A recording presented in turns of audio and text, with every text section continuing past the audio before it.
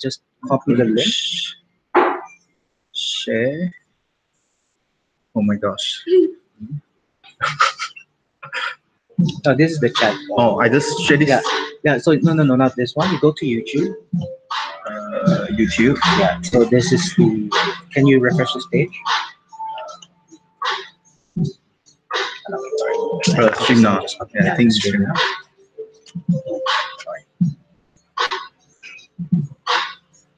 Okay. So this is the. Oh no, we got disconnected somehow.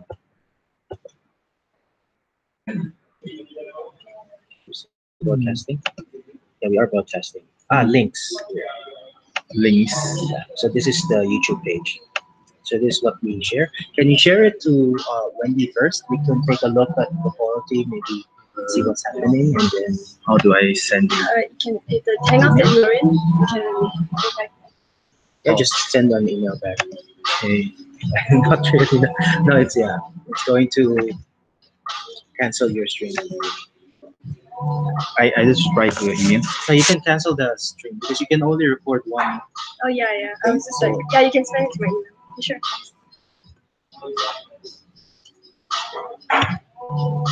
So this one you can just minimize because it's not going to be used anyway.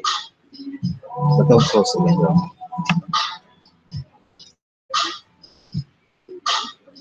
Are we sharing stuff? Yeah, he's broadcast. No, no, he's broadcasting right now. So we just want to see if Oh, it's good enough quality with the audio. Otherwise, we might need to use a different laptop, maybe. I don't know.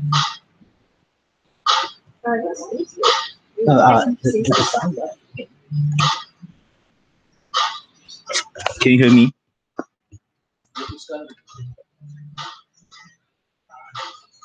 Is it good now? Okay. Is that okay? So yeah, 60 seconds. Okay. So this is the audio source, so wherever you are, the audio.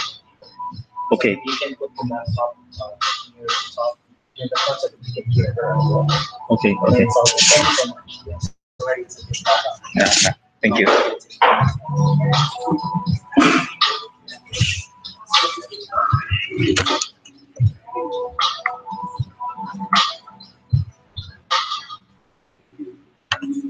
So that YouTube link is the one that you would share for any social media or Facebook. Okay. Thanks.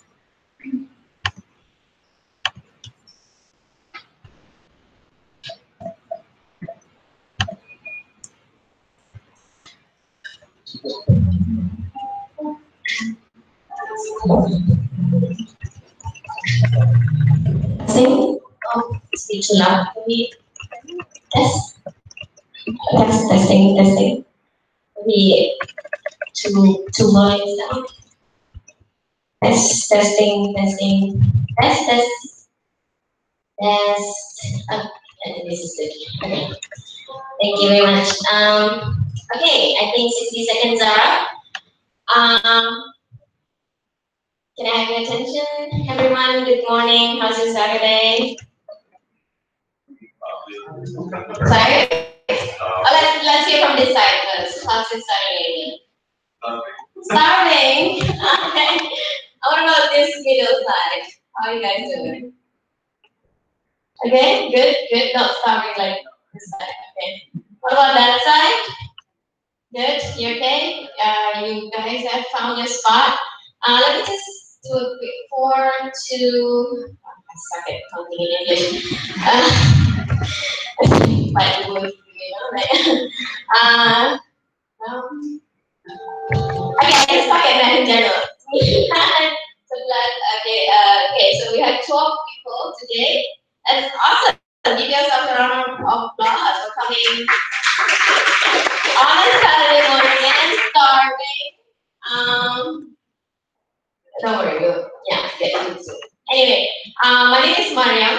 Hello, everyone. And I will be your host for today with set up by DIF Foundation. And I know why I'm here today, but I just want to make sure everyone's here for the right place. Can everyone? Can someone just shout out to me what are you here for today?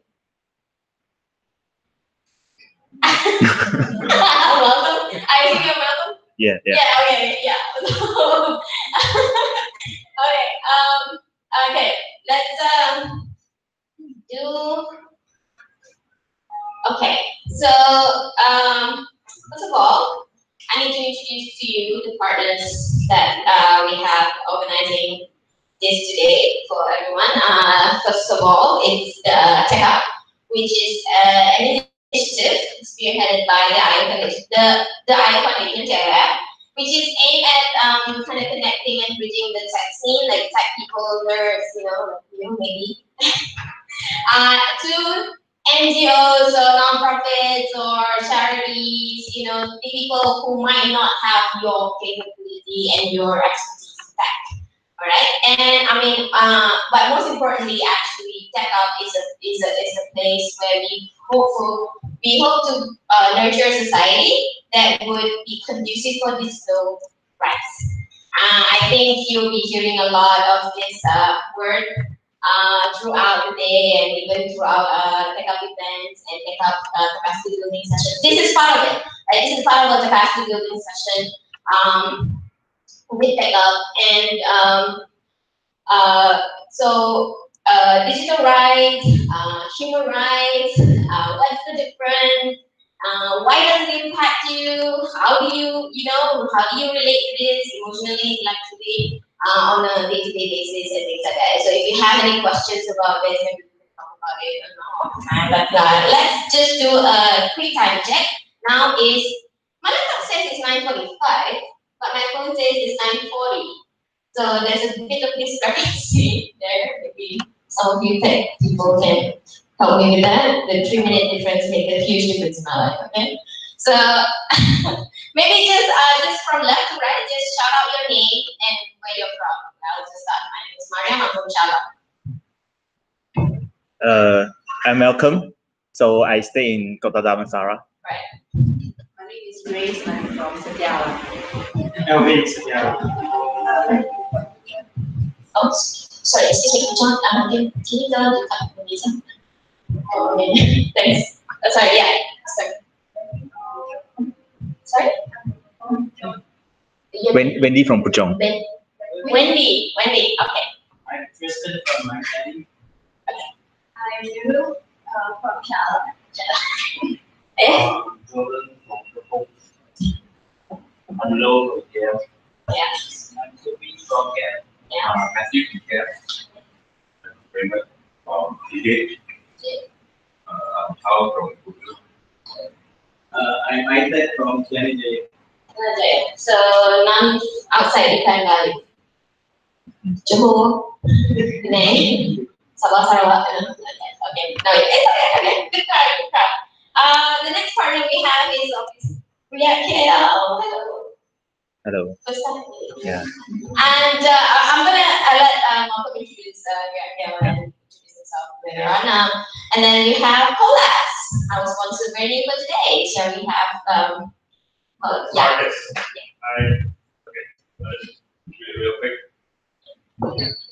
Okay, so Collabs, just to let you guys know, Collabs is a co-working space. We're a co-working initiative under the Paramount Group. So we started this location last year in 2018, July 16th. And basically, we worked real hard. We focused on community, we focused on business and everything, and we brought in a few people bit by bit. And we realized that community building is really important. So by building the community, slowly it actually built our business as well. Bit by bit, from 20%, we went to 30%, and then right now we're actually at 95%. In 6 or 7 months, we've hit 90%. We have around 320, 330 members each day.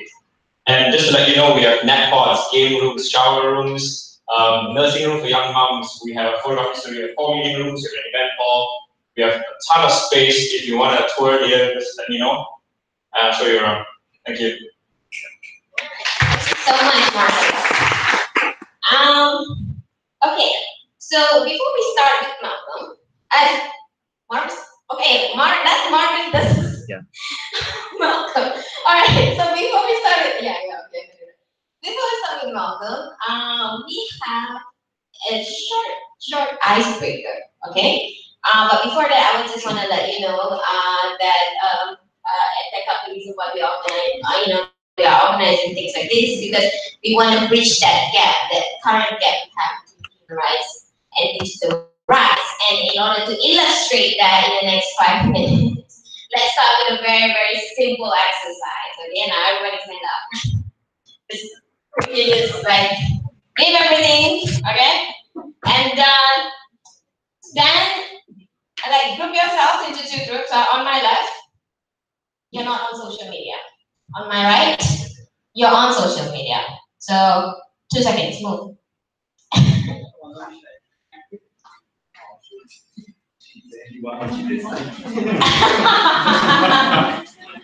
Right.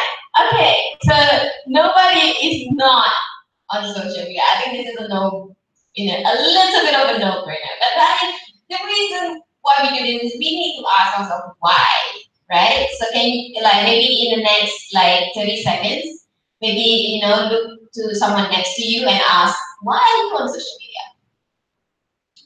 and then we share that quickly. Okay. So maybe like 30 seconds, 45 seconds, to just ask. Okay, let's just make it 1 minute. Just ask, someone next to you, why are you on social media? Like, take some time to think about it. Okay, John is not on social media. Like, nobody is like. I want to know why. Okay.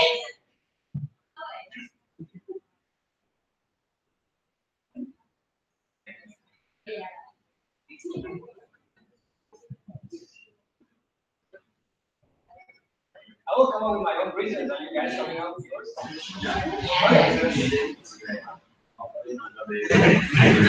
Okay, everyone good? You ready? Okay, let's start with John. Okay, since you're the only one here. I am transitioning from there to there, but it's proving to be difficult for me. So John, tell me why you're not on social media. Basically, one thing is I'm very, very concerned about the amount of information that they has. The amount of information they can infer from information that I may provide, not only about the things that I say, but the things that can be deducted and useful from there. The amount of companies who actually share the data among themselves and how much money is done out of it. And even more importantly, how that information is actually used against me and against us. How it's being used for not only commercial reasons, but also specifically political agendas, and how those things are shaping society without even us realizing. So that's the personal stand, I think. It's also one of the reasons why we started the information. Okay, so basically 2 main reasons, right? One is the amount of data that these companies are extracting from users, and then the second is how the data is being used. Okay, thank you, John. Now, let's start with my right, okay? Because Malcolm's gonna start the next session, so maybe I'll just ask Malcolm. Because there's a lot of stuff you can't find anywhere else. Like for example, there's the React core team, they're very active in Twitter and they don't share it anywhere else. So that's why I put on Twitter. But do you actually want to be there? I enjoy it. Yeah. Okay. So let me move to the middle. Who wants to share? Okay, I'm on Facebook and Instagram. So mostly like getting ideas and connecting with the group. Like if I run an Instagram, I have followers. So like understanding what the followers want, what they like. So it's a kind of branding and marketing as well. Okay. So for practical reasons, I see. Okay, anyone for personal reasons? Can share personal? Everyone can share, feel free. Okay. Yeah. I'm a designer, so I'm interested in everything that could come here. But I have more friends that share everything with me.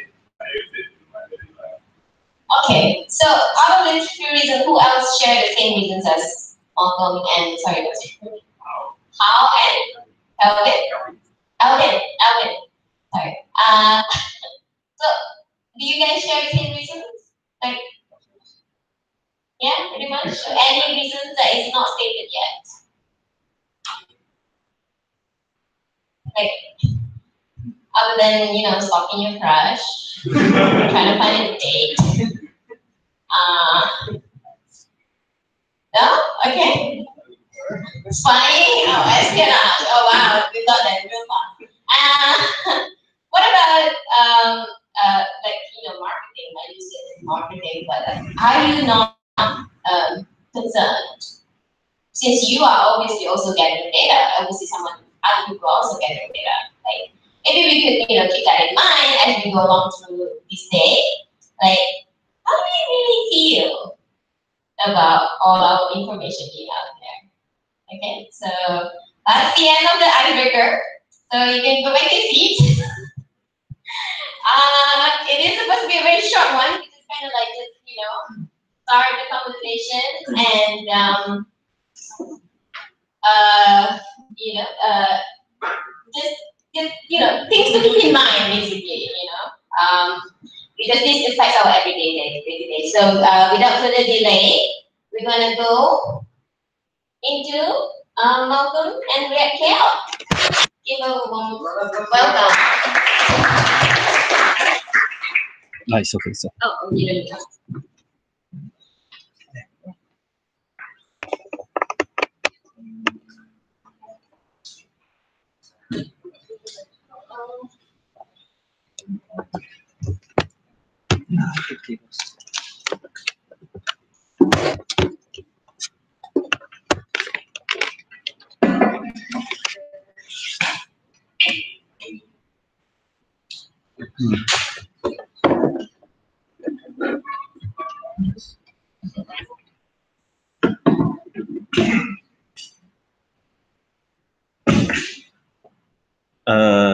Before we start, can you guys move your table closer? Cause when you're very separated, I feel like I cannot reach you.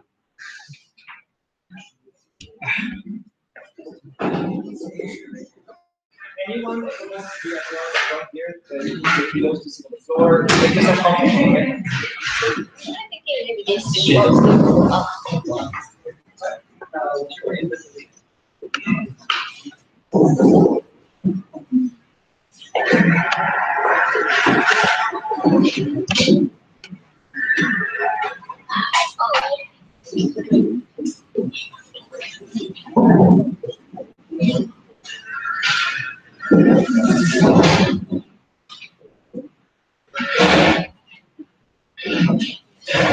Actually happy.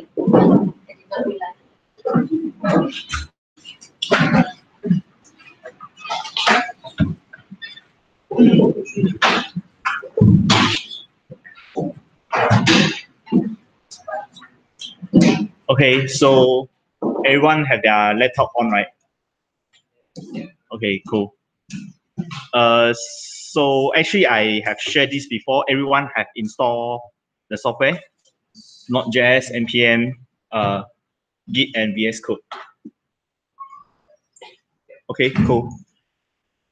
First, let me introduce myself first. So, you know, my name is Malcolm. So I organized this React meetup KL just because I like to talk about React with people, but there's no meetup outside there.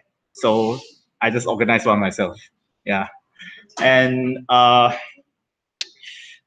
thanks to the IO Foundation and Collapse, because of them, they can provide this venue. Because actually, I wanted to do this long time ago, but cannot find a place. So yeah, thanks to them. So we can have this session today. So today will be a hands-on session. So how it works, let me just go through an introduction. So you guys have this link, right? Yeah. So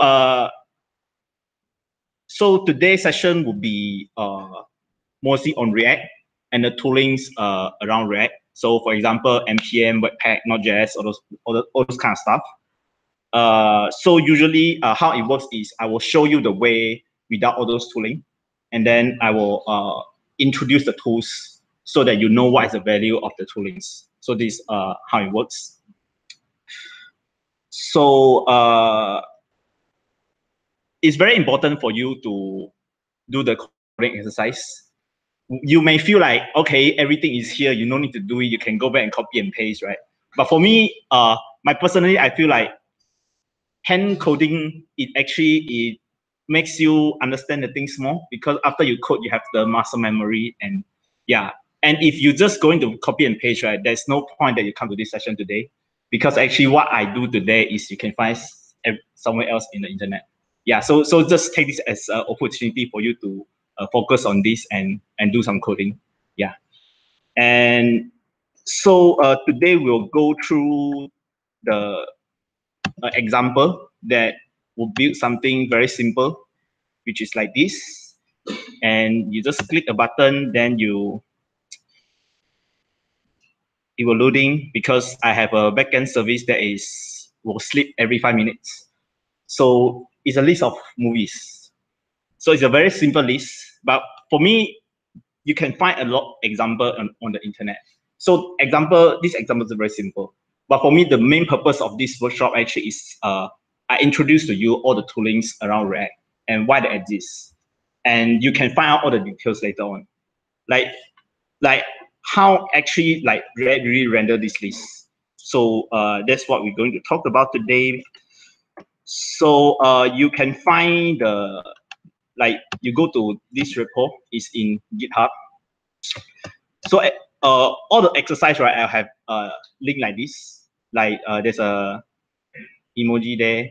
Then you just click there. It will go to the branch that has all the code. So in case you miss out, you don't need to worry. You can just follow the link and see what is the actual code at that point of time. Okay. So anyone has any question? No? Then we'll start. So we will start with vanilla React. So vanilla, people always use vanilla. JS means JavaScript without any toolings. So we will start our session with React without any toolings. So first, you need to have your VS Code open. Then just go anywhere in your laptop, create a folder, call whatever name you want, call temp, and then just create a file called index. I'll create index.html. So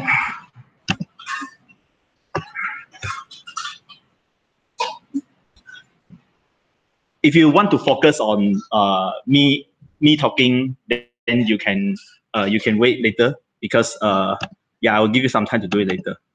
So okay, so can you see? Okay, so now we create a file, index.html. Okay, so plain HTML file.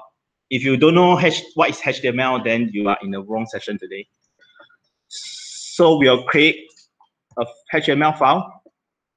So you see, I type HTML and then I wait a while, then there's come up with this auto suggestion. Then you just pick HTML5, then it will generate all this. HTML5. Come again, you type HTML5 and then you press tab, then you generate all this. These are one of the cool things in web development. This thing is called Emmet, E-M-M-M-E-T. So you just have a lot of this shortcut that it will generate the code for you. So we are not going to change anything. We're just here. We'll add a React movie add, and then we'll add some style sheet. So this style sheet is the one I code on I code for this session. So nothing special there. Okay. And I will just open this in the browser. Open. Okay, so it's an empty file. Okay, so there's nothing there, but let me just explain what's inside here. So here, this is a HTML file, and then here we have two script tags. So this is a link called unpackage. So what's unpackage? Unpackage is actually is a website for you to load libraries from npm in the browser very easily. So if you don't know what is npm, later I'll talk about it. But technically, if you look at this link, if you open in your browser,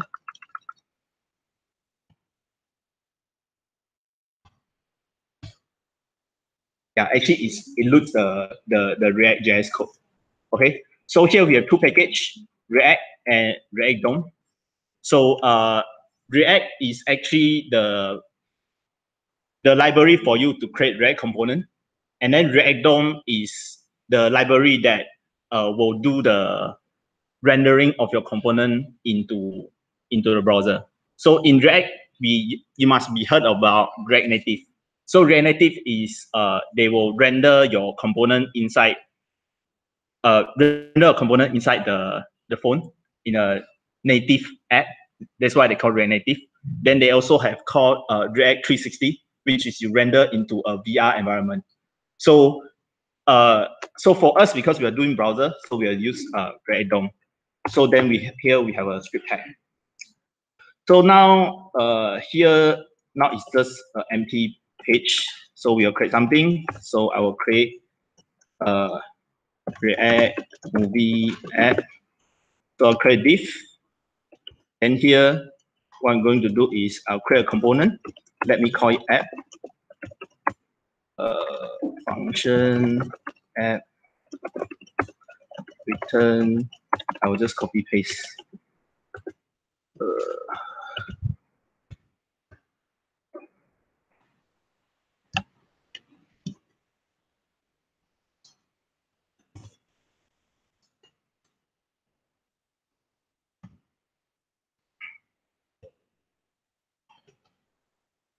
I know why.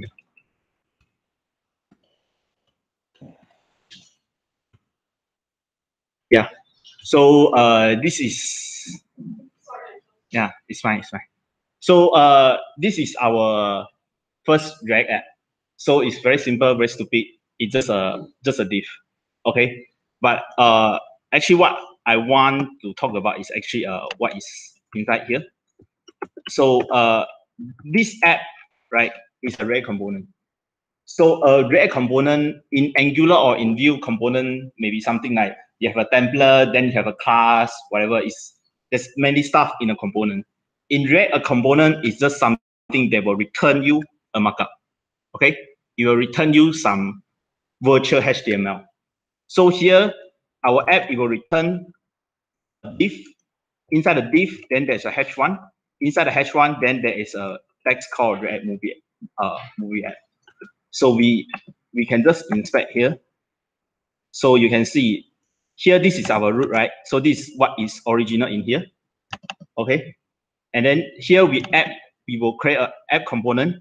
And then here we React DOM, we will render this component into this place. So inside this app, we have a div and we have h1. So you can see we have a div with a h1. Okay. So this is a React component. It's very simple. It's so simple that you may think that this is why people say React is very hard. Yeah, it's very simple. So technically what you do is you just have a component that will use React create element. It will create a markup, and then you use React DOM to render the whole component. So the first parameter of a React create element is a tag. It's a tag of the element. So for our case, it's a div. And then the second parameter is the properties you pass to the element. Okay. So here now we pass nothing, but actually you can pass anything. For example, you can pass the ID, welcome, and then there's a welcome ID. Yeah. So this is what is the second parameter for. Okay. And then the third parameter is the children of the component. So now we have a div, then we have an ID, and then inside this div, we want to have another element, which is a h1. That's why you pass it as a third parameter. So that's what is inside here. Okay. So it's very simple. What is the tag? Then what is the parameter? What's the attribute you want to pass to it? And third is the children. So this is the React create element API.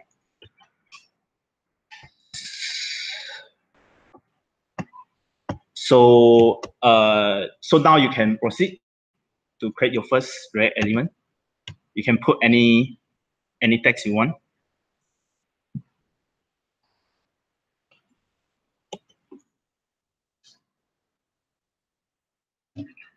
I'll just give you 2 minutes.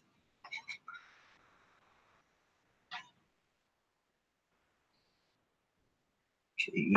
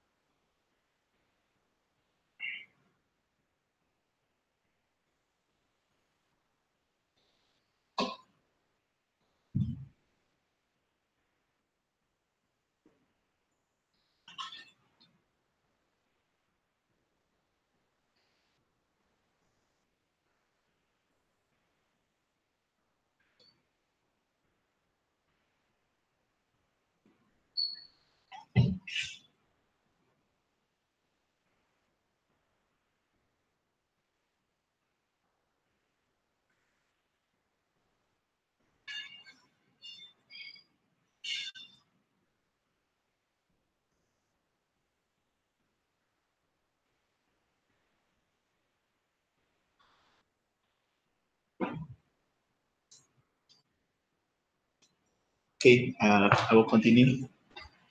Seems like most people are like even finish their part and do extra. So this is a React app, but because when you do in HTML, you always know you need put some class because you need to style it with CSS.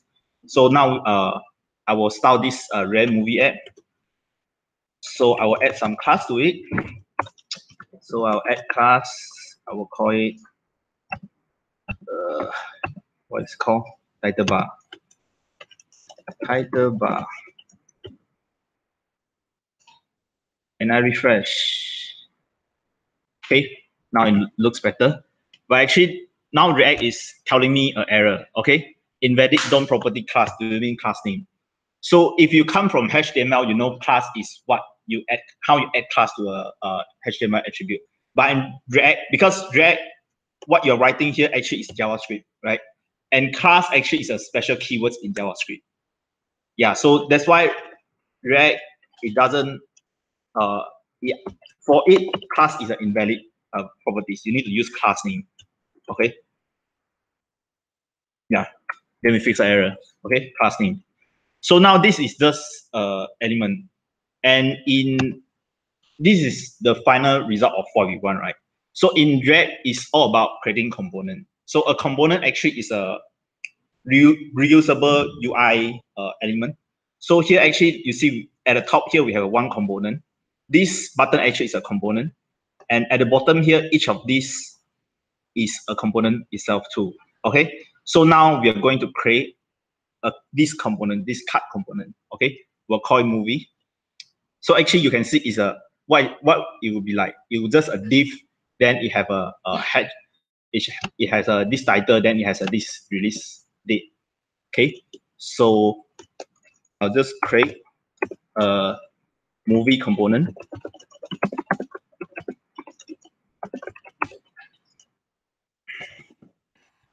So create element. So I'll create div and create element h2 comment create element Spain, then upper release date 2018. Okay, so now I have this movie component inside is here. Okay, but if you refresh the page, it is still not there yet. Why? Because now what we render here is an app. Okay, it's this app component. An app component doesn't have movie component. So we need to use the movie component is inside our app component. So React element here, just now I said the third one is a child, right? So the child you can actually pass it an array as well. So we'll pass it an array, and then we will React create element. We'll put the movie.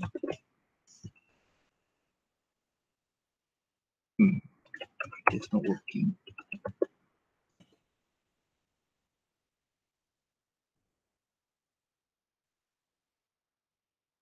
Element with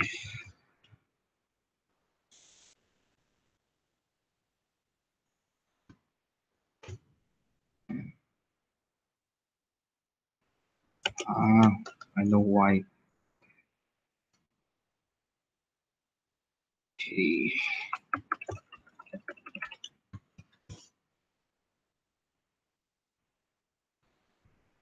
Okay. Element with class name title file.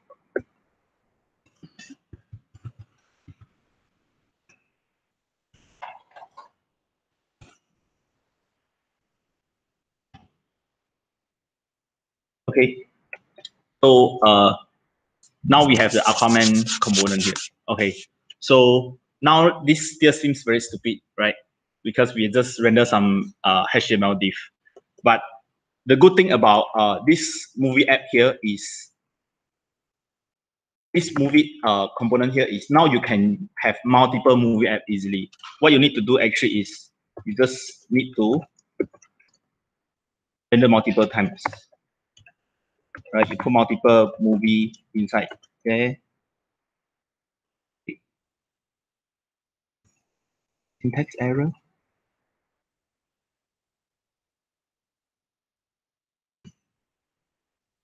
That's weird.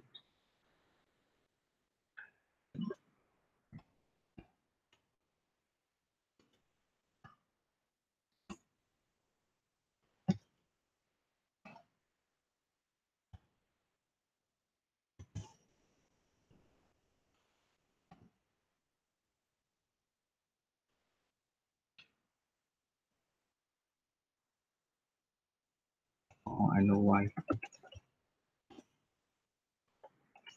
So now we have a app. Okay, we have an app, and then we render 3 movie component. Okay. So now this still seems very stupid, right? Why you want to render 3 Aquaman? So usually in React component, we have a concept called props. So what is props? Props actually is your input to your component. So you imagine now this Aquaman component is pretty stupid because it always render Aquaman. But you want it actually, what you want is you can pass it like what is the title, and then it will render different title. You want to pass it different release date, then it will render different release date. Okay. So in React, how you pass this this input to a component, we call it props. So now we need to change our movie app to accept a first parameter will be called props. Okay. The React component, you always call the first parameter as props. Don't call it something else. It's just by convention. You write something else, nobody can understand you. So we apply props title, then we'll pass it props release date. Okay. So remember here how we pass the props into our HTML tag is we have a second parameter, right? So similarly, now you create an element of the movie app. You want to pass a prop to it, so now you can pass a prop to it here. Okay, a comment. Then release date. That is my date. I will just Superman, and then Mickey Mouse. So now we have an app component, and then we have a movie component, 3 movie component, and then by passing different props, then we can have render different stuff. Okay, but what is reusable here is actually now if I change the movie component, and then all this right, it will change. So now you see, oh, that is a div, then #2 is a span, right?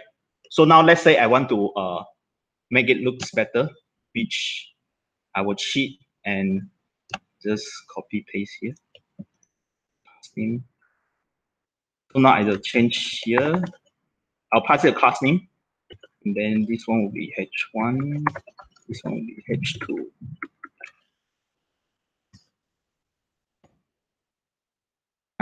Now it looks better. So this is about count. React is all about you creating a component, and then because you see in your UI there's something that's keep repeating, and then you will think, okay, there's a component that I should extract out. So for this case, a movie, and then we will just use this component everywhere else, and then whenever we change this component, everywhere else will just update it. Okay. So this is simple. This is done. This is done. Okay. So anyone has question? I think this is section 1 of our vanilla React, which is React without any tools. After this, I'll start teach you about all the tools where people are using React. So for now, any question? No, then yeah, you can proceed to create your movie list. I'll just give you 2 minutes again.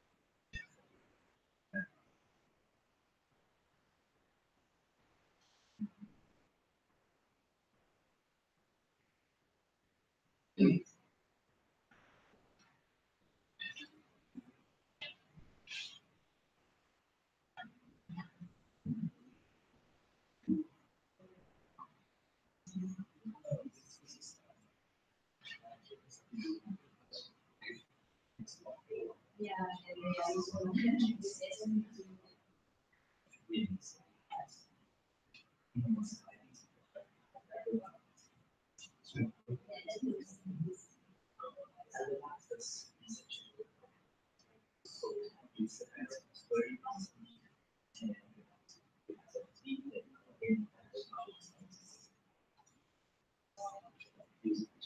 look at we have entirely only inside the deep end is like yeah, so now the outer side is like so which is wrong because the outer state. So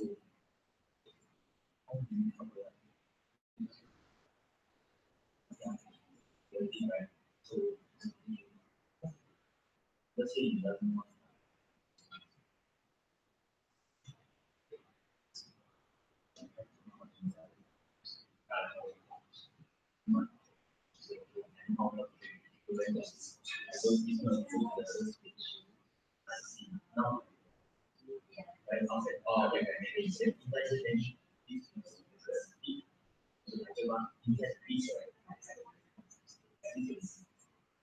okay.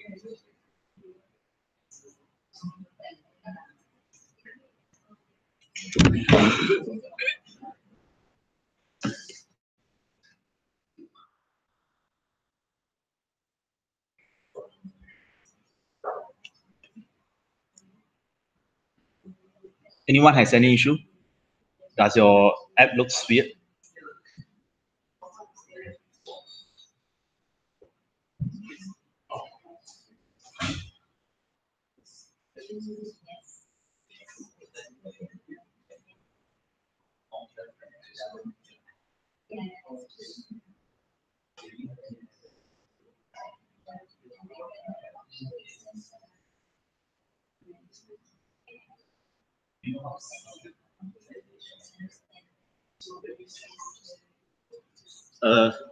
Yeah.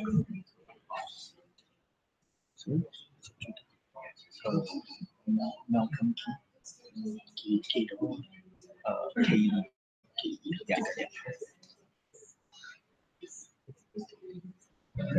yeah. Okay. I realize actually some of you don't know what is this at the right side. Okay. So I just let you know what is this. So this is a browser. Okay. This is how normal user use browser. But as a developer, sometimes we need to see like this code, does it throw any error, then what's my actual HTML. So what you need to do is you can right click, then there is something called inspect. Okay. So inspect, then you open up this section. This section actually it has a lot of stuff, but here actually you can use it to see what's your HTML. So you can like pick anything, then it will show you what's your actual markup. Yeah. So console here, actually it will show you if there's any JavaScript error. So now we have some error. Ignore it first. We will fix it later on.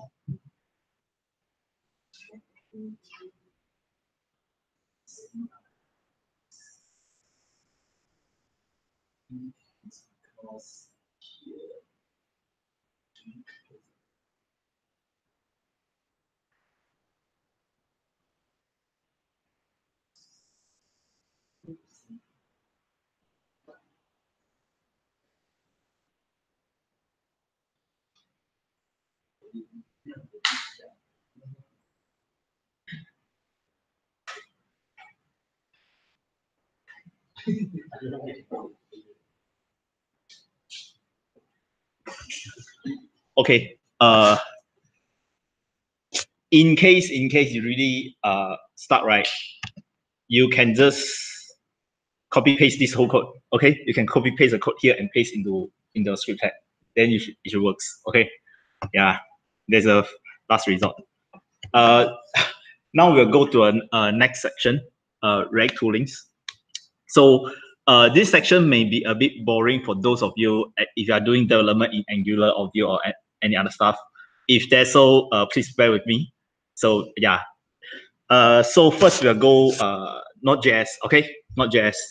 So in case you don't know, Node.js is JavaScript runtime JavaScript runtime outside of browser. So what does it mean? Because JavaScript, it was created for website. So when you go to this web page, right, here you can run JavaScript. For example, you can run window alert, hi, and it runs on JavaScript. It used to be only in browser you can run JavaScript. Okay, so Node.js is there's some guy that take the engine JavaScript engine under the Chrome, and then it put it outside the browser. So now you can run JavaScript outside browser everywhere. So that's why nowadays people say like Node.js developer. Actually, what they are saying is you can write JavaScript, but it is not in browser. It can be in server. It can be inside your laptop. Yeah. So in React, we don't really use Node.js directly because React is something in your browser, right? React is something in browser. But why I say Node.js here is because a lot of toolings in React, actually in JavaScript in general, you need Node.js for you to run. Because like, for example, like you need to change your code using some tools. But JavaScript only run in JavaScript, if it only run in browser, right, you can't do all this kind of stuff. So that's why we will always deal with Node.js. But for React, that's all you need to know. It's like a platform for you to run your tools. That's why you need to install Node.js, okay? If you want to do the React development. Then next is NPM. NPM stands for Node Package Manager, okay? But sometimes they say they doesn't stand for that. They just say they are called NPM. Yeah, whatever. But for us, it was introduced to, because now Node.js can run everywhere, right? So then people will start publishing a reusable package. So that's why they have this NPM. So it's for you to publish all your open source project, and then you can just download all your package there. Okay. So NPM, it is the package manager itself. So you go npmjs.com, right? So this is a NPM website, and then inside there, actually, you can see there's a lot of libraries. So NPM as a website, it let you explore what are the package there, okay? And when people say NPM, usually that means, right, all those, this server that hosts all those package. So we call it NPM, okay? Then this NPM, it has CLI tools. So now if you open your this command line, if you don't know how to open, you just, in Windows, you just press your Windows, then you press CMD. I think Mac should be the same. And then you open this from. So if you install your NPM, right? If you install NPM already, why? Okay. You run npm-v, then it will run this npm CLI tools. Then here, what it's showing is the version of this npm. Okay, so it allows you to do a lot of things that people usually do in JavaScript project. So now we will create a so-called npm package, which is just a normal project. So now this is our folder, right? So now you make sure you are in this folder. No, why are you?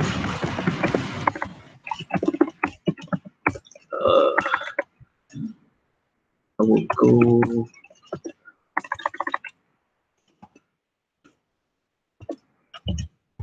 You.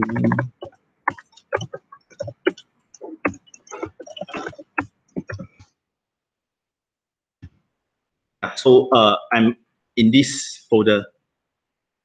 Anyone lost? If you will be lost if you never use CLI. But everyone is fine. How are you okay? Okay.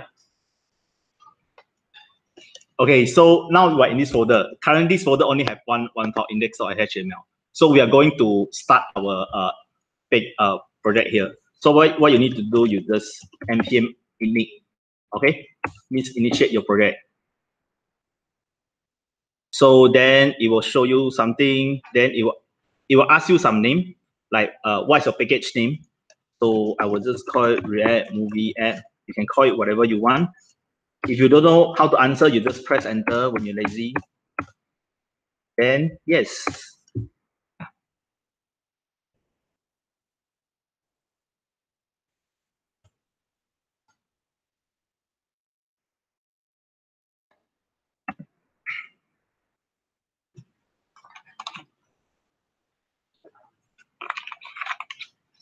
So what this does, right, is very simple. It just create a file. It just create a file called package.json. Okay. If you open your editor, you should see it now. Okay. So actually, what is captured here is what you have answered just now.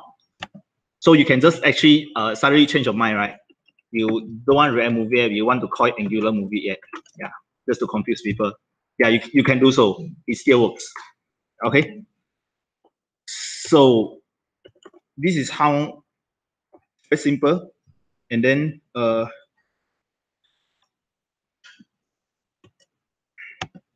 than creating a package, another thing I want to do, right, is because we always know like you shouldn't inline your JavaScript inside your HTML file. So now we create a file called script.js. Oops, name it wrongly. Called script.js, and then we'll just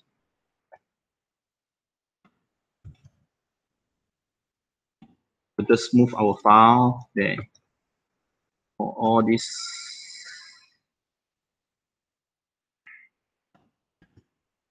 Just move all our code into a script.js, and then that's it. Source script.js. Okay, so now you have an npm package, and then you have a index.html, then you have a script.js. So for now, there's no magic. You're just creating a bunch of files without any knowing what it's for. So if you are lost, right? Actually, I have created a link for you. So you just go to here, and then you can see the files and how they should look like. Okay.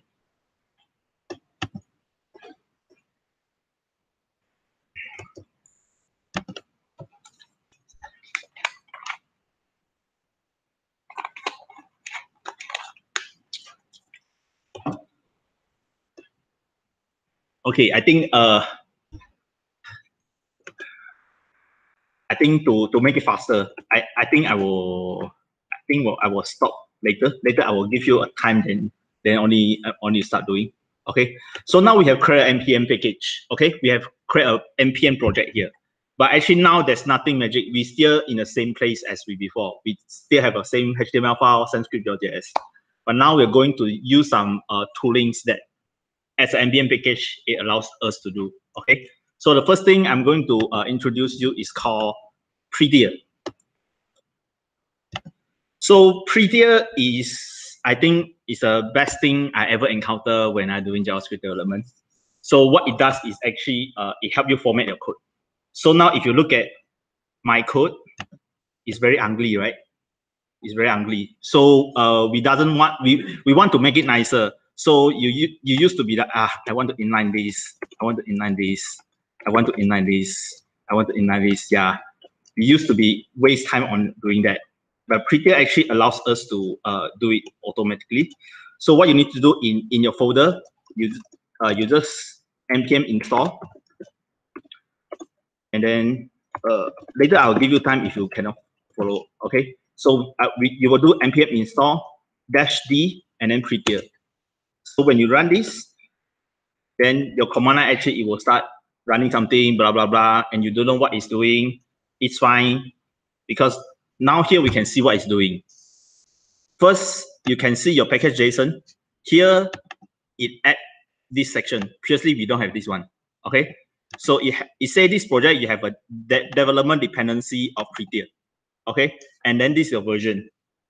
Other than what it does is you suddenly appear this folder called not modules, and then inside here, then you have a bunch of things that you don't know what it is, and actually you do not need to care. What you need to do is just now when I run npm install, actually it will just go to the npm there, and it pull it down the Prettier project and copy paste here. Okay, so now this project we have this all this Prettier file. Okay, so now we have this Prettier, but it's still not helping us in any way. So what we're going to do is in here I will create a here we have a script section. So I will create a call format. Okay, and then I will run Prettier write script.js. Okay, and then here I run npm run Prettier. Wait. Let me copy first. Okay, I'll run npm run. No, sorry, npm run format.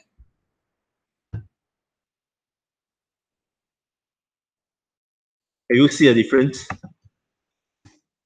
This was what it is, and yeah.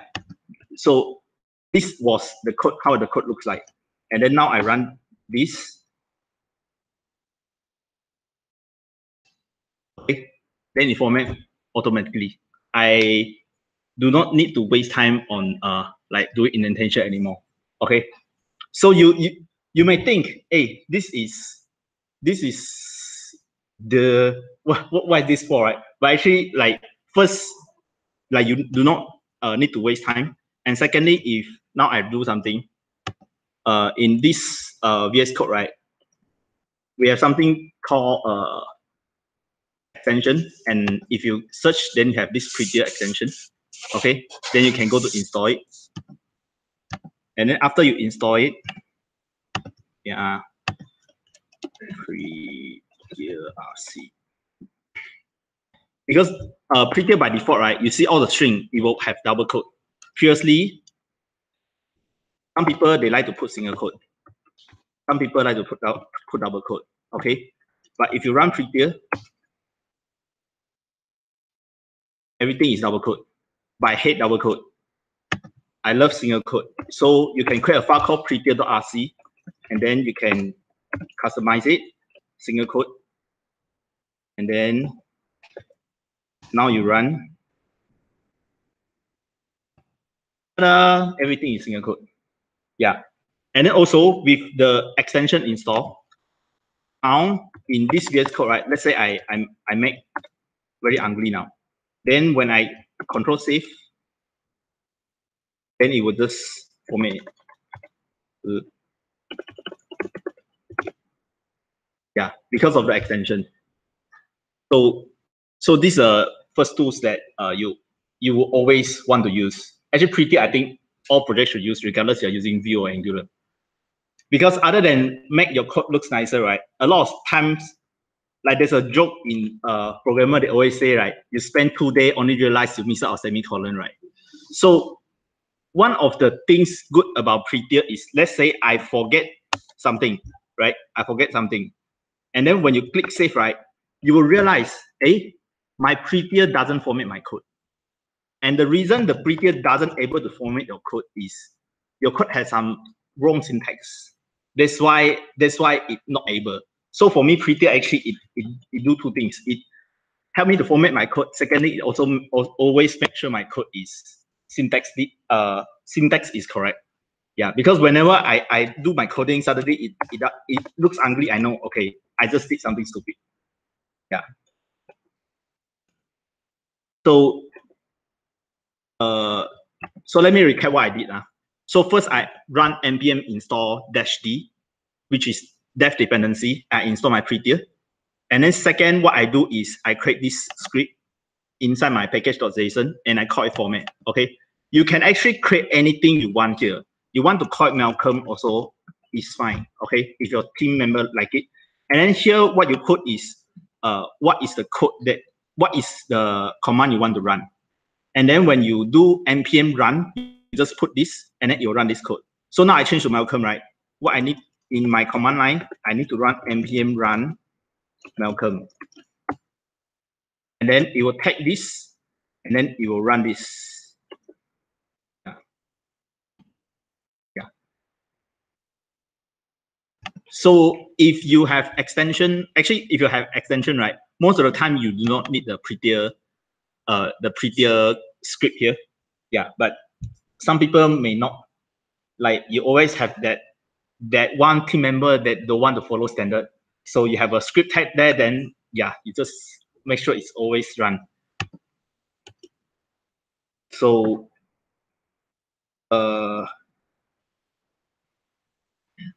that you give, I will give you 5 minutes to configure Prettier, because I think, yeah, it just make everything easier later.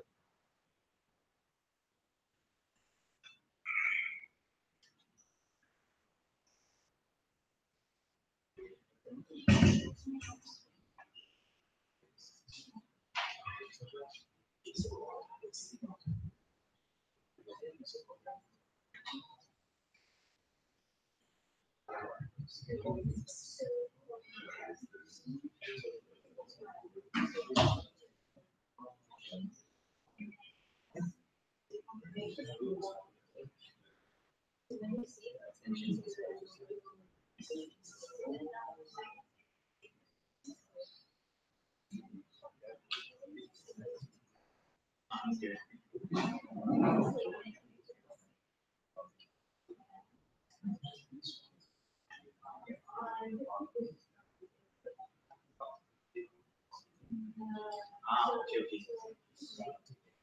Thanks. If you configure you install your Prettier in your VS Code and it doesn't work, right, you need to do something. You need to go to preference setting, and then you need to search for format on save. Yeah, make sure this format on save is stick. So when you save, then it will run Prettier.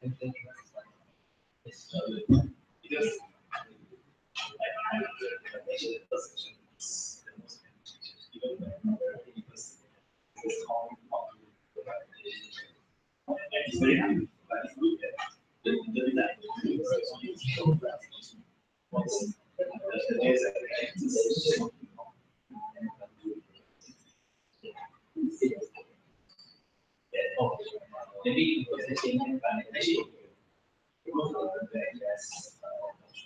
Oh yeah, like JSX. Yeah, they use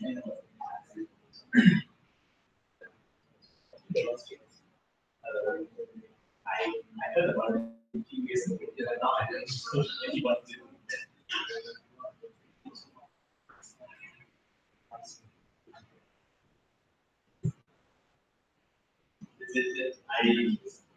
I don't see any problem. I don't want any downside. As long as you understand what is the problem of people is they don't know what it actually is. So they think this is magic.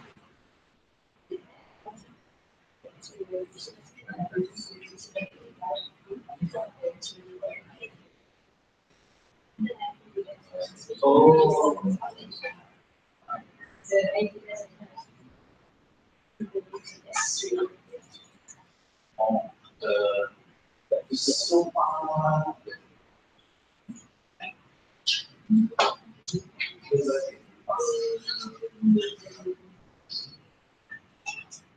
I mean, a lot of time.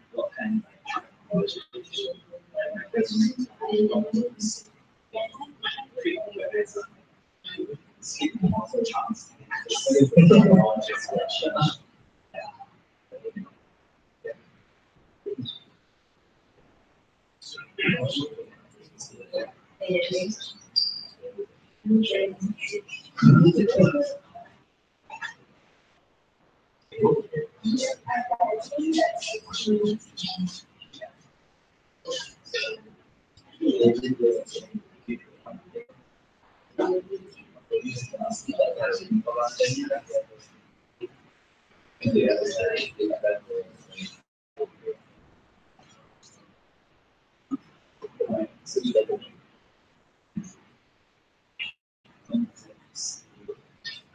So now the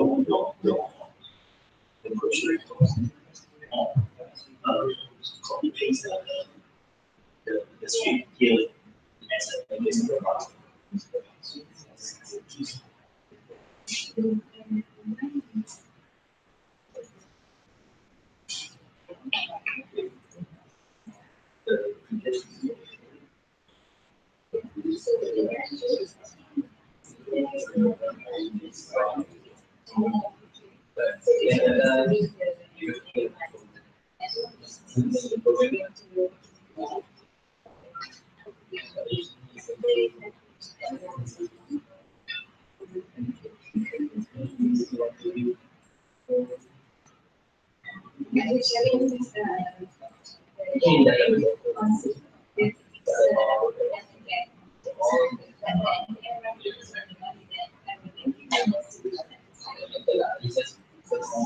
So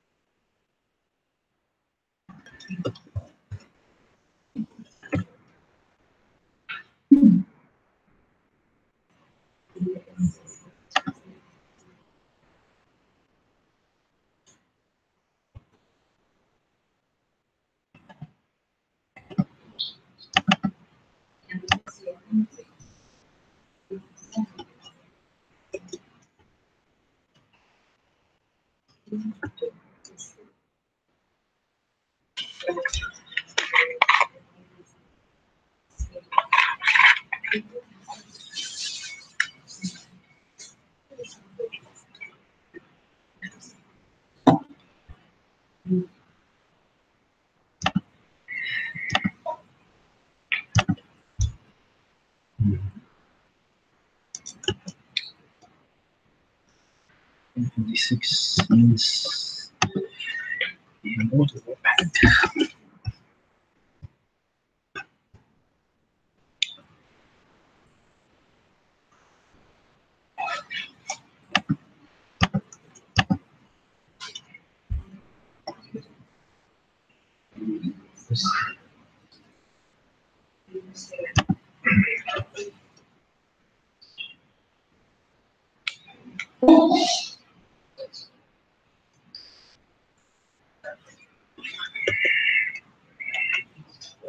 Okay, so I'll start the next session, ESLink.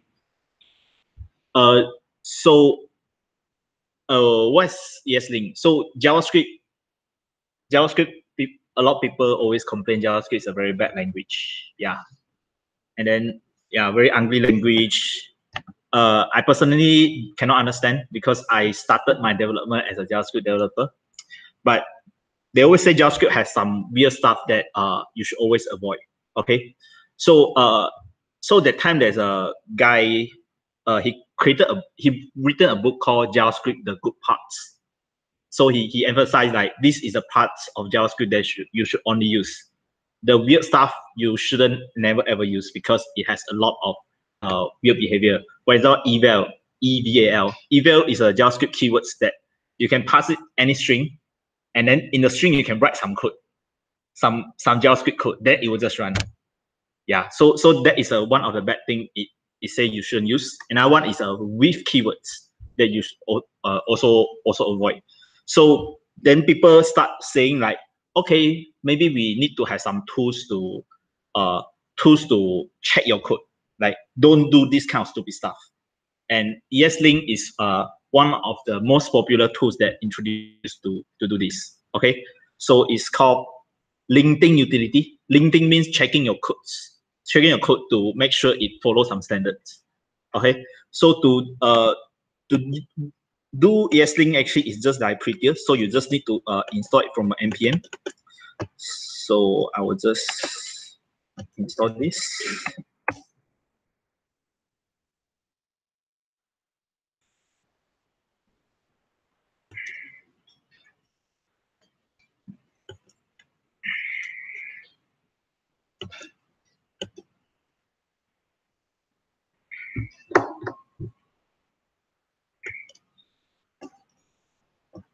So after I install, then it's in my package.json. I have these two, ESLink and ESLink config prettier. And then I need to create one file called .eslinkrc. Okay, .eslinkrc.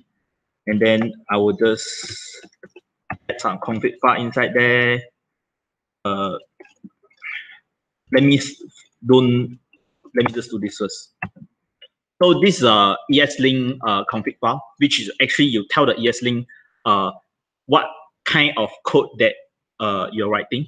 So ESLink, the most basic one is consists of this. You have a rules, and then inside these rules, right, you can like set some rules. For example, you like you want to always camel case, then you set true or false, and then it will make sure your code always follow that standard. But because there's a lot of smart people out there, that's why they will define a list of rules, and then you just need to include them into your ESLink. So ESLink by default, it come out with ESLink dot recommended. Okay, so that's what I include here. So now in my script here, now it's showing some red color. So what it say? It says React is not defined. Why is showing this error? Because by right, you shouldn't simply use some variable that you don't know about, right? So by right, it is expecting I have something like React equal to something, right? Yeah, and it's quiet now. Yeah, but why here we doesn't have React? Because we load the React inside here, right? So in our browser, this is our browser. If you type here React, actually there's something there. React DOM, actually there's something there. But from this file, it doesn't know, right? From this file, it doesn't tell us it is there. That's why it's throwing error. That's why, but for now, we will just ignore it first. And then other than that, right, you look at here, if you write some weird stuff, A1B.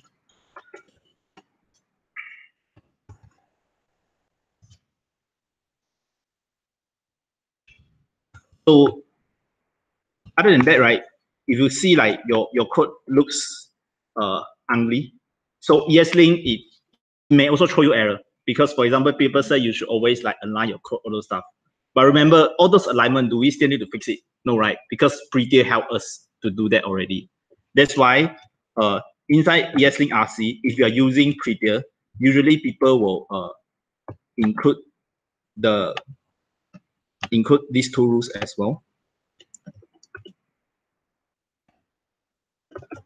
so that anything relate any issue that Prettier can fix for you, then it will not scream at you. Okay, it will not scream at you. So now we have ESLink, and then these are the error. But if you configure, you may not see, but I can see because I have this extension called ESLink. So yeah, you just search for ESLink, then you can just install it. Then it will, when you install this, then it will check you have ESLink RC, and it will load ESLink RC and check your code. Okay, so similar to Prettier, it is like even though you can install the extension, but you can't make sure everyone is doing that. So you always add some rule here. Let's call it link. Okay, and just copy paste this. So now when I run npm run link, now then it's showing the error. It's tell you like which file has this error and go fix it.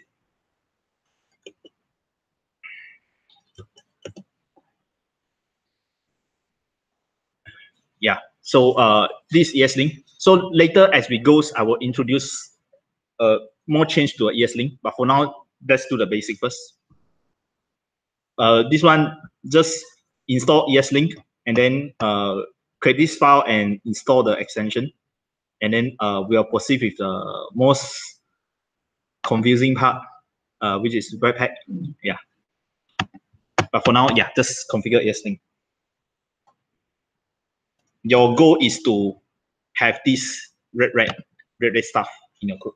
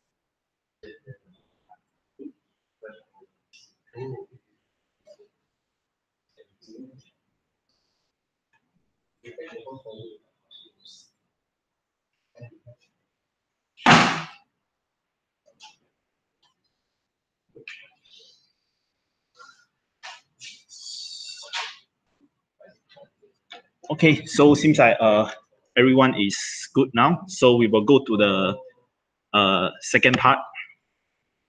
Actually, it's my favorite part because I love Webpack. So we will start with the biggest frustration as a front-end developer today, which is this monster called Webpack. So what is Webpack? So before we know understand more about Webpack, you need to understand the dark age of front-end development, how we manage a lot of code. So for example, now I have inside my code, right, my index.html. So you see I have 3 script tags, okay? React, and then my code. But what, in a big project, then you have many parts of your code, right? Some people responsible for this part, some people responsible for this part. And then this code, it may has dependency like, oh, this script need that function to be defined first. This file require that file to define first. So there's a lot of files. Then how do you make sure your code actually look in the correct sequence? It is very hard. It's a nightmare. Because, right, the sequence is very important because let's say now I move my script tag at the top before the,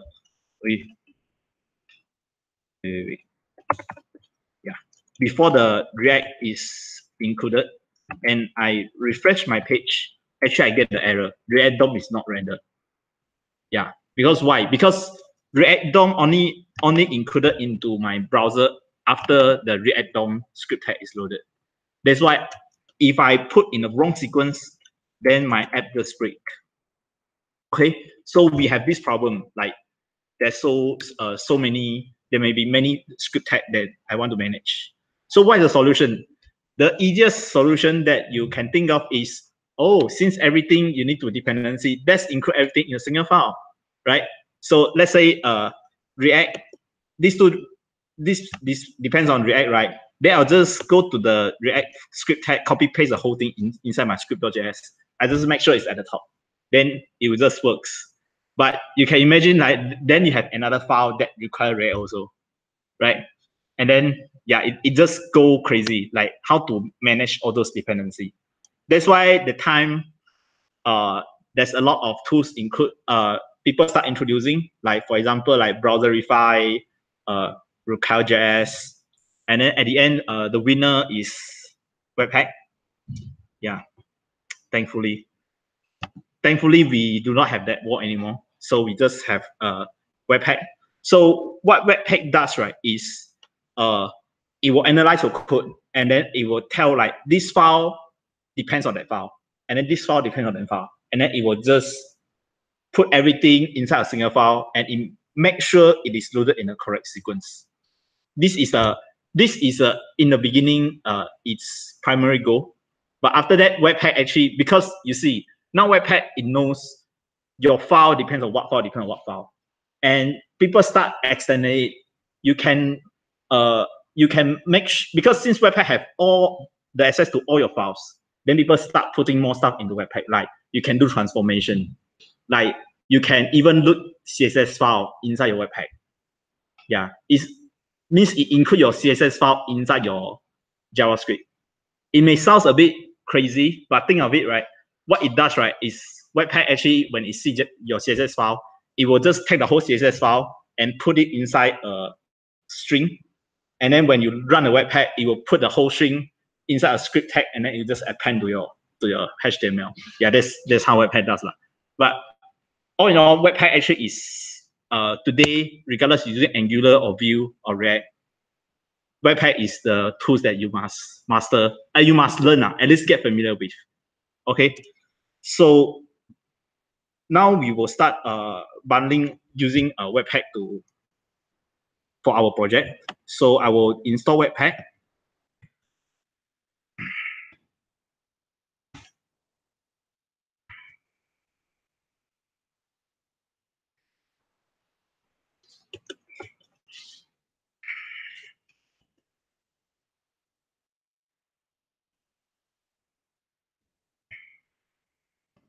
Pack.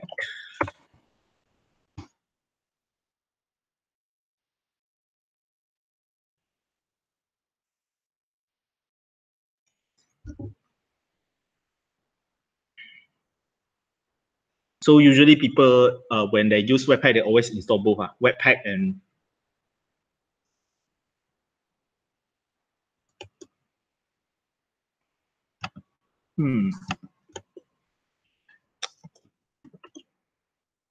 there's some error. So I'm going to. So the thing about your npm project, right?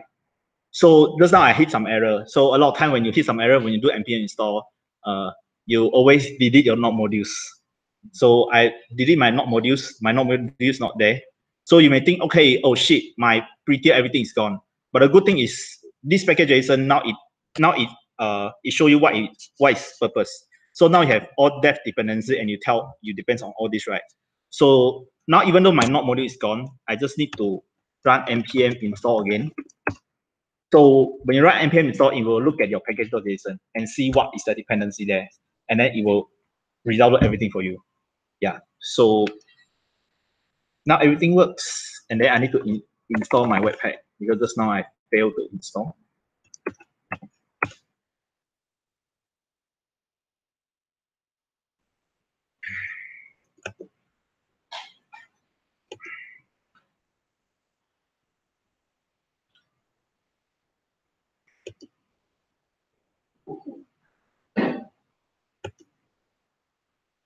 Okay, so we install Webpack already.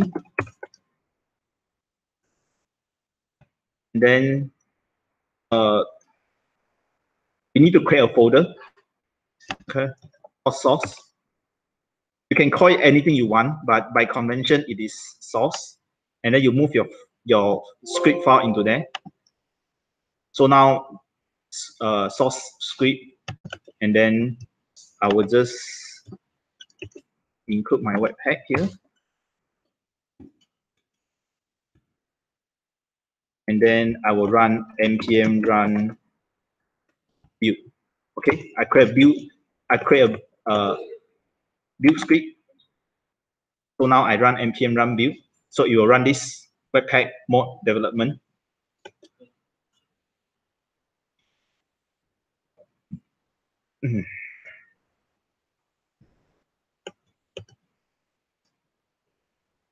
Oh, okay. Now I'm hitting some error. It say blah blah blah. Entry module not found because I need to call this as index.js. Let me run again. Okay. So now this is the output of Webpack. Okay, it say it produced one file called main.js, and then here you can see it create a folder called distribution, and then inside it there's a main.js. Okay, and then here is all the code. You don't know what it is, but now we will just change our script tag from script.js to distribution folder main.js. And then let me refresh my page. So it still works. Okay, it still works. But let's look at main.js, right? So you look at this main.js. Now what Webpack does, right, is it takes this file, index.js, and then it will include it and then it bundle it. Okay. So this is like 20 lines of code, and then what it produces is actually like 100 lines of code. Yeah, what the hell is this? So a lot of things people like don't in the beginning they don't understand Webpack is. They didn't realize Webpack doesn't just include all your code. Okay, Webpack, it has some code. This is the Webpack code. Okay, so when Webpack take your code, right, it will take your code and include to your code. So it has some code in your final result. Why Webpack needs some code? Because it needs the code to manage the dependency. Okay, so at the top here, actually everything here, it is Webpack produce one. And then at the bottom here, you see it has some comment, source.index.js. It tells you actually it get it from source.index.js. And inside here, you can see actually it is what you have written. Okay. So for now, this is still nothing special because we are just include all our code without any benefits. But next, we are going to like really utilize Webpack. So now we have all this kind of code. In a production, you may have like 1,000 lines, right? So you may want to split. You want to split. So here we have an app component, we have a movie component. So we will split into another 2 files. Okay, we'll split into one file called app.js, and then I will just copy paste my code there. Okay, and then I will include another file called movie.js, and then I will copy paste my code there. Okay. Now look at this code. Actually, this one how the dependency works is like this. Movie, does it depend on anything? Yes, it depends on React, right? App, does it depend on anything? It depends on React. It depends on the movie, right? Because here it access it. And here, this line of code, it depends on what? It depends on React, React DOM, and app, correct? So now we will structure our code based on this dependency. Movie, it doesn't depend on all other guys, right? So here, movie. Later it will depend on React, but for now we just movie, and then we will write export default movie. What does it mean is this movie file is a module, and then we will let other people access movie. Okay, so I can write anything here like Malcolm is cool, then something, right? If I don't export it, nobody else can access it. Only thing of code inside this file. Okay, so this is what export does. Export, it will export the things inside this file to other people. And then, so movie only depends on React, which we'll do later. And app depends on movie, correct? So when you depends on another thing, what you do is you need to import it. So I will import from the movie file. Okay. So just now movie say export default movie, right? So it means right here movie. Oops. Means here this movie that I import, it will be equal to this thing, which is equal to this function. So my app will depends on movie. Okay. And then my app, I also need to export my app. So I will export default app. Okay. I'll export my app to other files. And then my index.js, because I depends on app, right? So I depend on app.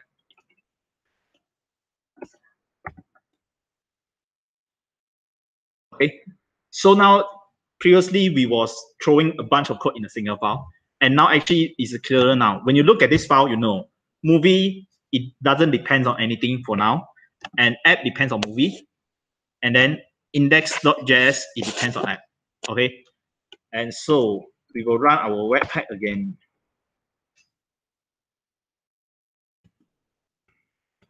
And then I refresh, my code still works. Okay, my code still works. But now we have much more better code structure now, right? Because Webpack able to analyze your dependency and then it will load them. Yeah. And you can see here, like this part is the app.js. Now you can see this all the code. And then this part is movie.js. And this part is index.js. Yeah.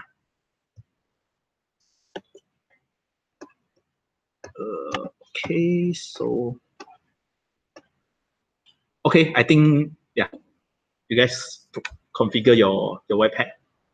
Make sure it is able to split into 3 files, and then when you run, after you run npm run build, and then you refresh your page, it still works.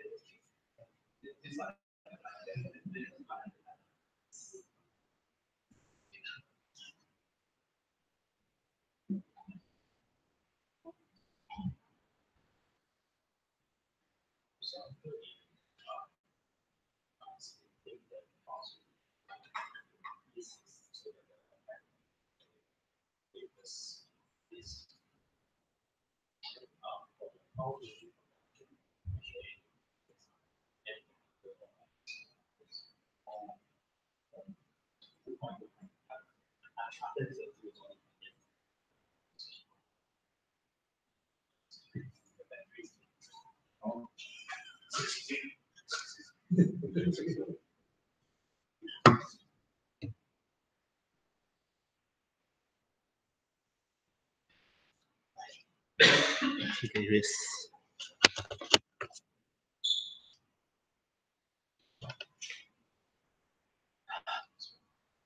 Okay, anyone has problem? Like not able?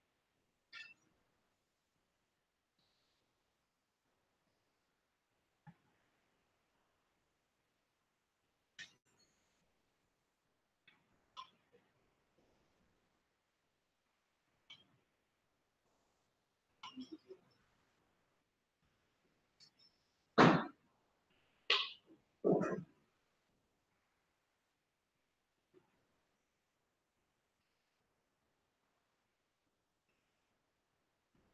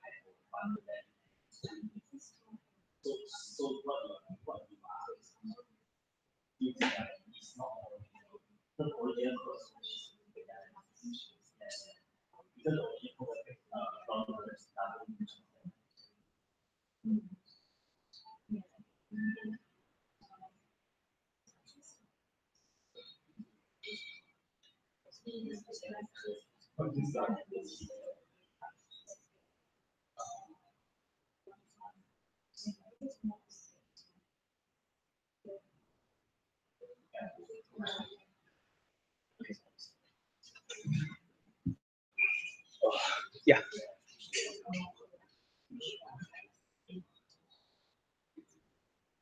Yes. Later I'll show you.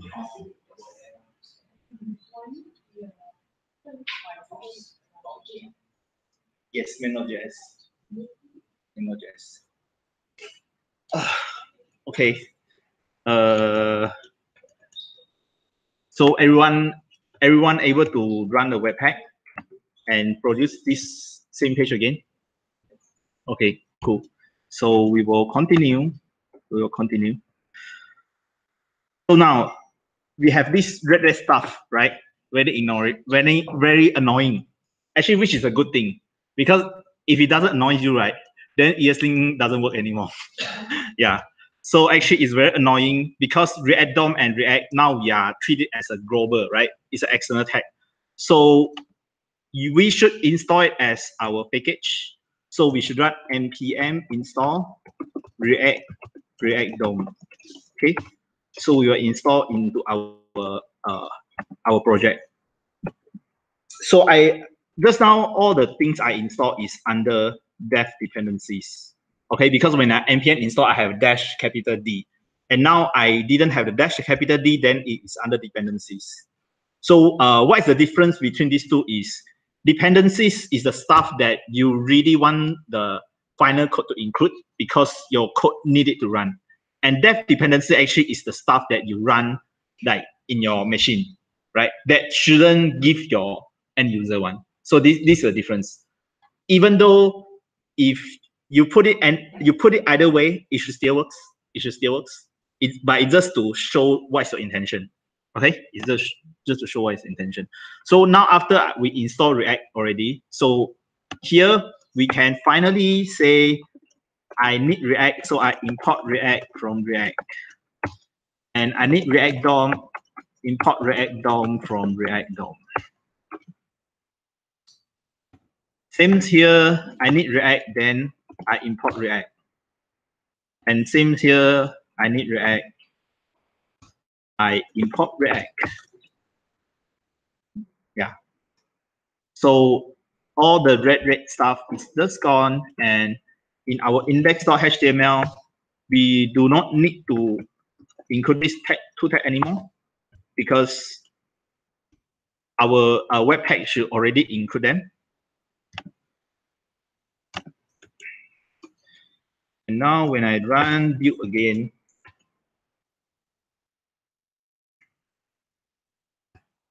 don't do first because later I'll show you something that can save a lot of your time. So yeah, for now just let me do only. So now I install everything, still works, right? Still works. But compared to just now is we expect the global tag is there, right? And then it looks in the correct sequence. But now is we include everything inside Webpack, and then so just let Webpack know it. Okay. So now everything works very great. But there's one thing very annoying because every time you change a code, you need to remember to npm run build again, right? You need to npm run build again, which is very annoying. So now we will do one feature of Webpack is called Webpack Dev Server. So Webpack Dev Server is actually it will compile your code and then it will spin up a web server, and then every time you change your code, then it will refresh the browser for you and it will recompile the code. So you no need to like doing this very annoying stuff.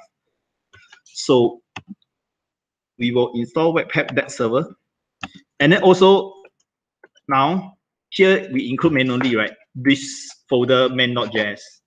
Okay, if you work in web development, you know this kind of naming, right? Will have problem later. Why? Because by default browser see the same name, right? Then it will look from cache. But let's say tomorrow you deploy some change and you name it main.js, right? your browser, a lot of time you'll think, oh, it's the same file. I no need to refresh. I no need to get a JS again. So then your code is outdated. So the time I in my first job doing development, what we do is like this. Version 1, version 2, version 3. Yeah. So it is very annoying. So this thing isn't that Webpack should do for us also, because Webpack know what's the file name, right? Webpack know the file name. So now what I'm going to do is I will do two things. I'll spin a web server. Secondly, even this line of code, I don't want to write myself. I will let Webpack write for me. So I'll just delete it. So I'm going to install two things. Yeah, let me take one step at a time. I'll do that server first.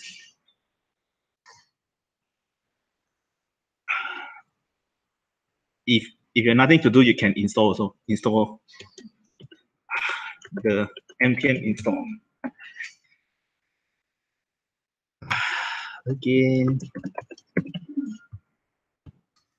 A lot of time, if you use a log editor like VS Code, right? When you npm install, you will get this stupid error because your editor is also watching the node modules file. That's why like two systems trying to access it.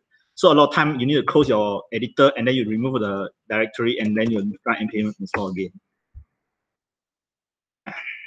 Then it should work.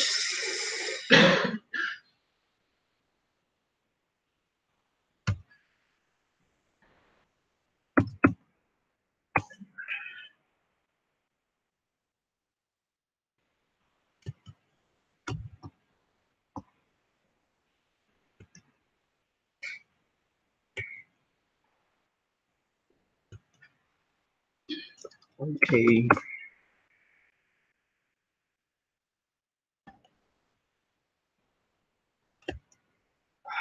Maybe I should.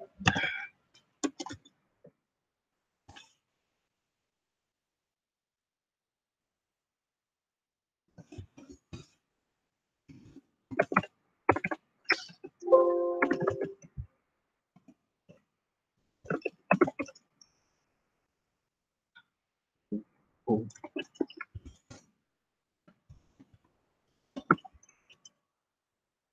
What I'm doing now, please ignore what I'm doing. You don't need to do this. Okay. Let me just refresh.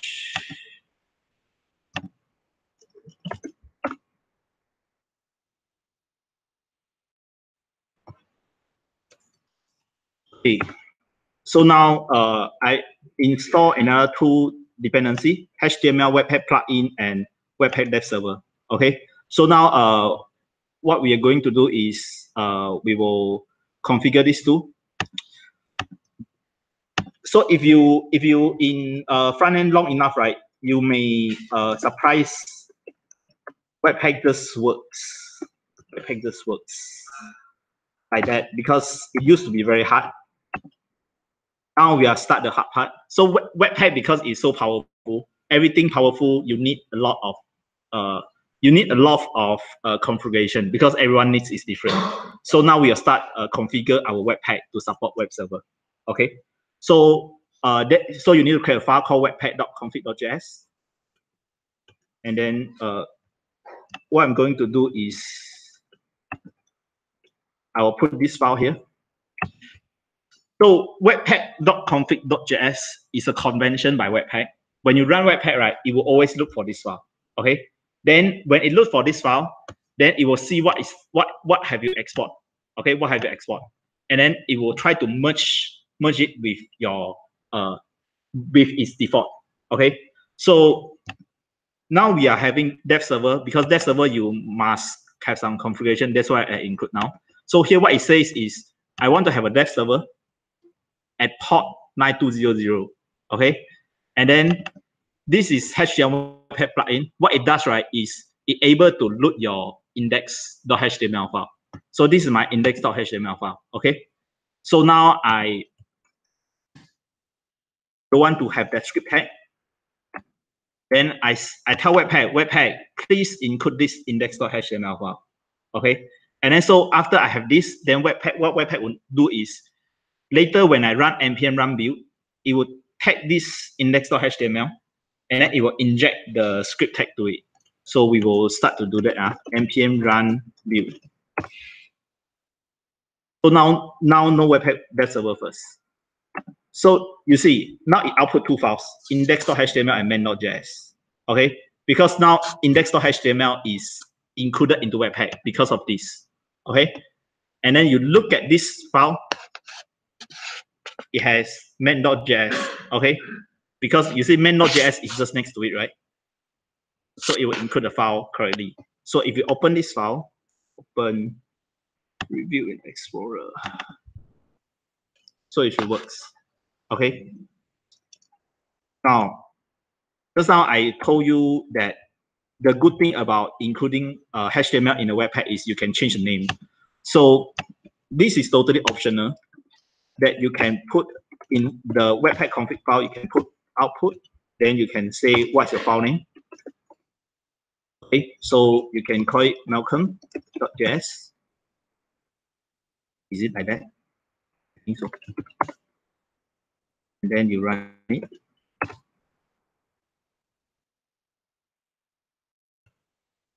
Yes. Now we produce a malcolm.js. Actually, this malcolm.js is just the main.js. It's just that previously by default it always come out main.js, but now I specify it. And the good thing about it, you see, here it changed already. Okay. And then Webpack has some like magic convention here. You can put like hash. And then when you run, so it will give a hash key to your output. Okay. So every time you run Webpack, it will just give you different name. So you make sure like in production is different. And then your index.html, it will just include the latest one. Yeah. So this is what HTML Webpack plugin do for us. Okay. And then the next one is the dev server. So the dev server actually it will give us a web server. So I think I don't need to talk so much because it's easier to see than talk. So you go to package.json and then you create a tag called start. And then actually it's just Webpack dev server. And then okay, let me one second at a time. Webpack dev server. So when you run npm run start, so you run Webpack dev server. So you see the message here, Webpack dev server is host at localhost 9200. So when you open here, localhost 9200. Ta-da! Now this one is Webpack output. Now if I go to my, let's say my app.js, right? So I want to change the name here, okay? Maybe call like transformer. Yeah. So I change the transformer and I save. Then it auto refresh for you. Yeah. So you don't need every time npm run build, you don't need, yeah. So this is a good thing about Webpack dev server. It just helps you to do everything. And then by convention, again, a lot of people like to put an output flag here. So because developers are very lazy, they're even lazy to remember what is a port. So when you're open, it open for you directly. Yeah. So this is Webpack dev server. Yeah. Anything else I want to talk about? Okay. Let me just finish the last part, very quick one. So just now what we does is we bundle for our development, right? So this Webpack dev server, you edit, then it run, okay, it compile. So this is good for your development. But when you want to go to production, you shouldn't start a Webpack dev server in production. It is not meant for the purpose. So you need to produce a final file to in your production. Let me just delete this file again. So just now what we does is we will run npm run build. Okay, so it produces this file. So this file actually you can like use in your production, right? But by default, it has a lot of this kind of comments, which in production build usually we don't want this kind of comments. It's not good for our user for those nonsense comments. So an easier way is in your package.json, you can have another script, let's call it build prod. Okay? And then here you pass a flag as production. So now you can npm run build prod.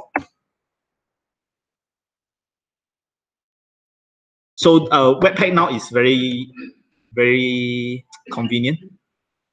So like you just pass out a prod, right? Then it will help you to do a lot of optimization already.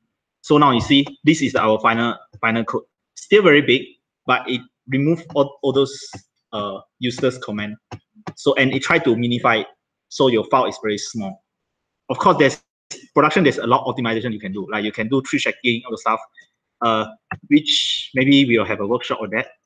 Yeah, but for now, that's it. So now,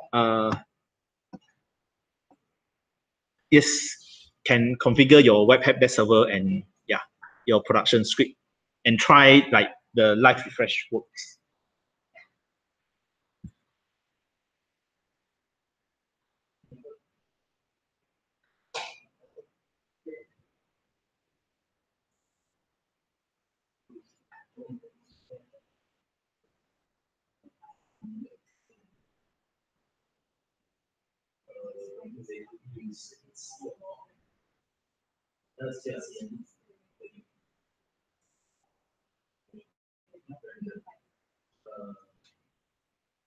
To go to the browser, see your code.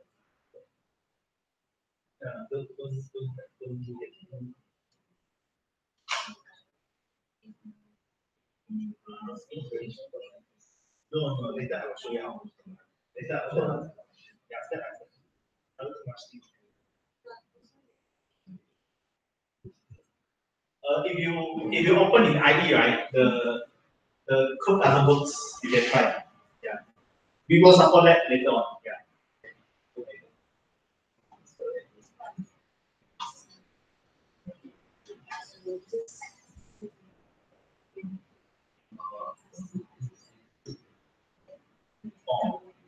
When you run it, right, you see the output of it is actually not optimized. Like there's a lot of mass or states. When you run big props, you will find it to reduce it. You can see a thing.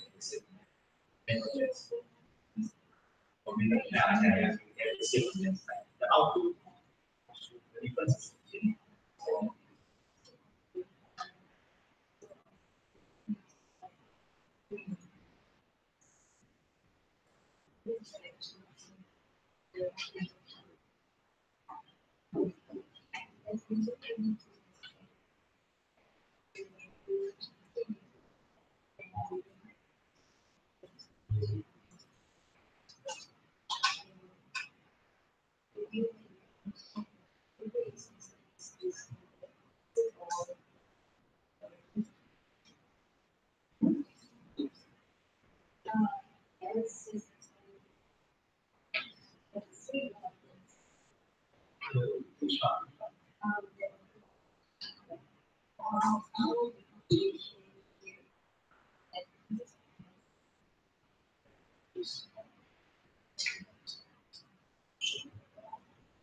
oh, okay.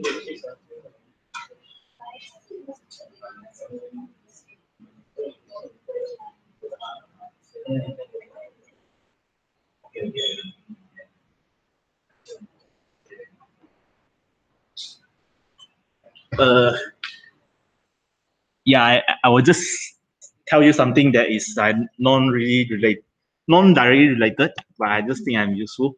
So here you may see I have some comment like ESLint disable next line, right? Because if I don't include that, then I'll have this red thing. Okay. Why? Because you see here I include Webpack in this file, but actually I'm not directly using it. Then you may ask, hey, what? Then why the hell you include it? You should delete it, right? Yeah, because Webpack configuration there's a lot of options, and you may forget like what is the option, and a lot of time you need to go to see their docs. So one of the so-called pro tips, right, is you include your Webpack, and then inside your configuration you include this one. This is called JS doc. So you are telling the VS Code, say this thing actually it is a Webpack configuration. So now when I type here, like you see it will auto suggest for you. Like the output, right? See, it will auto suggest for me, right? Then it can tell me like, oh, inside output then you have file name, right? If I don't include this,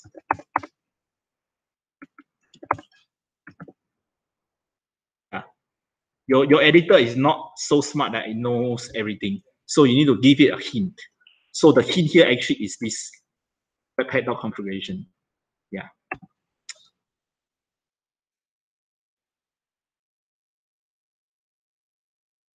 And then just now the output, right? You cannot include it. You see, I can just remove it. But when you remove it, then do you know what's the impact? If I remove the output dot file name, yeah, I now I don't have. Just now I have an output dot file name. Now I don't have. Do you know what's the impact? The impact is just the final result of my JavaScript file is always called main.js. Yeah, it's always called main.js. So I don't like it. That's why I include this.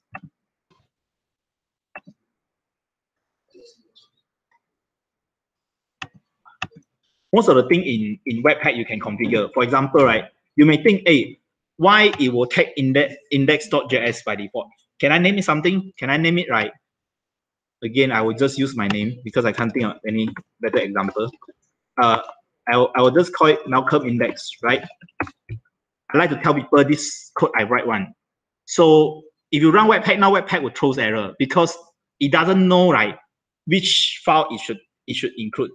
So what you need to do is here you have sheet. Yeah, I forget it. Webpack entry. I think it's entry. Yes, entry. So here you can put an entry, and then I say I want source Malcolm dot. And then when you run,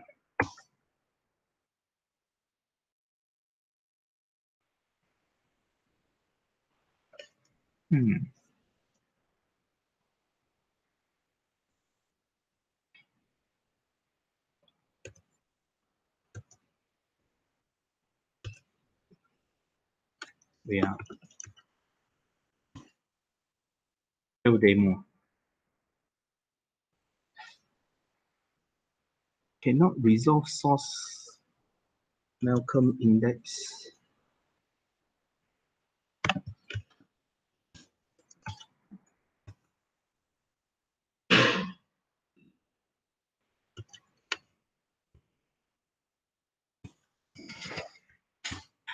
Wait.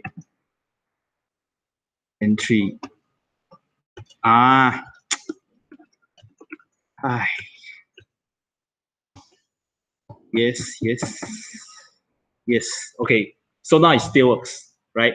Because by specifying the configuration, then you can just customize your Webpack. Okay. But just now I didn't show you that because I just don't want to confuse you. So we will just go back index.js.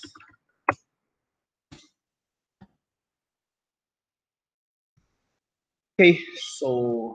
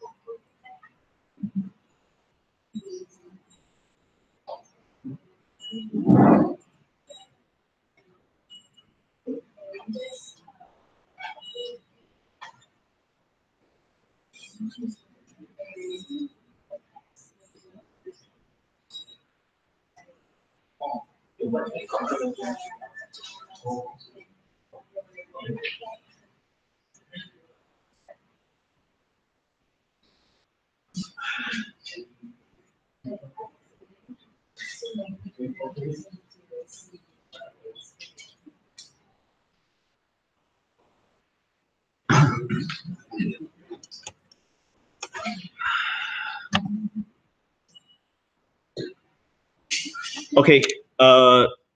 So most people are okay now. So we'll proceed.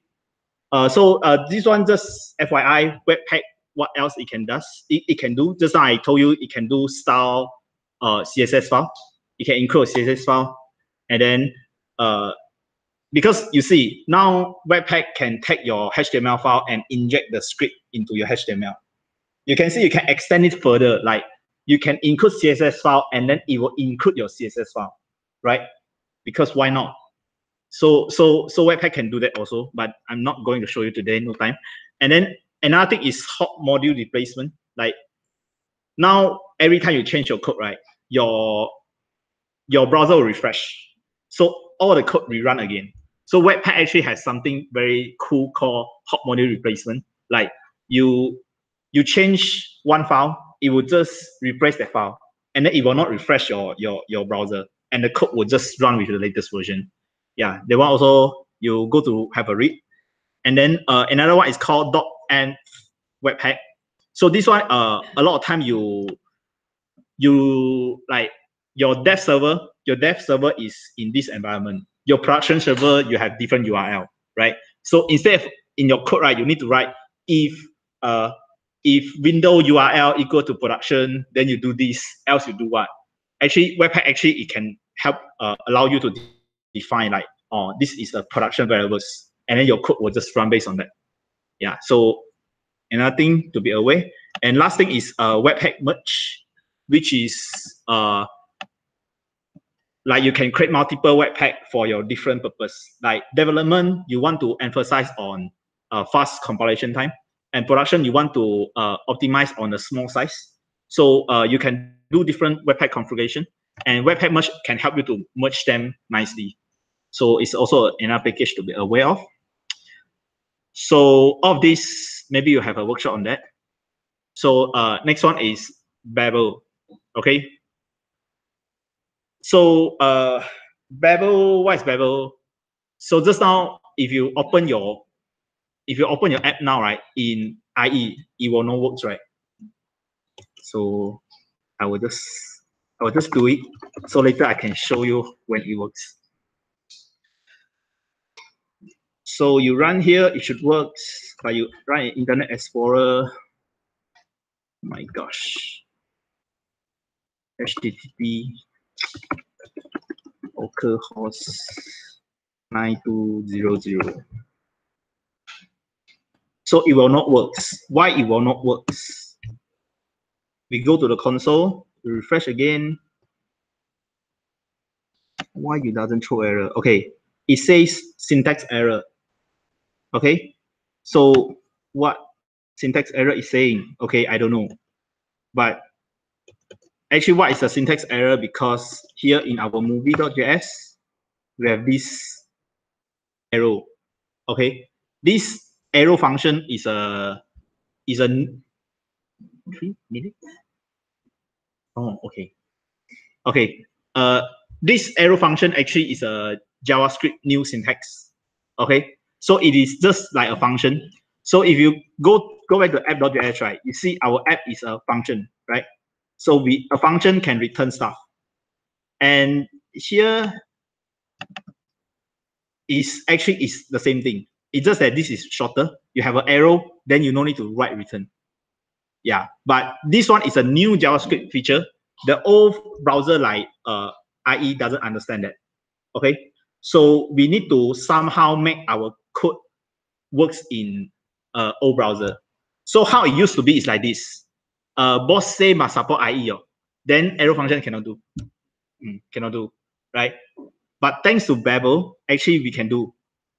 So what Babel does is it will take your new syntax and it will transform it.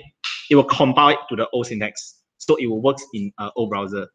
So to see in action, actually, Babel has a very good browser tools. So for example, this code, right? Now I use arrow function. If I put it in Babel, you see it will transform from on the left to the right. So you see it become a function already, right? Then it will return. This one IE can understand. This one IE cannot understand. Yeah, that's why the modern one we always need to have Babel. Except you are fine to write all those old syntax. So we are going to learn how to include Babel into our Webpack. Why Webpack again? Because as I say, you see Webpack have the access to all your files. Since it's bundle them together, why don't it just add a step like before it bundle, it go to transform it and then only include. Yeah, that's why Webpack is like center of all of this stuff. But because time is almost there, so we'll go for a break. It's lunchtime, right? Yeah. So we'll go for lunchtime break. Then after that, we'll continue. No lunch provided.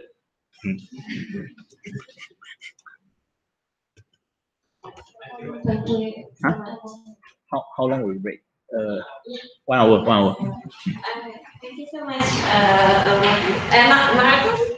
Makum. Yeah. So like Malcolm said, we're gonna need to go on the lunch break. But I see some new faces here.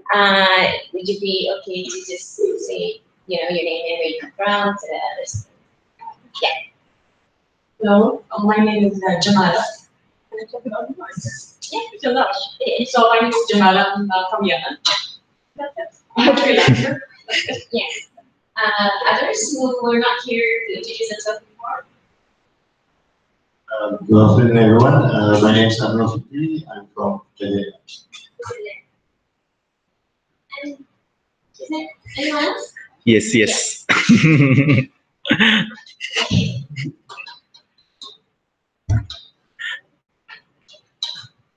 I'm Steven. Right, thank you, everyone. So I know not everybody remembers everybody's names right now, but when we come back, hopefully we could be more familiar with each other. And when we come back at 1, what time is it? Okay, 12:02. We come back at 1:02. And we'll have another item presentation, and then we continue with Malcolm, and then we finish at 4:50. All right, thank you very much. See you. Thank you.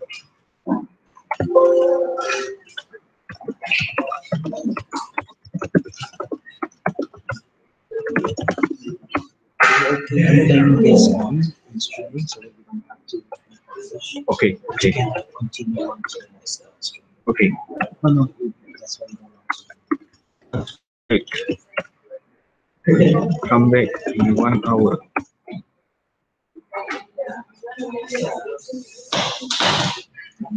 We'll just leave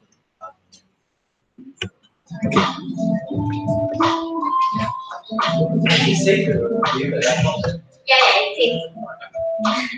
Yes, it's completely safe to use your laptops. But then again, you're not really responsible for. No, I'm just kidding. Yeah, there's people watching. Please, yeah.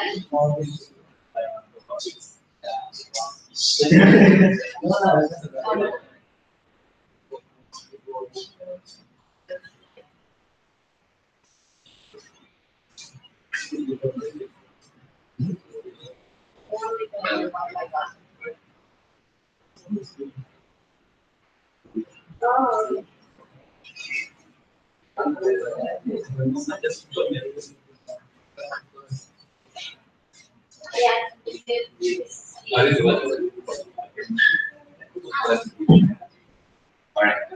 Thank you.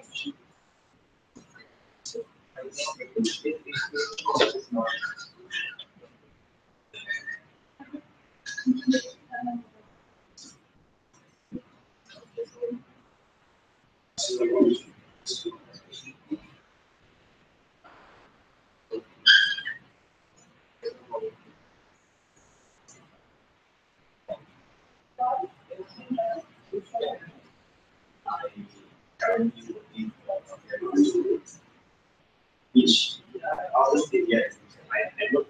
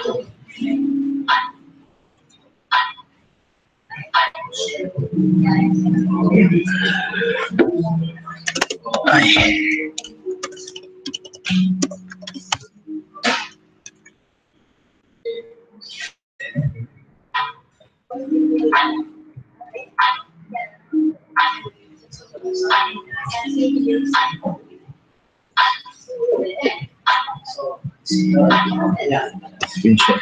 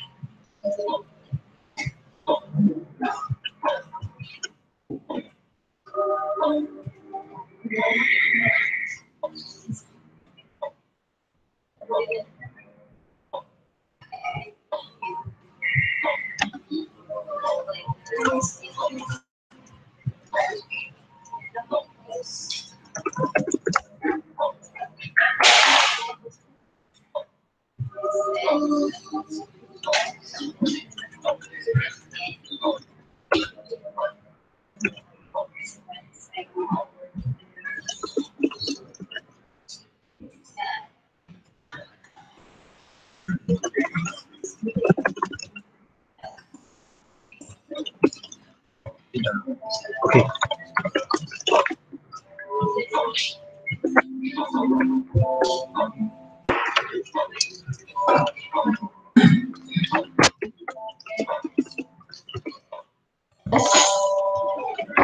Okay, welcome back, everyone. Shall we start in like 1 minute, 60 seconds? We're waiting for a few others. So, yeah.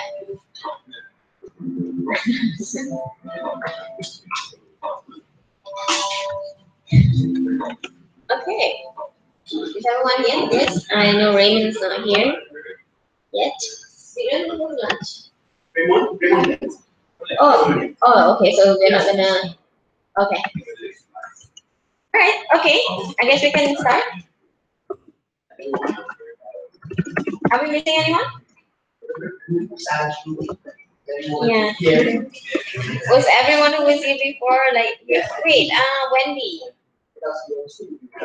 Wendy's not here. I remember. I don't have the best memory in the world, but this is why I feel like memorizing the Quran. But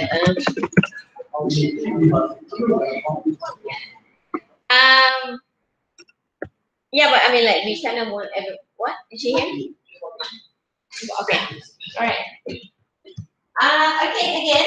Let me introduce ourselves again because there's some people here who are not there. My name is Mariam, and I'm with TechUp and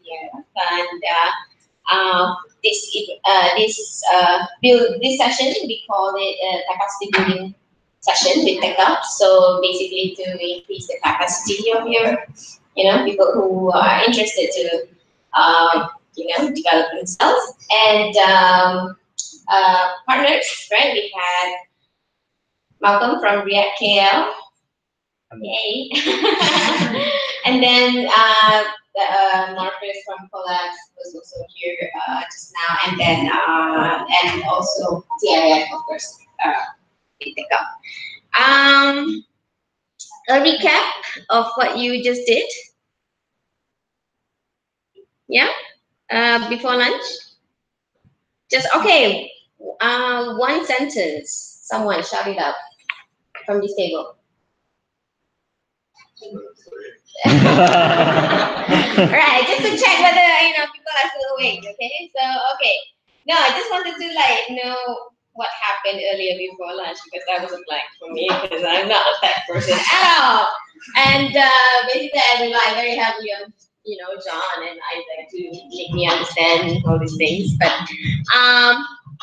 so let's go straight to the icebreakers after lunch. Okay, so earlier in the morning we did check who's on social media, who's not, and apparently everyone except for John is on social media. But may I ask the three of you who were not there earlier, are you three on social media? Yeah, Facebook. You on social media? No? Only on Facebook. Oh, okay. Only on Facebook. And you? I forgot your name. Sorry. Tiva. What? Tiva. Yeah, you're on everywhere. Okay.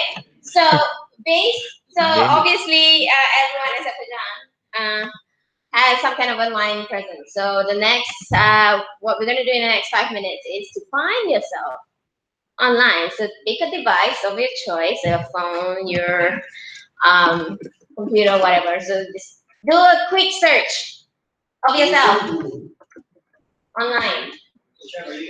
Any single search engine you want. Any search engine, doesn't have to be. You can use any keywords that you want. Just try to find information by yourself. Yeah.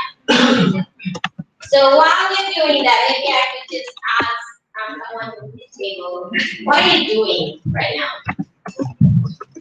Searching popularity in books. Okay. What kind of keywords are you using? Exactly.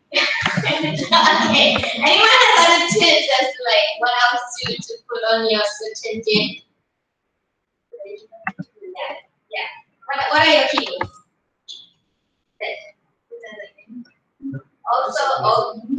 Also your exact name. Okay, I'm seeing the same pattern with almost everyone. Anyone here who is using your name and other things? Could you raise your hand? Anyone is filtering by country, for instance, because their name may be too generic. For instance. Or by city. Right. Okay. Okay. Now I'm gonna go from left to right. My left, obviously. And back to front. Please tell me, what do you find? I find Oh, sorry. Could you just repeat your name and then you answer? I'm Tristan, and I find the pages that I wanted to be found on the search engine. Which are? Sure, LinkedIn, my resume, stuff. So these are the ones that I want to be found. Okay. You customize that? I customized it so that it will come out as as much as high as I wanted to. Alright, so I'm just gonna go forward. It's not that I'm ignoring the rest of you, I'm just, we have 5 minutes, so My name is Grace. I was trying to search for my name, but I think I too many reasons. okay. So do you wanna define your search or I think it's fine. okay. You like that you're not that easily identifiable. Okay, good. What about okay, I asked this thing. Okay, what about you, Lone Ranger? Yes, I search my name plus my name online. Oh, okay.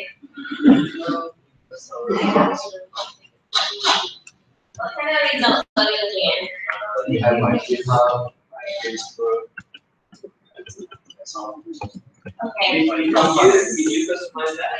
Or is it just the way it is made up? So for instance, just say has taken steps to make sure that the first piece count with his name are exactly the one that he wants. I did my name plus my I mean to say the results. So he has done his own personal SEO. Okay. So based on that. This table, how many hits did you get on your search? 4,000. I mean, the first page is all my Facebook, Twitter, and then there's a singer named Isaac also. But the first feature is my teacher, three teachers. And then I put in the step.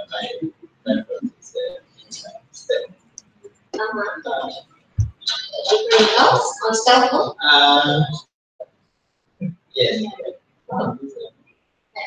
So just to check, anyone, please raise your hand if you use any other search engine other than Google. No, use other than Google.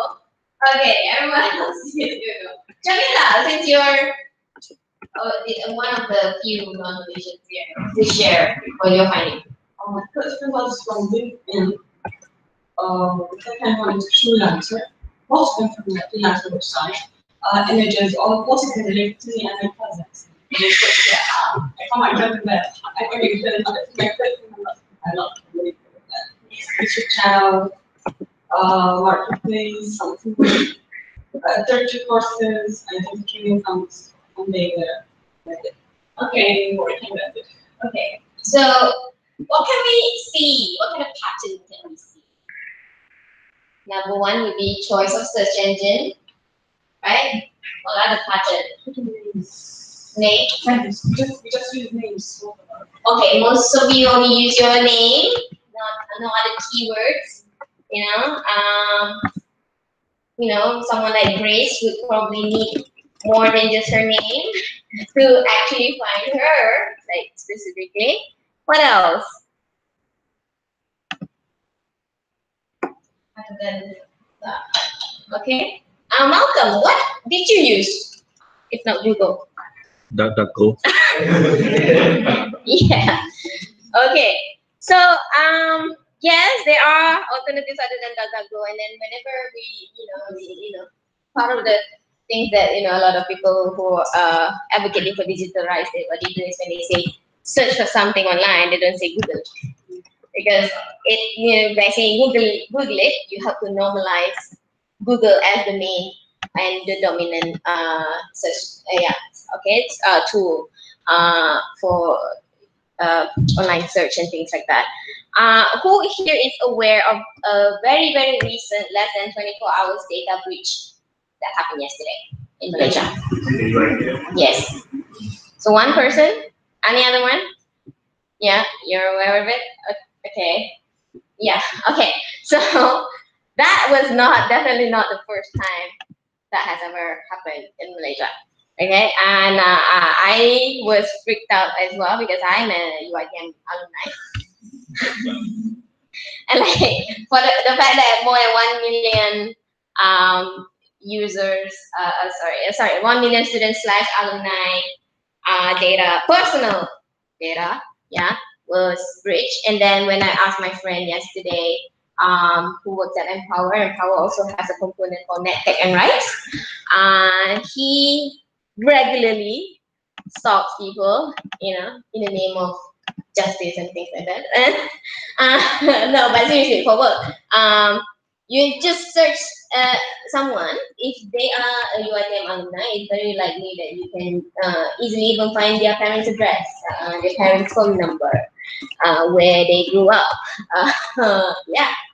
Okay. And this morning, Channel News Asia released an article on why data protection is important, so that privacy, and things that are important. So hopefully this little icebreaker is spark some kind of conversation. Obviously, this conversation doesn't end here. But anyone else before we go ahead? Anyone else has anything else to share? Yeah. Did I thank? No. Okay. Yeah. All right. Okay, so I'll hand it over again to the very amazing Malcolm. Thank you. You don't need.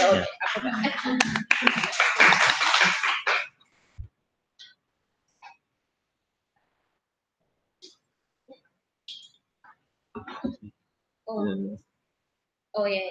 We're switching it. You need to. Okay. I thought I was gonna do that side. Thanks. Okay.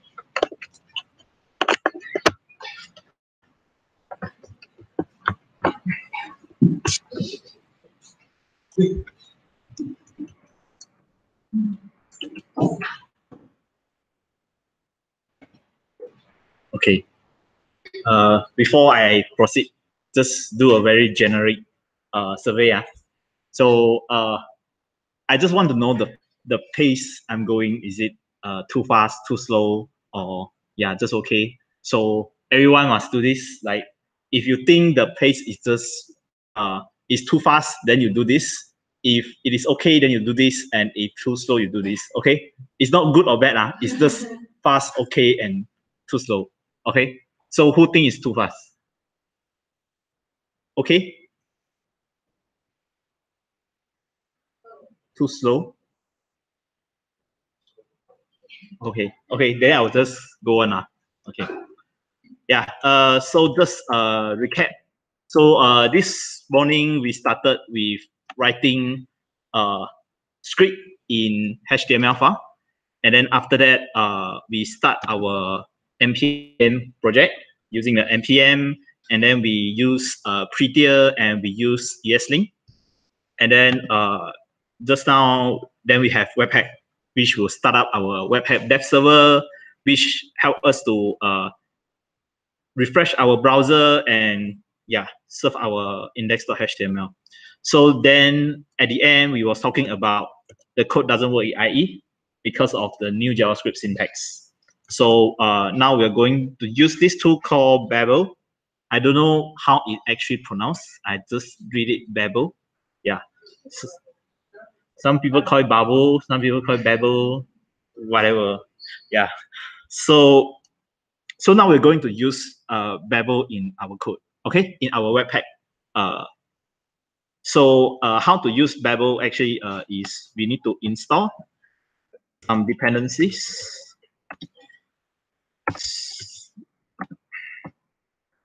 So just a brief idea of what all these three dependencies are. So first is Babel call. Babel call is whenever you use Babel, you must install this package. Then Babel preset environment actually is a list of rules that people use commonly in JavaScript. Like they call it ES2 2015, which is the so-called the new JavaScript syntax. So most things will be included as part of Babel preset environment. And then Babel loader actually is how we integrate Babel with our Webpack. Yeah, so this all these three packages are. So after we install, then we need to create a file called .babel.rc. So you can see the pattern, right? We will just like prettier.rc, babel.rc, esling.rc. Yeah. So then we will just include this file into our babel.rc. So here, so babel.rc is just like webpack.config.js or like prettier.rc. It is just like configuration you give to Babel. And here is you are telling Babel to use this preset. So what does preset environment means? It means, right, it will do the transformation for you based on environment. Means like what browser you want to support. Yeah, so it's very smart. So in order for it to know, right, your package you want to support to what browser, so you need to add another file, so many files, called browser.rc. And then I'm just going to include these two files. This two line of code. So more than 1% and not IE lesser, not IE lesser than 8. So here, what I'm trying to say here is, trying to configure here is I will support all the browsers that has more than 1% usage. So less than 1%, I don't care. And then not IE 8 and below, because we know IE 8, up to IE 8, there's a lot of shit happening in IE. So, and we've included, actually, it will include a lot of extra code in our application. And also officially React said they don't support IE 8 and below. So there's no point I support, right? So I would, this is my configuration. Yeah. Oh, okay. So how this 1% works, right, is I think, remember there is a browser called Can I Use? I think Can I Use they have a I forget it. So there's some API that actually they have all the statistics of all the browser usage. So the fantastic thing about this Babel preset environment, right, is actually it will, when you run, it will actually make an API call to this, and then it will check, okay, up to what browser it need to support. Yeah. So it's very cool stuff, because it used to be, this is very hard to do. Like you need to configure, you want to support Chrome what version, yeah, IE what version. Now you just tell it percentage. It helps you to figure out. So, and then of course, then we need to integrate our Webpack in with our Babel. So Webpack will go to webpack.config.js. And then here, module. So I have module and rules as JS JXX. Exclude not modules use Babel loader.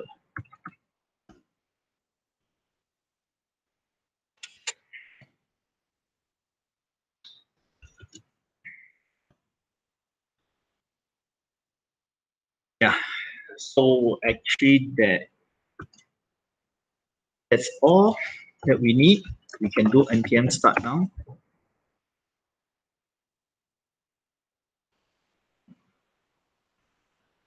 So still work in Chrome, of course. Ta-da!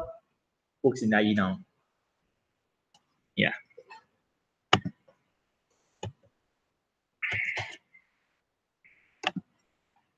So what this chunk that I have added here.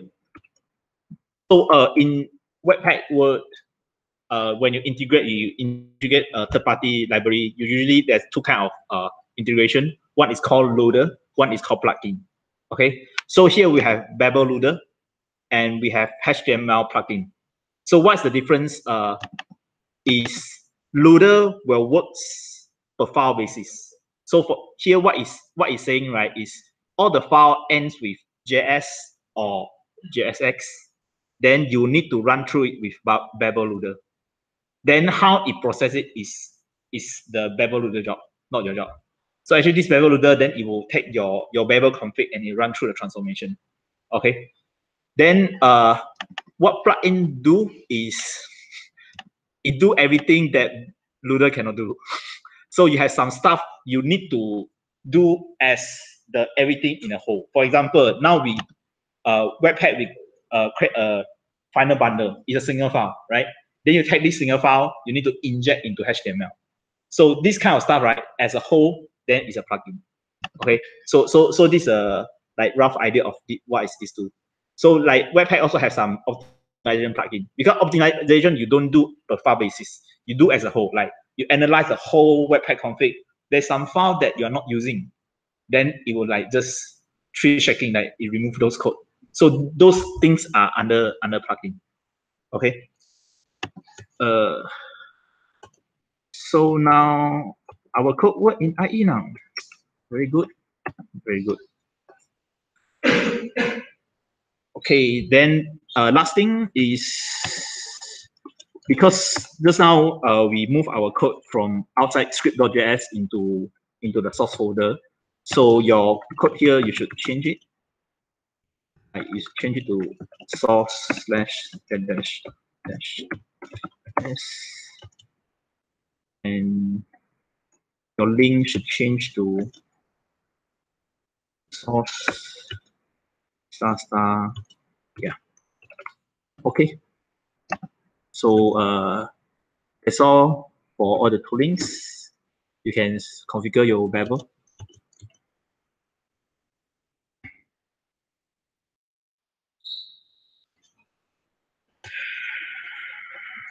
So make sure it works in IE, then you get it done.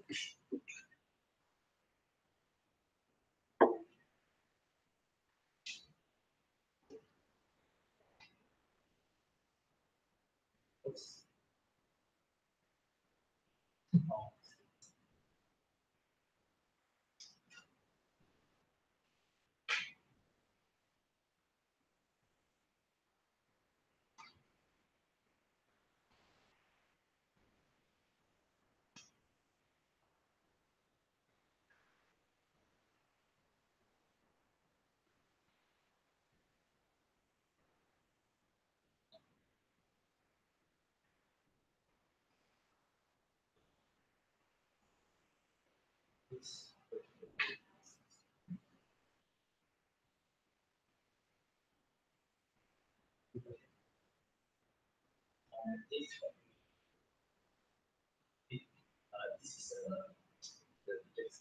so the same thing. Let's say you inside software, there is one so start last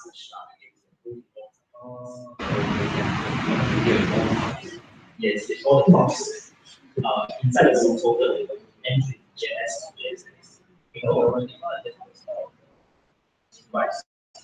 It may not work because let's say you have some initiation.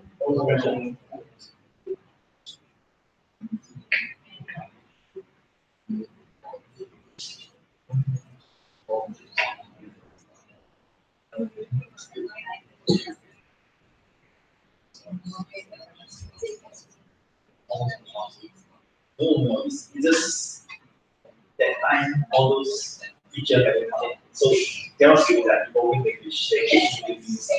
Yeah.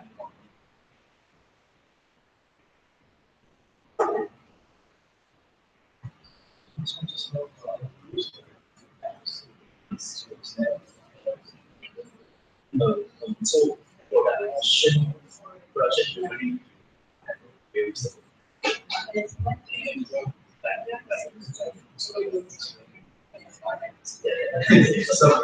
this one has all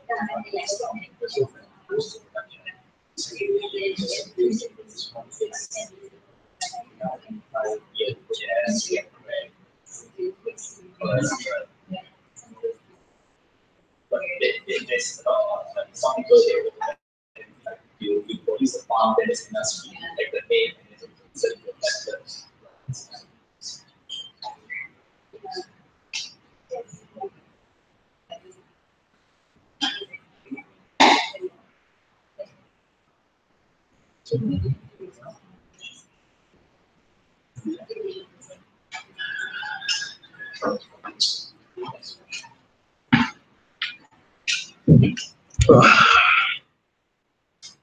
So it's the only time I will appear in this workshop. Okay, so we'll continue with the things that React 101 teach you about. Yeah. So first we will start with JSX. Okay, JSX.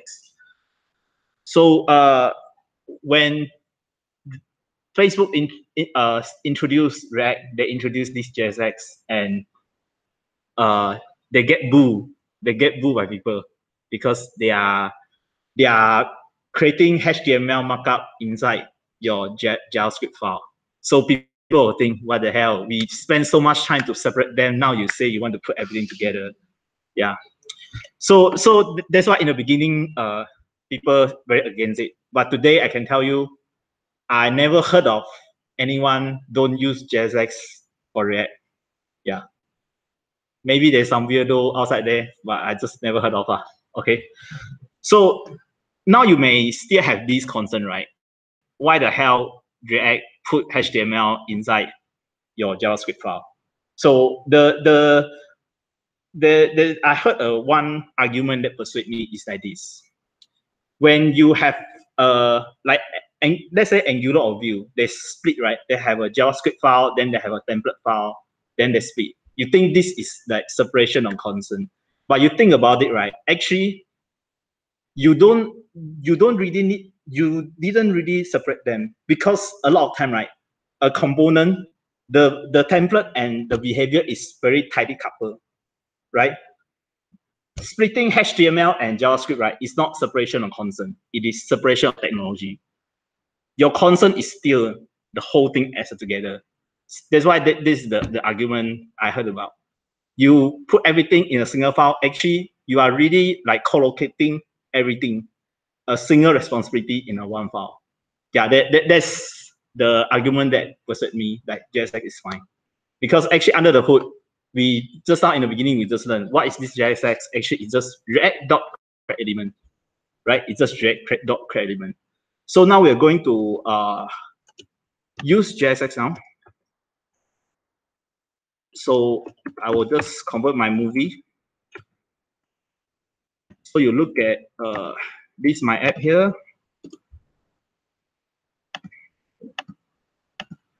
So now this is my movie component, right? I have a class movie container, then I have H1, I have a H2. Okay. So JSX, you see when you write this, right? What you actually want is this, but your code looks like this. So you still need to like do some translation between this guy with this. And JSX actually, what it's trying to do is, since you need to so manual to translate yourself, why don't you just write it directly? So I will just delete this whole thing, and then I'll just put it here. But this Aquaman is a props, right? It's a props dot title. Then this one is props dot release date.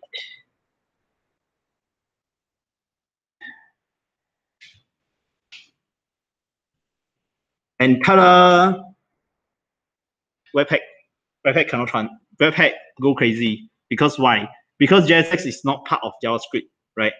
JSX is people introduced just for React. So by default, Babel doesn't understand. So we need to teach Babel to understand JSX. So now we need to tweak our Babel again. Yeah, so we will need to install Babel preset React.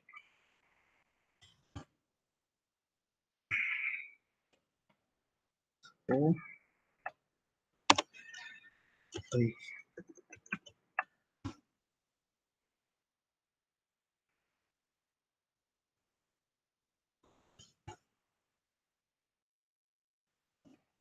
Babel preset React.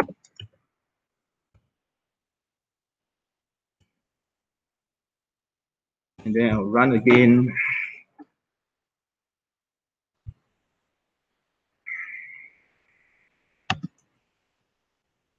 Okay, now our webpack works and our app still looks the same. So the difference is that you used to be like you need to translate yourself. Now what you have here actually is just what is on the screen. But same, you should call it class name instead of class.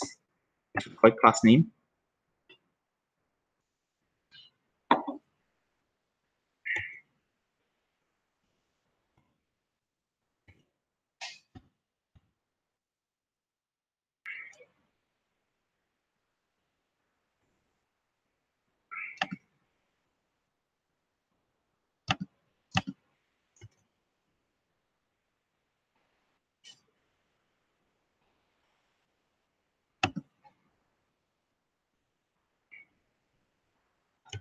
So now I'll call out what you need to be aware when you write JSX. So mostly it's just HTML. You know HTML, you know how to write JSX. So same thing. Just now we use class for the attribute. Now we should use class name. And then in JSX, if you want to have JavaScript expression, so it means you want something it runs it and get the value instead of getting a string. Then you need to have a curly braces. That's why here I have curly braces props title. So if I don't have these curly braces,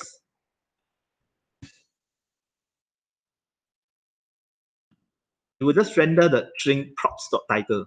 Yeah. So the curly braces this is a JavaScript code. You should run it and get the value.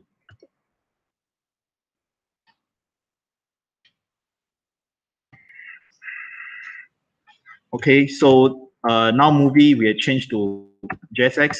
In app we also want to change to JSX, but here I want to show another thing. So React, just now we are always showing a function. So React is just a function that take a props and then it will generate all the markup to you, right? And then it will render.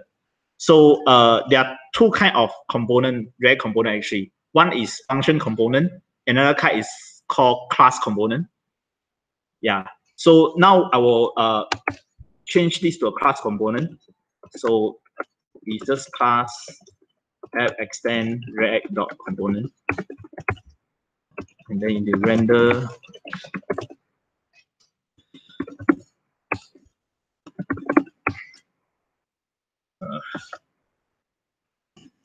class name title var and h1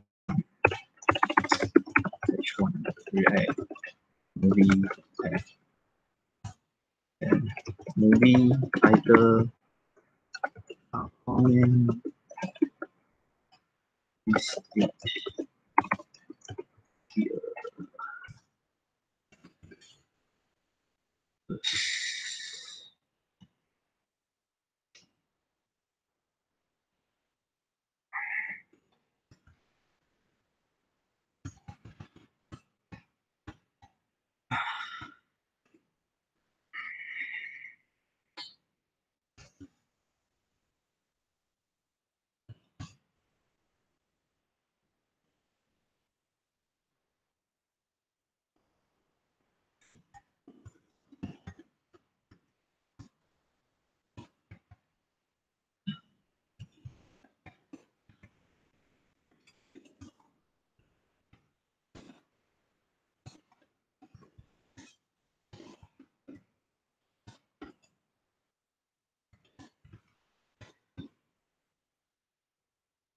Okay.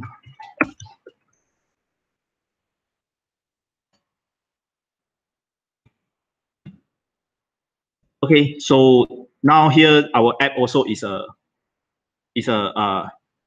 using JSX now. Okay, but now we are a class component.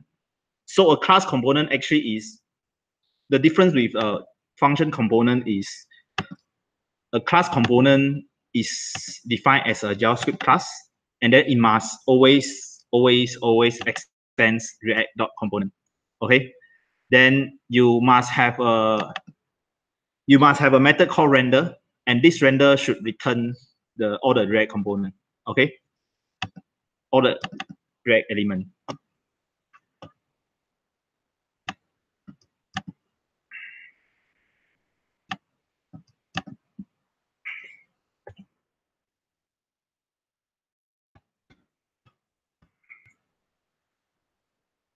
Yeah. Okay. So who's still doing? You can start now if you haven't. Done? Done.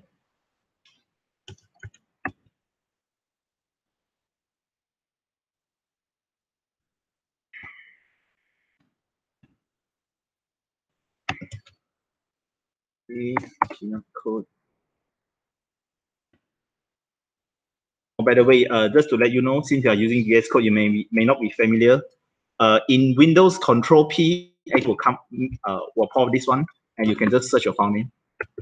Control P, then you can just search your file name, so it's easier. Okay.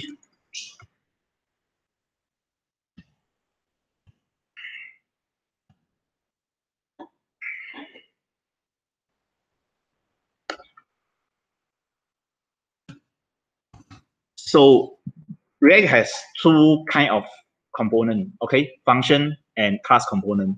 So what is the difference of these two and when we should use which one? So the suggestion from React team is they suggest you to use function component if possible, because function component has it is much more very direct. You just have a props, then you render. Okay, so it is like because your component usually you should be very simple. You have some props, then this is your output. So if you have a use function component possible, just use function component. But function component has a lot of stuff. As of today, it doesn't support. Like for example, you want to do something when this component is not like it is rendered. Let's say when this component is shown on a page, you want to make an API call to your backend to get some data. Yeah. So function component as of today cannot do that. A few months later can, but now it cannot. So that's why you need to use class component. But as you can see just now, when I changing from function component to class component, right? There's a lot of code I type, right? You need to like move things around, declare a class. So there's some team, right? They say always use class component. Yeah. So yeah, welcome to React, which there's no such thing as best practice most of the time. So now we have this, and it's showing everything looks good. But now I want to do something fancy. Like I don't like it show the movie list by default. I want to have a button to show and hide. Okay, the toggle. So now we will just do that. So we need to introduce a state inside our component. Okay, a state is like a variable. So if you come from object-oriented programming, then you know like you need to declare some private variables, and then you will change it, and then your class behave differently based on your properties. So state is something like that. Okay, state is something like that. But later I'll tell you like why you don't just define your class properties. So how you do that is you create a constructor. Then I'll just copy paste. I'm lazy to type now.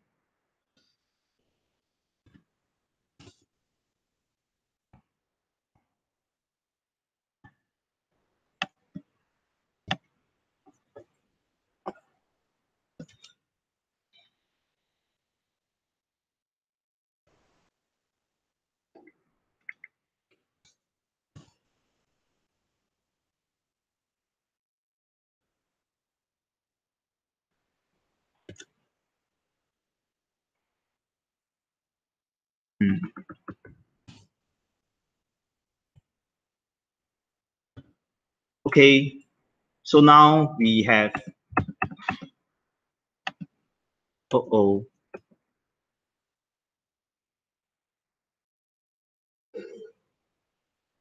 name, release date. Why my browser hang? Oh, no, my browser not hang. Okay, so now we click, then it will show.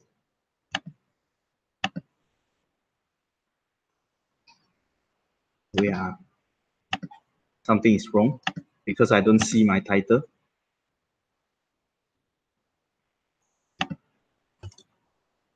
Name. Oh, okay. So I'll just change this title.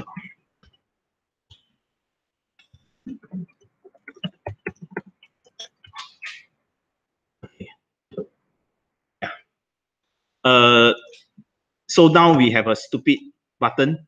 Click, then show movie, but then you cannot hide it. It is very good UX. So, but let us just understand what this code does, right? So constructor is, if you're coming from object-oriented, you know it is called when this class is being created, okay? So we have constructor, and here, super props, you just need to do it. I also forget what it does. So then you need to, this dot state, and you define your state initial value. So by default, we have a state called show movies, and the value is false. And then here we need to do this dot show movies equal to this dot show movies by this. So why we need to write this code is because in JavaScript, this keywords is dynamic. So like if in here, right, I write this dot show movies, and this may mean something else. So you always have to write this. Later, I will show you the way avoid writing this nonsense code. But for now, we just do it. And we define a method called show movies. And when you call this method, it will set your state into true. Okay? So this part is very simple. Show movies and then set to show. And here we have a variable called movies. And when this state dot show movies is true, movies would equal to this. Okay? And then here we will render the movies. So if let's say this is equal to false, then movies equal to undefined. So when you pass undefined into a JSX, then it will just render nothing. Okay? So this is what this code do. So what is React.fragment? So in React, JSX, right? If you have this is invalid JSX. JSX must be always start with open and close. But if you don't want to like render any wrapper, so what you do?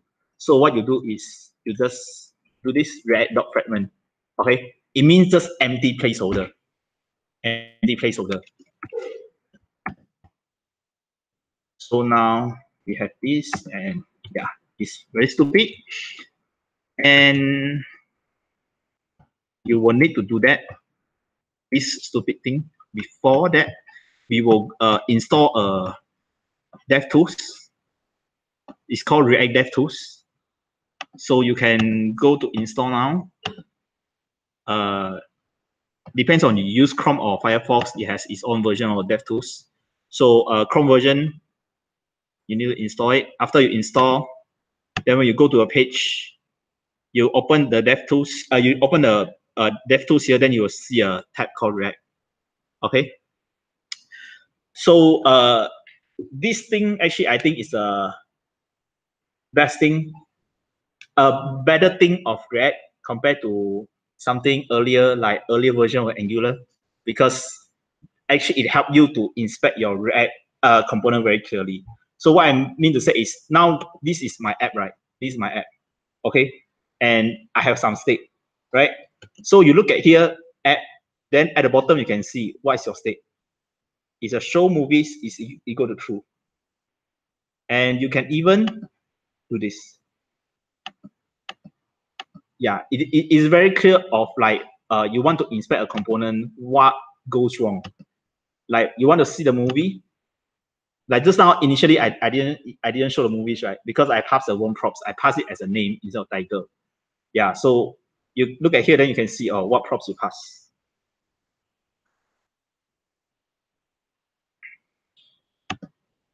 Yeah, so okay, everyone done.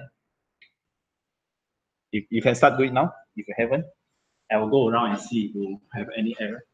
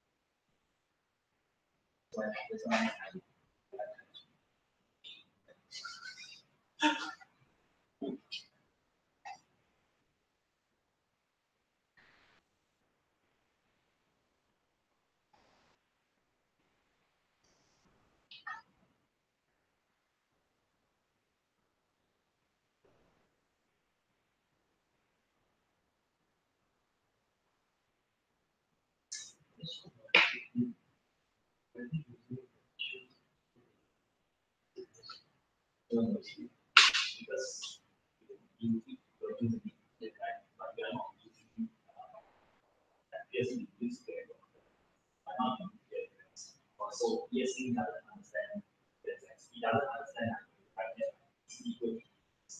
so the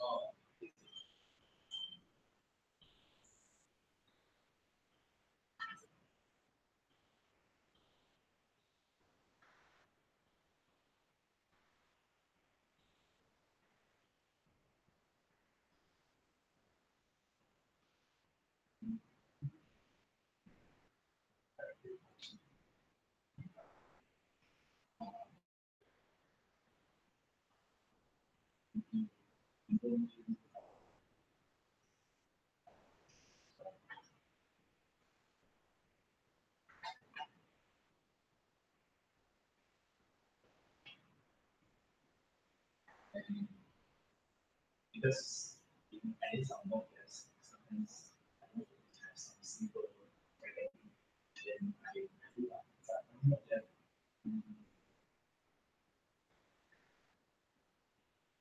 I understand the things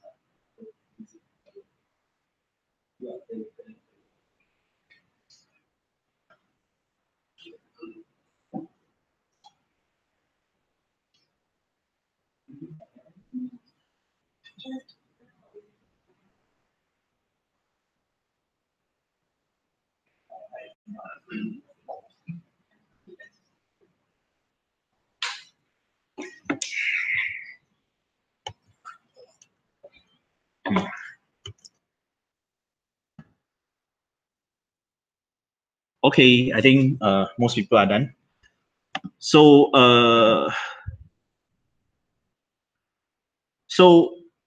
question is like, why do you need state, right? Why you need state? Why you don't just, you know, if you're coming from object oriented, you may say, okay, maybe I just, you know, I will declare something called show movies here, and then I'll just declare like this show movies show equal to false, and then here I will just do this show movies show equal to true, right? Because technically it seems like you can just do this, right? You just declare a variable called show, and then here you just set it show to true, and then here you just do this lah. This show. If show, then show the movies, right? So, but when you do that, it doesn't work. Okay, why? Because when you directly change something like that, React wouldn't know. React wouldn't know you change some variable. So React don't do stuff like ArcGIS or Angular or Vue. Like it will very smartly watch some value for you, and you just update it. That you know, okay, you change something, then I will need to render. No, React don't do that. React is very stupid in this way. Like if you don't use state, it doesn't know you change anything.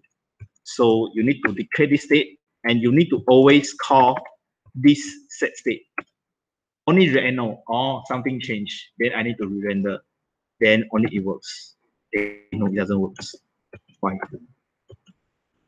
Oh, because this state or show movies. Okay. Yeah, that only works. Now, let me see my sequence.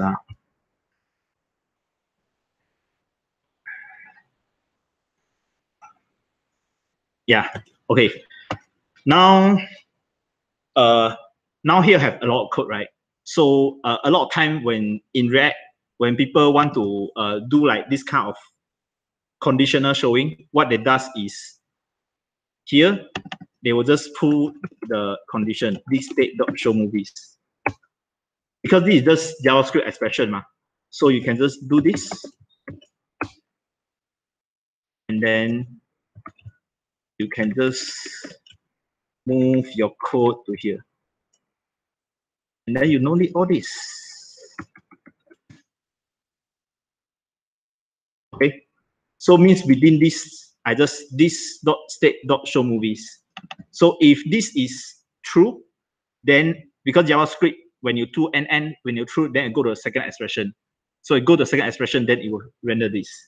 But if this dot state dot show movies equal to false, then it will just return false. So it will not show anything. So if you return Boolean to React, then it will just not show anything. So this is the shorter way of writing the code just now. And then also React.fragment is very long. So there's another syntax that is much shorter is yeah, because it is what it is. It's just an empty container. So you just put this and then you save, and then you still get the same thing. Yeah. So this is a minor code change. And then now I want to show this part. So this part actually is very stupid, right? Because you, like, let's say you have to declare another another method, then you need to do this, the method dot this by this. Okay. So developers are lazy people. So there's another syntax called class property syntax. So which allow you to do this. Instead of having constructor, having all this, you just need to write state equal to this. And then you can delete all this code, and then you just do this. Yeah. So this is another syntax, which people don't understand, because this is still not in the official JavaScript standard yet. Okay, it's called class property syntax. So that's why same thing just now JSX, we need to teach Babel to understand new syntax. So for this is the same. We need to teach Babel understand new syntax. So we need to install another Babel plugin.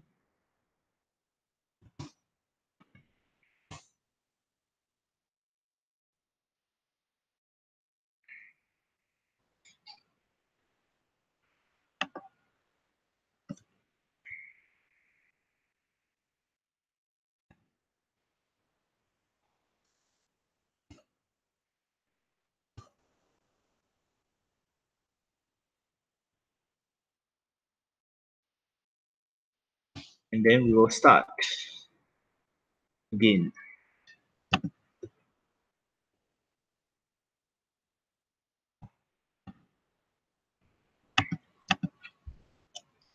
Okay, so we still have the same functionality, but now we just write much less code now because we don't need to do the stupid binding.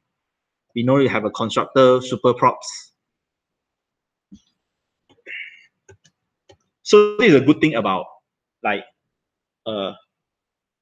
having understand all those toolings, right? Like Babel, all those stuff. Like you have some syntax that you think would help you, and if you just use some boilerplate outside there and you don't understand, you will never know how to do this. Yeah. But now you know what is Babel. It's actually compiling your code. So since it can compile code, it can compile anything like JavaScript standard today or JavaScript standard tomorrow. It actually still can, as long as you're able to find a plugin to teach it, then it can do for you. So now because our this syntax is a very new one, so yeah, we'll need to have an extra plugin. Babel plugin proposer class properties.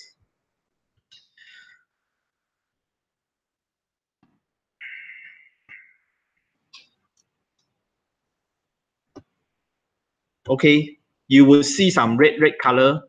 Ignore for now. Your React maybe is in red color. Your movie maybe is in red color. Some people are, yeah. Ignore it for now. Okay.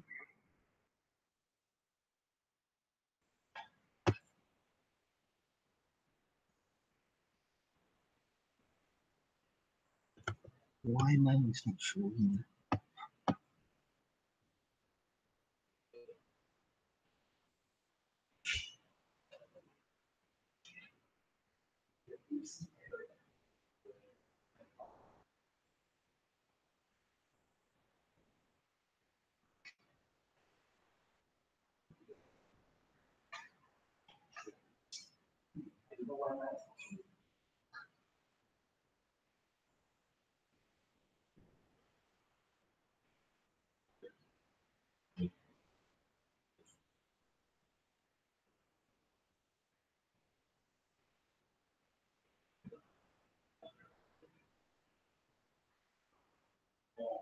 Actually, it's like it doesn't allow you so many operations, so that when you go to different project, it looks almost the same. Yeah, because it gives you too many power, too many custom. Then you go to different project needs to that is what we are trying to do. It will be very difficult, like a single code.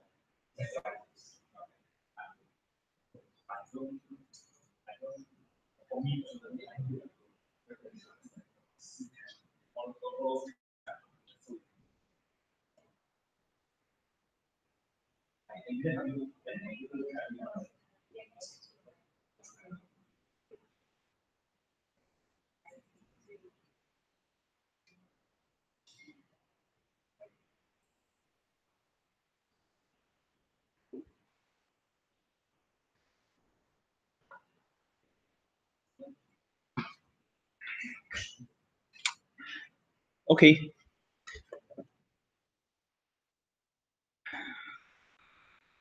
So now we have this error, right? We have this error, but I will let you annoy you for a little bit more first. We will implement show height first. Okay, we'll implement show height first. So how to do show height? Actually, you see, show height actually is something that depends on your current value, because your logic actually is, if it show now, then hide it. If it's currently hide, then show it, right? This is what you actually want to do. So I will show you the wrong way. Is you can just do this state show movies,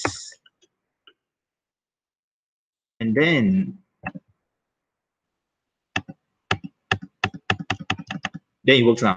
Okay, it works now. But why I say it's a wrong way, because React set state, right? It is a asynchronous call. What does it mean? Is when you run set state, it doesn't run at the moment you call. You are just give a request to React, say, I want to set this state to this value, okay? But then React doesn't do it directly. React will do it as it wish, maybe 0.5 seconds later, maybe 1 second later. It's up to React, okay? So why this is important is because, let's say you call these two set state at one time, right? Now let me call these two. Like, I call this twice. What it should be? It should become back again, right? Like if you're true, then you do two types of toggle, then it should become false, right? Yeah. But if you do that, it just show it just happen one time. You see, I call this twice, but actually it just make it from false to true. Let me show you again. So now my component, I'll just use React. Yeah. My show movies now is false. Okay. So when I call the first set state, so it will set the show movies to not false. So it become true, right? So usually a lot of people will think, oh, so it's become true. Now I call it again. So true, not true, it will become false, right? So by right, if it works, you do this, it should become false back to false. It's always show. It's always hidden. But the truth is, when you click, right, it just from false to true. Why? Because when you call the first call, it haven't changed this state yet. It haven't changed this state yet. It just queue it. And then you make the second call, then you queue it again. So you actually make two requests to React, say, this set state show movies, true. This set state show movies, true. Which at the end is just set it from false to true. Okay? So what is the correct way to do it is set state, you can give it an object or you can give it a function. So when you give a function, okay, I will use a stupid syntax first so you can understand.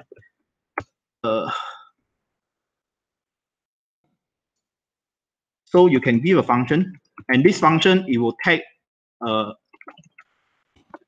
parameter called previous state.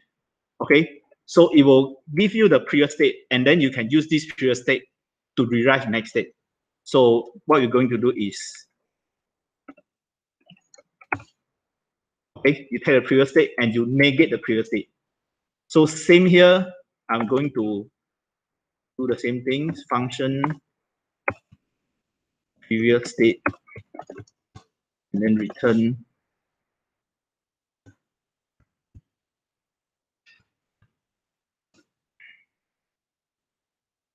okay.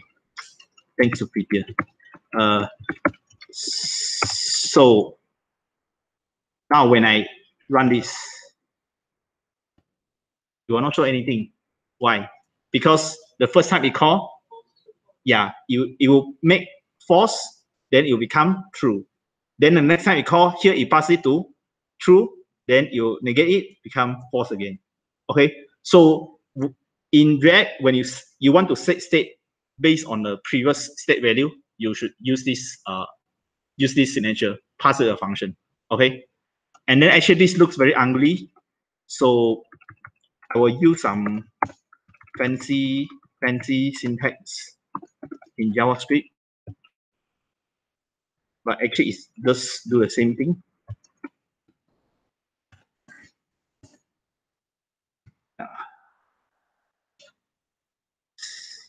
Yeah, I'll just use one only.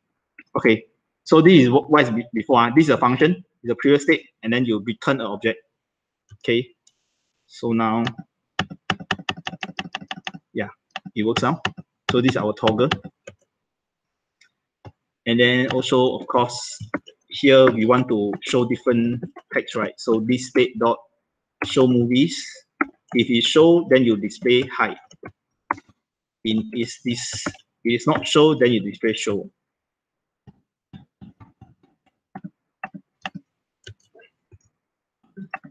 Okay, anything else? So here actually I summarize, right? So set state, there are three ways to use it. First, you pass it object, show it what value you want to use. Second, you pass it a function, and then you use the previous state to get the value you want to set. And then there's another thing about set state is the set state, you can pass it a second parameter. So you can pass it a second parameter. So I can pass it a second parameter, second function here. So second function. So what is this second function do is, as I told you, when you set state, you are not really set the value, right? You are queuing the setting. So React can do it anytime. But let's say you want to do something like every time you set state, then you need to console log, for example. So this second function is for you to do this kind of stuff. Like for example, let's say I console log here, console log this state. Yeah. So show movies false, which is wrong, right? Because now it's already become true, right? Why? Because at this point of time, when we call set state, it's still false. And then it will run this code, which is still showing false. And then later on, this queue only happened. So in order for us to get the value after set state, you need to move this code into the second parameter.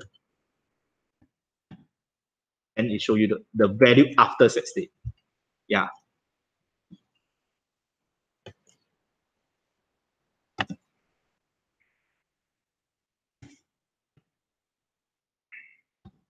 Okay, so I think you can just finish up the toggle. I'll give you 2 minutes. I'll bring water.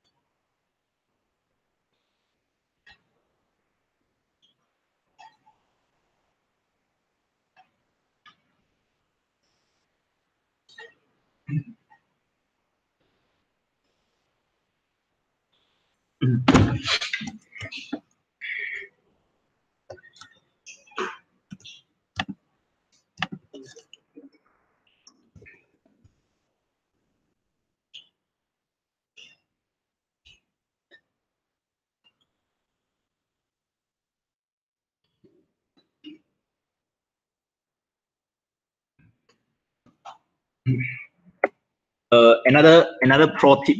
So I think this one actually not just VS Code. You use Sublime Text, and some popular editor also have one. Is a lot of time you need to rename some variables, right? You need to rename some variables, and you can do this like very slow way, like toggle movies, and then you go to here, copy paste, right? So there's another faster way, which works in most editor, is you can use Control D. Okay? Control D, Control D, Control D, Control D, Control D. And then you can multiple select, and you can just change it together. Yeah. But in VS Code, the easiest way is use F2. You press F2, then toggle movies. It will analyze your code and say, oh, this is equal to this, and it will help you to rename. Yeah. F2.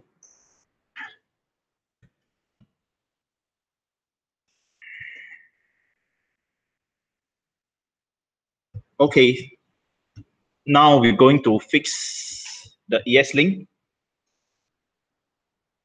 So I have one ESLint error here, and you can see ESLint passing error unexpected token, right? Because just now I told you this is not standard yet, so ESLint don't understand. So we need to allow ESLint to understand. So what we does is we need to install this package called Babel ESLint.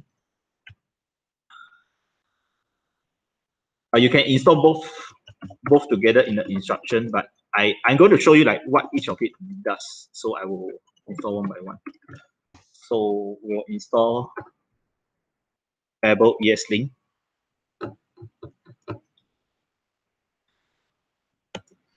Okay, so the problem of here is how we write this code is because we give Babel another plugin, right? We give this plugin, teach him to understand new syntax. But ESLint doesn't know about Babel. It's two different libraries. So in order for ESLint to understand this kind of special syntax, you need to tell ESLint, say, you don't try to understand your code yourself. You ask Babel to help you. Okay, so this is what this package is for, Babel ESLint. So, and then we need to go to the ESLint RC, and then there's option called parser, and then you just change to Babel ESLint. Then you understand now, right? It doesn't show the parsing error anymore because it understands now.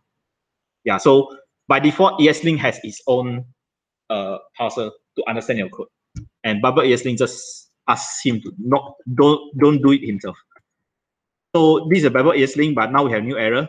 Movie is defined but never used.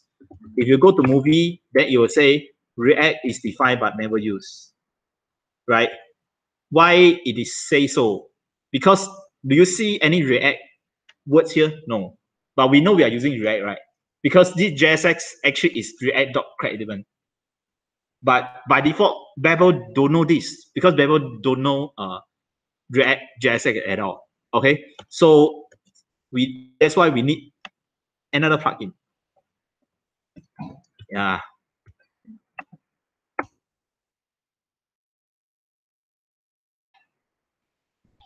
So most of the time you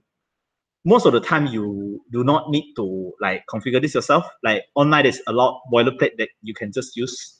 Yeah, the reason why I want to show you all this is I think it's very dangerous for you to do something you don't know what it's doing. Yeah.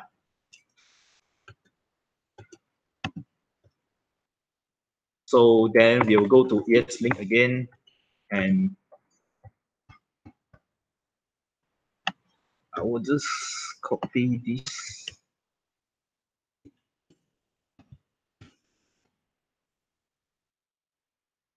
And I will show you the difference here.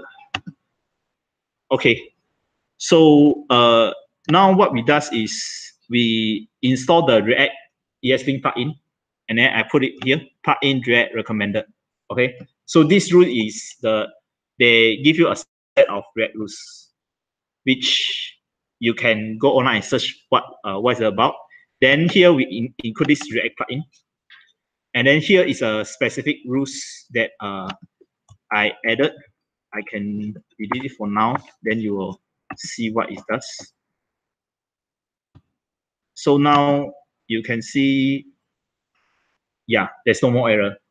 Because with the ESLint React plugin, you already teach ESLint say, hey, when you see JSX, it means I'm using React.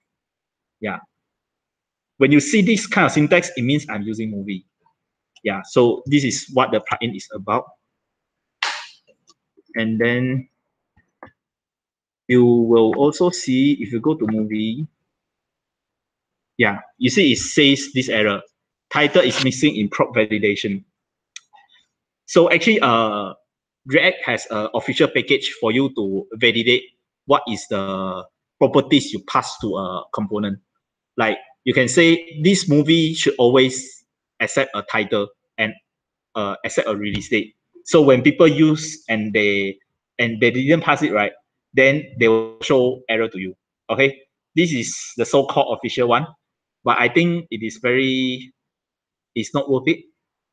It's not worth it to do that because it's a lot boilerplate. So I will just disable it. So you don't have that error. Yeah. Actually, because for me, things to do like checking people passing down the correct properties to your component, right? It should be done using Flow or TypeScript. Use TypeScript. Yeah. Next time we can talk about it. I really love TypeScript. So that's why I will disable the rule. So now you shouldn't have ESLint error anymore.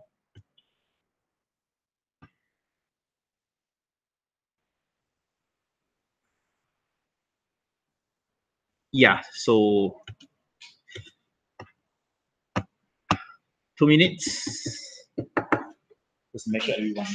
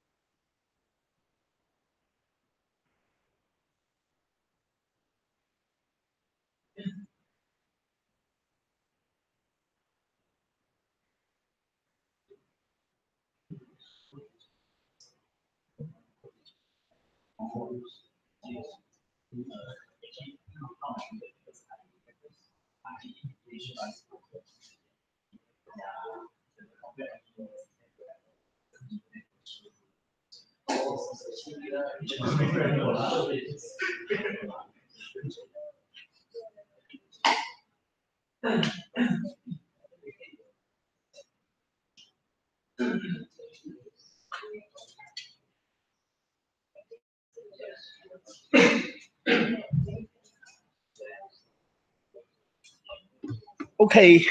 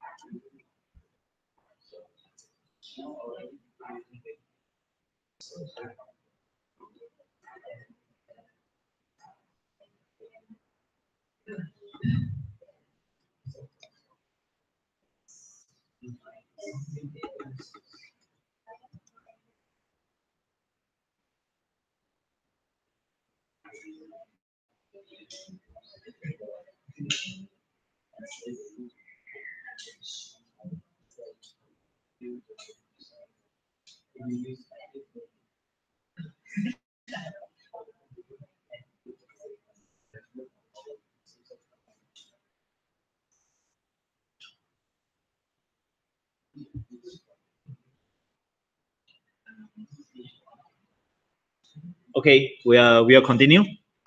So now our movie here is hard coded, right? It's hard coded here.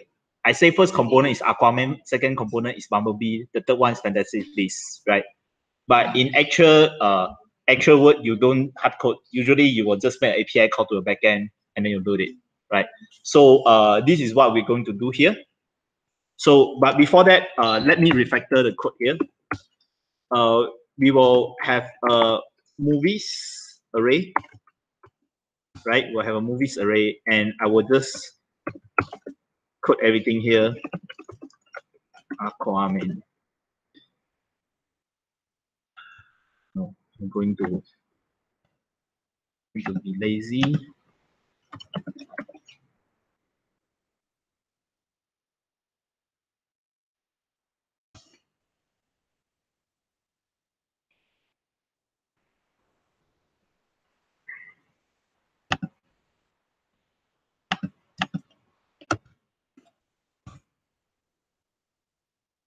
Okay. So now we will have a movie array, okay, in our state. And then inside here, I don't do this anymore. What I'm going to do is I'll do this state dot movies because it's an array, right? So there's a JavaScript method called map in the array. So what it does is it will go through each of your array item, and then in the function, then you will return the result of the function. So for example, you have an array of 1, 2, 3, 4. Then you do map times 2. Okay. Then your result will be 2, 4, 5, 6, 2, 2, 4, 6, 8. Okay. Map is a function for you to transform your array item. So here, because we have a list of movie, and actually what we want is we will return a movie component, right? So I will just do this movies.map movies, and then I will return a movie component. Yeah, but of course, then I need to pass on the props.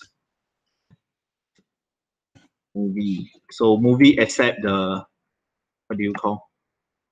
Title and release date. So title equal to movie.name. Then release date equal to movie.release date. Okay, then it's showing error. It say missing key props. So then I need to pass out a key. So movie.id. And then we go to our page, which is currently dying.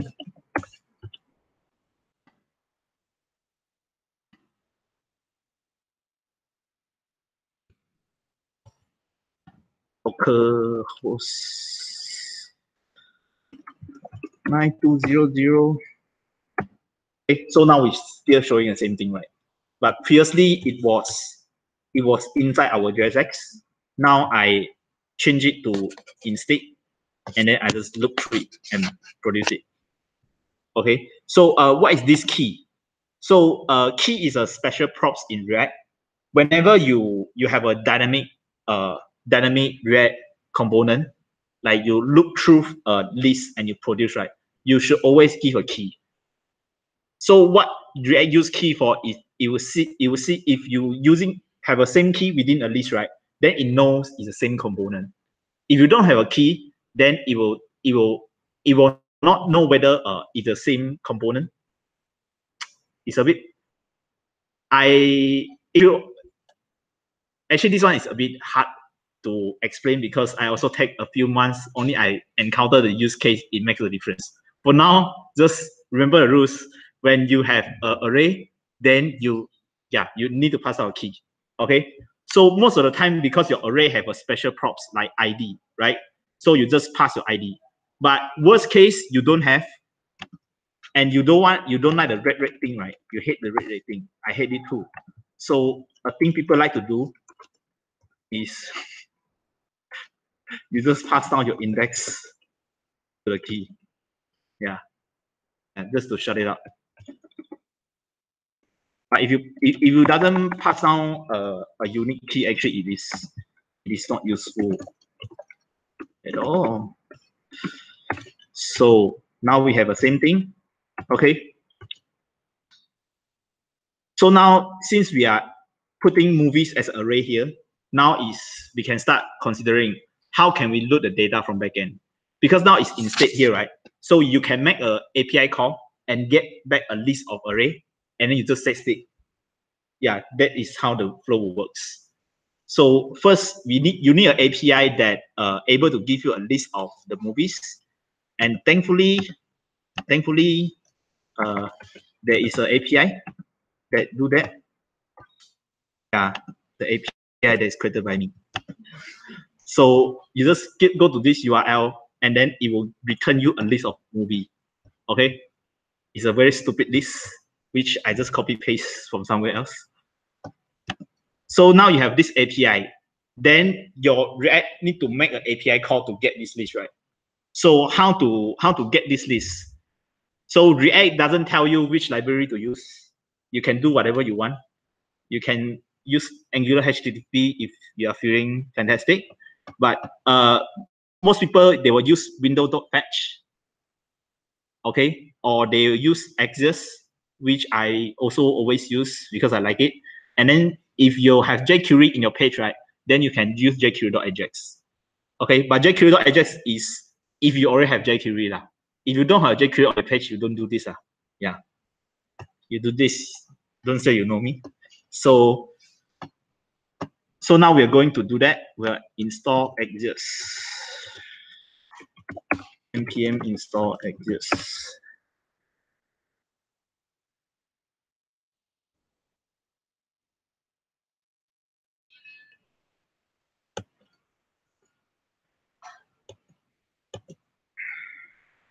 So now create a file called api.js and call it anything you want. So we will import from Axios, and then we'll load movie.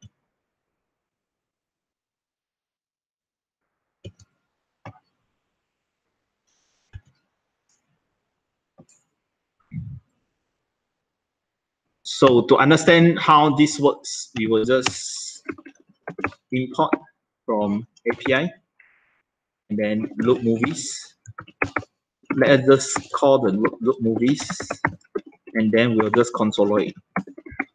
Okay, console log movies.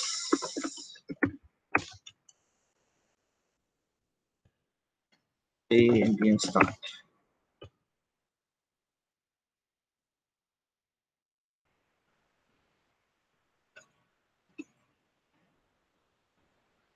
Okay, so you should able to see console log this list of movies. Okay, so now I'll go step by step what I did. So I install Axios. So Axios is a package in my project now, so I can use it. So I import Axios. I use this syntax. Okay, so if you are new to JavaScript, modern front end, you would when people don't have any like dot something / what, it means right you should this is a package in your node modules. Okay, this is a syntax. But if you want to import some other file within your project, what you do is like dot something / So this is a path. If you don't have path, then it means it's in the NOC module. Okay. Yeah. So then we import edges, and here we create a function that called load movies, and it doesn't have any parameter. You just use this to make a call, and then it will return you the data. Okay. So same. This is something a bit new in JavaScript. It's called promise. So like you call something, then it will return a promise, and then this promise has a method called then, and then you can get the return from the promise. This one we can have another workshop on that. Yeah, modern JavaScript. Yeah, but what I do here is when this page load, I will make a call. I'll call load movies, and then this load movies will return me a movies, and then I just console log it. Okay, I'm not doing anything. And then you have this list. So now what we want to do is we want our app to make this call and set state with this value, right? So to do that, we need to define a special method called component mount. Okay. And then I'm going to move this file and move this code here.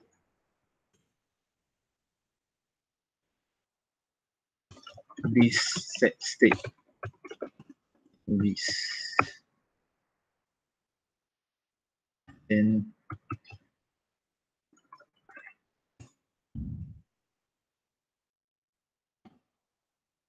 okay, so now all our data here is load from backend. We no longer hardcode it anyway, because by default our movies is an empty array.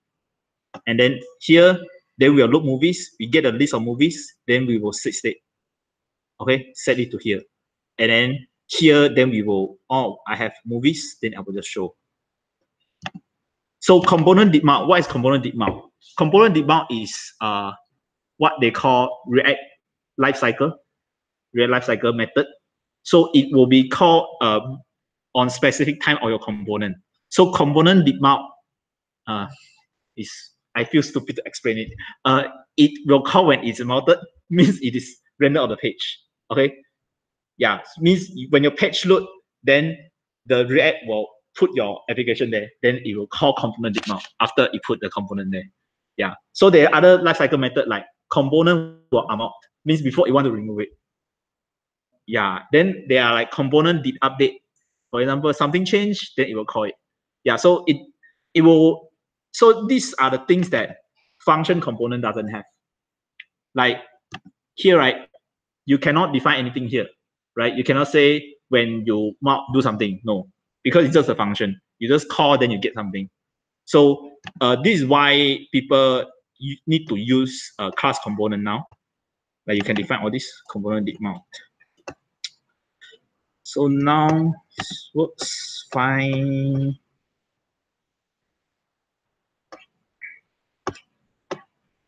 Yeah.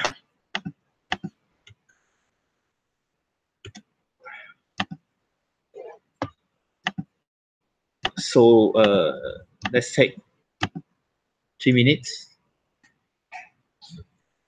Make sure everyone got it before proceed.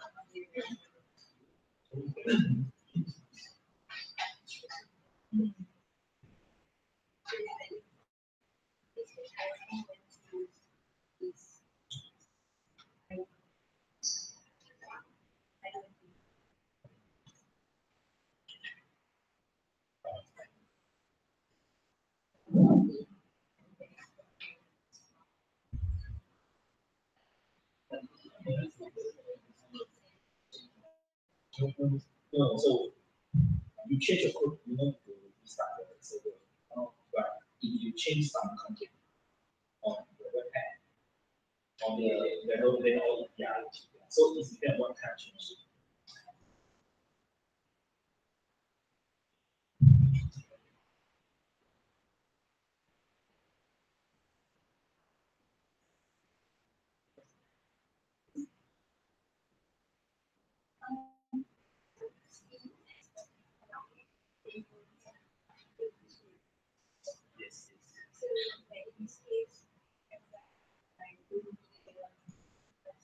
It's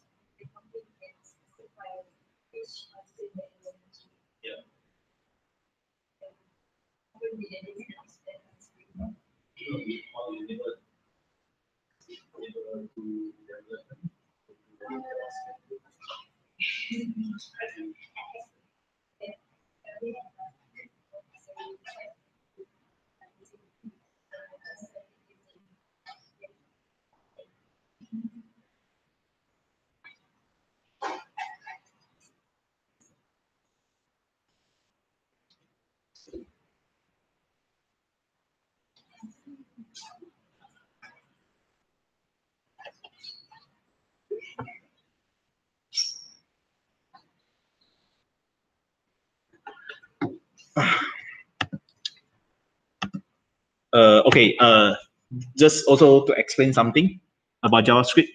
So import export is in a JavaScript file. How you specify what is your dependency and what is the things you want to expose, right? So for example, our movie, we have import React because we need React, and then we'll export the movie. Okay, but when you export, there are a few things. There are two ways to export. You can use export default, and then you can do this export a specific constant. Okay, so here this is a difference.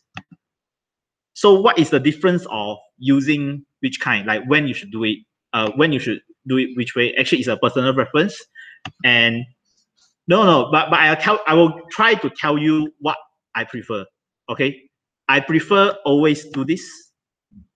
I personally always prefer do this. Why? Because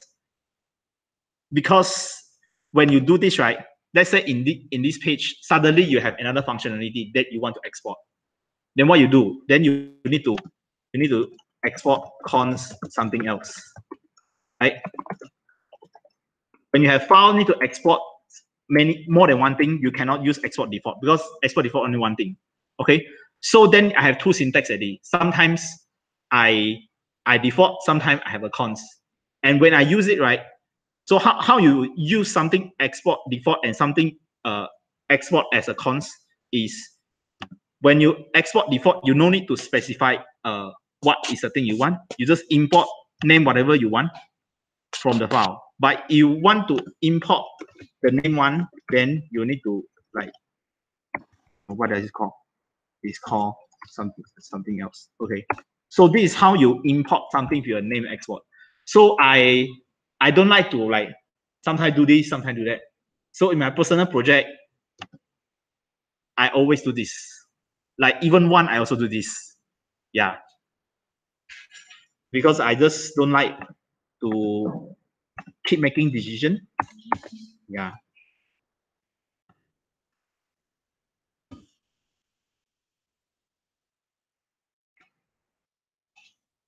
Then there's another pro tip here is sometimes when your file have many import, right? Then you have a bunch of file, and then maybe some people don't like, you need to follow this order, follow that order, right?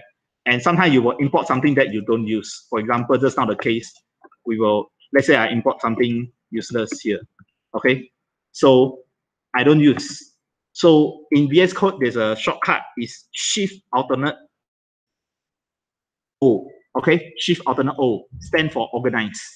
So Shift Alternate O, it will help you to remove unused import and it will help you to order it. Yeah.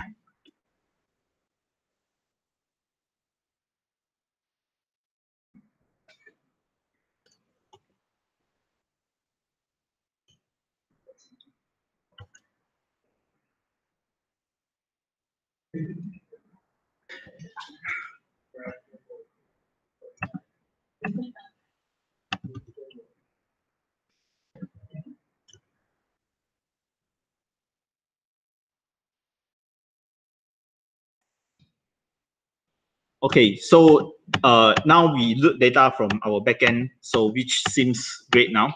But in actual world, our network may be very slow, right? So when you click, but the data is still loading, then you will see a very slow, like nothing's there, right? So usually people will have a so-called loading indicator, like shows loading. So we are going to do that. We're going to do it now. So it's very simple. I will just create something called busy. What Chinese is something else? Busy container. Okay. Then from here, actually, I want to teach you something about React. So I have a busy container. So it takes two props. Okay. So one is called isLoading. One is called children. So isLoading means if it's loading, then when it's loading, then it will show these specs. Okay. Then it will show the children.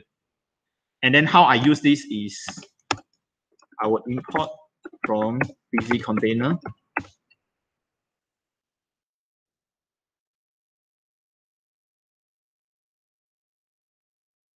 So I will show it in here. Busy container.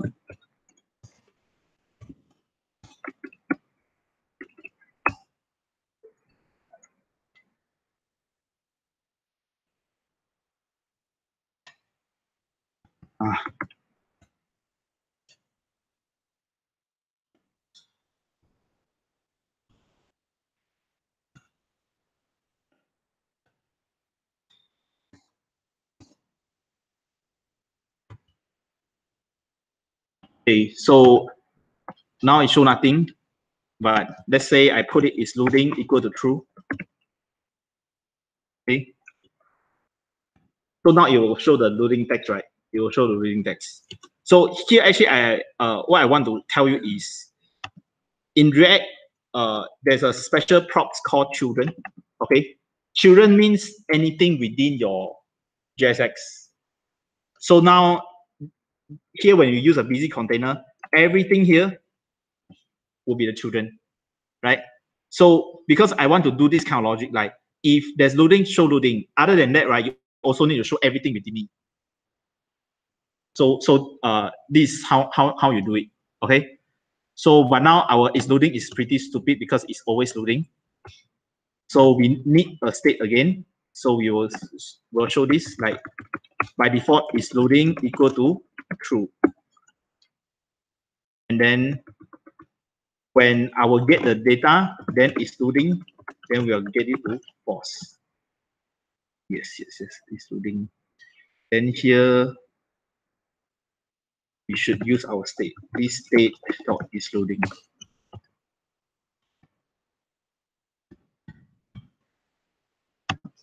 If you press fast enough, you're able to see that it's loading. Yeah.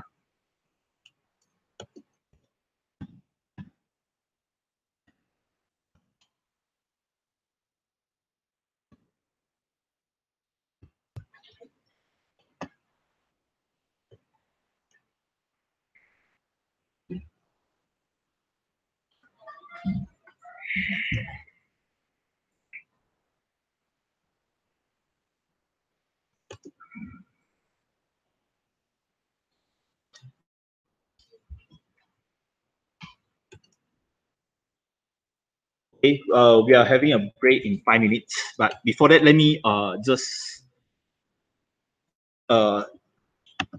let you know in React, right? Compared to other frameworks, because we know the component, it can be just a function, right? Can be just a function. So you can just create any function, any component on the fly if you think your code is too long. Like for example, here you have a lot of stuff. You have a button, then you have onClick, then button container, all this kind of stuff, right? So you may think, wow, this actually is a button section, right? So what you do is you can just declare a button section here, right? Because it's just a function. So you just declare a function here, and then you just move all your code there. Then now you have this kind of properties, then you just put it show movies. Then you want to have an on click. Then here you just put on click. Then you can use this button section now in the bottom. So you just replace this whole thing with your button section. And then you just pass down what you passed down before. On click this toggle movies, and then show movies, this state show movies.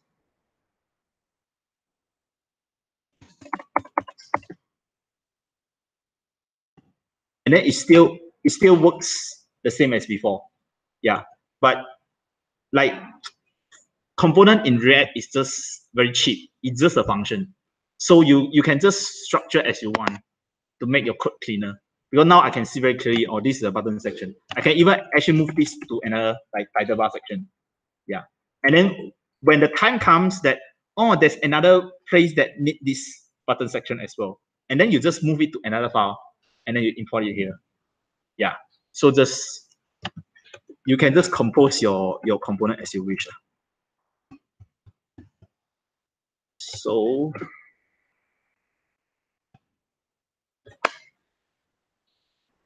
you have a break.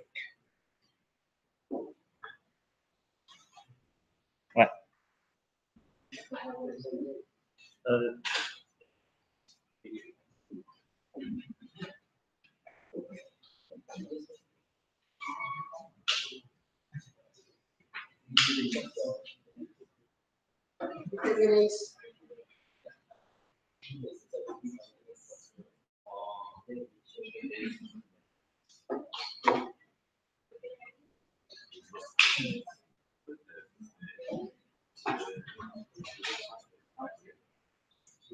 Yeah, you should. That's why I'm saying like you need to shut up the TSP video, but then if your list is static, right? Hold it, then you go to the order and start. Then actually the key doesn't matter. The key only matters the like yeah, when it's ordering, then you make sure your key is really live. Yes, the key will be more. Because the key is for where you know. Let's say you order it, right? Then if you have the same key, then you know, okay, these two actually have the same one. So it will not amount it and mount it. Yeah, it will grow. Yes, yes. And also some animation is not possible if they are not.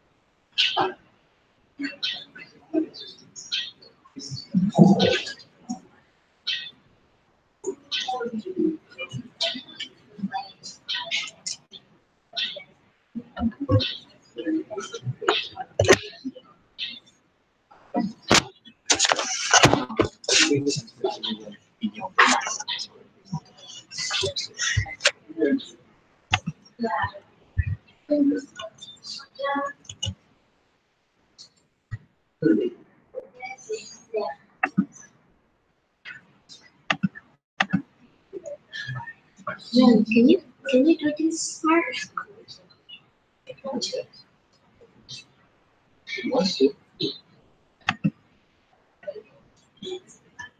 Yeah. Can you take over this for us? Sure. Yeah. Okay. So this.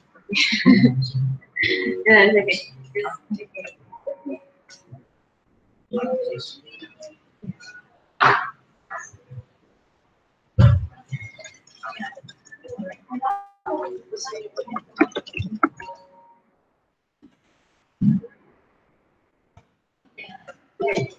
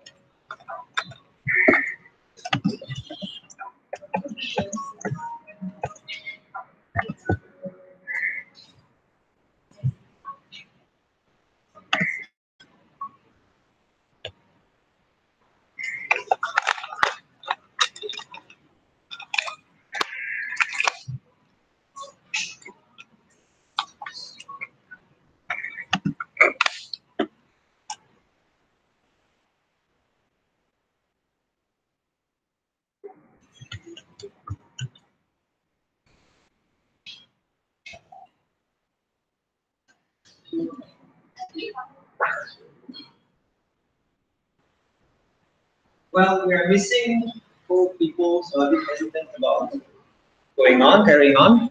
But still, for those of you who can look at this quiz, there's a few questions there that we would like you to answer, and we'll give you some interesting results at the end of the session. It's pretty short, it's just a few questions.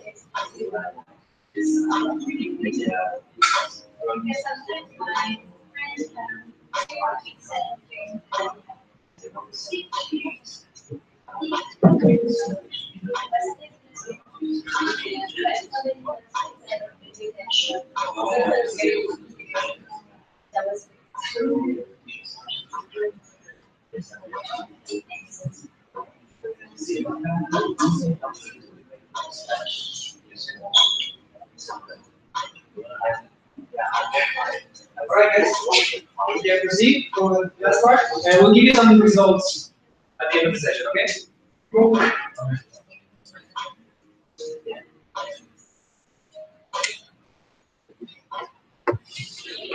Okay. Thanks.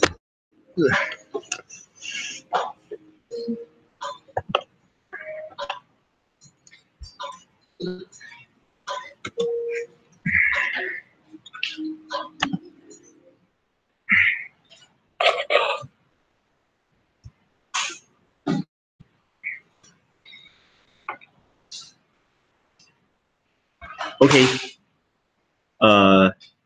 So we'll start our next section, React testing. So you can, as you can see from here, we have React testing, we have code splitting, then we have conclusion, then we have two appendix. Actually, the two appendix are, I may cover, may not cover, because it's the things that like last night just occurred to me that I think maybe we want to talk about it. If you have time, we'll talk about it. No time, then you can go back and read yourself. Yeah. So React testing. So JavaScript testing used to be something a lot of people don't do because it is so damn hard to set up. Like there's a few pieces that you need to put together. Like first you need to have a test runner, which means the environment for you to run your code. Then you need to have a assertion library. Like what's assertion library is you need to make sure A equal to B. But the comparison of A equal to B, that one is another library. Then there's another mocking, spying, all this kind of stuff. So like usually for people to write a single test, they need to install like 3 or 4 libraries just to write a single test.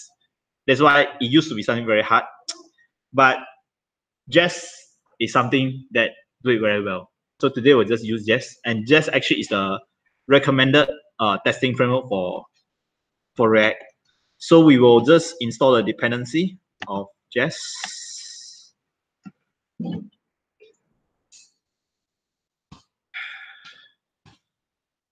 So while running, I can tell you roughly what all this. So what is Jest? Jest is things we're going to use later. Babel Jest is we will integrate our Babel with Jest, because now we teach Babel to transform some specific syntax, but Jest doesn't understand all those syntax by default. So we let Jest make a transformation by installing this Babel Jest. And then Babel call this 7.00 bridge is, the story is this. Babel call used to be called Babel / call. And then after that, they don't want the name anymore. They want the alias Babel / call. So there's 2 naming for the same package. And if you're using the old name, right, it will not use the new package automatically. It will crash. So what they does is they introduce this bridge package, which is under the hood will just require new package. So it's easier to see with your eye. This is a Babel bridge package in NPM. It's just a single file, and inside this single file, it's just 1 line of code. Require at Babel call. Yeah, this is the shit happen when you want to rename your NPM package. Yeah, so we install it, and then what else we need to do? And then we just need to add a new NPM script, test Jest.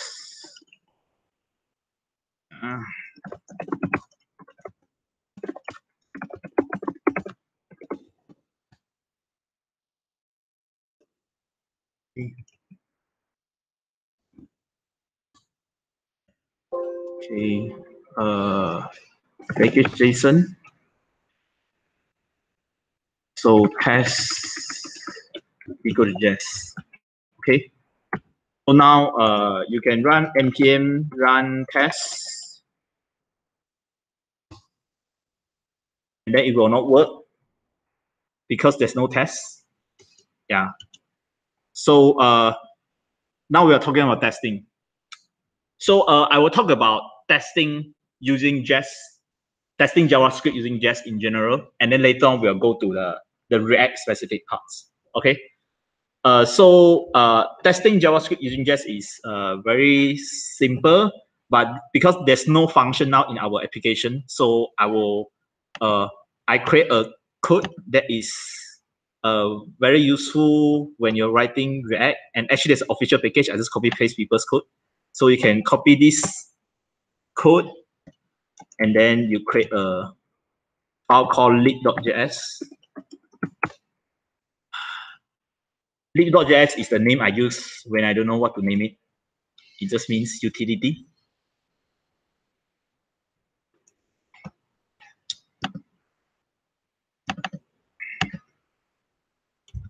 Okay, so what this code actually does is actually it exposes two functions. One is called join string, one is called class names. We are going to test class names here. So class names is a utility that allows you to join multiple class names together. Because in React it's very common. Like let's say you have button, and then you want to like button white, button primary, button secondary. Okay, so there's a lot of times you need to do this kind of conditional class names. So there's an official package called class names. So this is what it does. If you pass a 2 parameter, then it will generate you a class names. And if you pass like false to it, then it will just ignore it. If you pass it a null, then it will ignore it. And if you pass it a array, then it will flatten it and join them together. Okay, so there's an official package class names here. Yeah. Okay, so now we are going to test it. So to test in Jest, it's very simple. So you create a file, then usually the recommended convention is this. You use the same name as the code that you want to test. You just add like test.js. So when you want to test lead.js, you create lead.test.js. Okay. And then, so in this one, you can just import your code. So we'll import our class name. Now I will test my class name.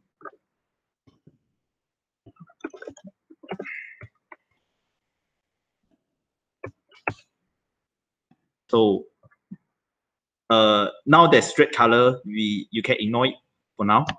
So when you write tests, actually how it works is you have this utility called test, in which Jest will inject globally. Okay, so everything inside the test, right? It will just run it and make sure everything inside there doesn't throw any error.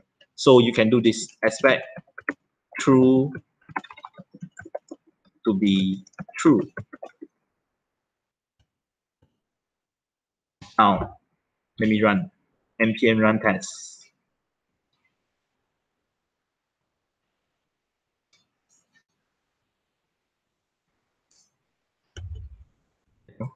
Yeah, okay, the test passed.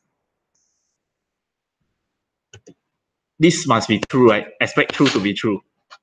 True must be equal to true. So this is what Jest does.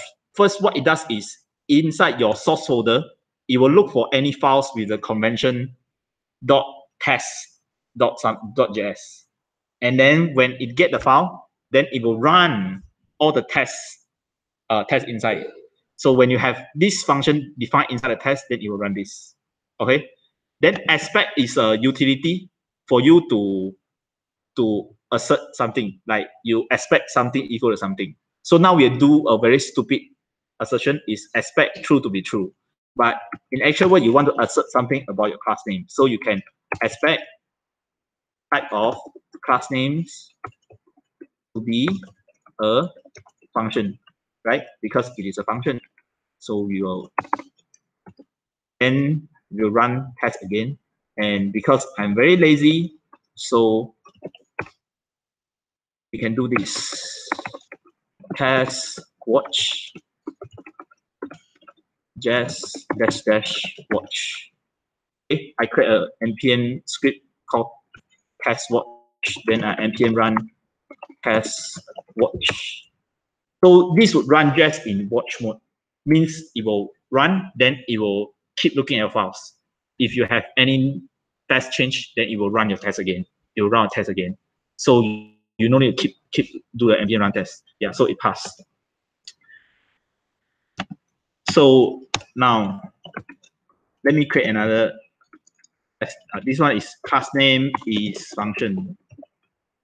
Then we can do class names.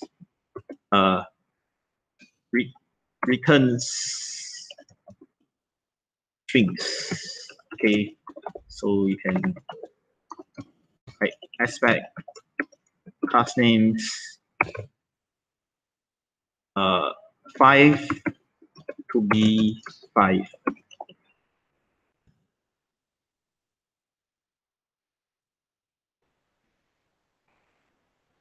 Now, then it pass again. So you see, it's very important for you to have a good naming here because this is your test name. Okay, your test name actually will be shown here, and then it will show it's a pass or fail. If you fail, right? Let's say I purposely want to fail it, like to be false.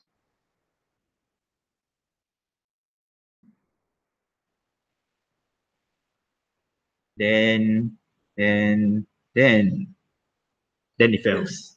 Then when it fails, it will tell you like what test failed, and then it will tell you what is the expected, what is the received.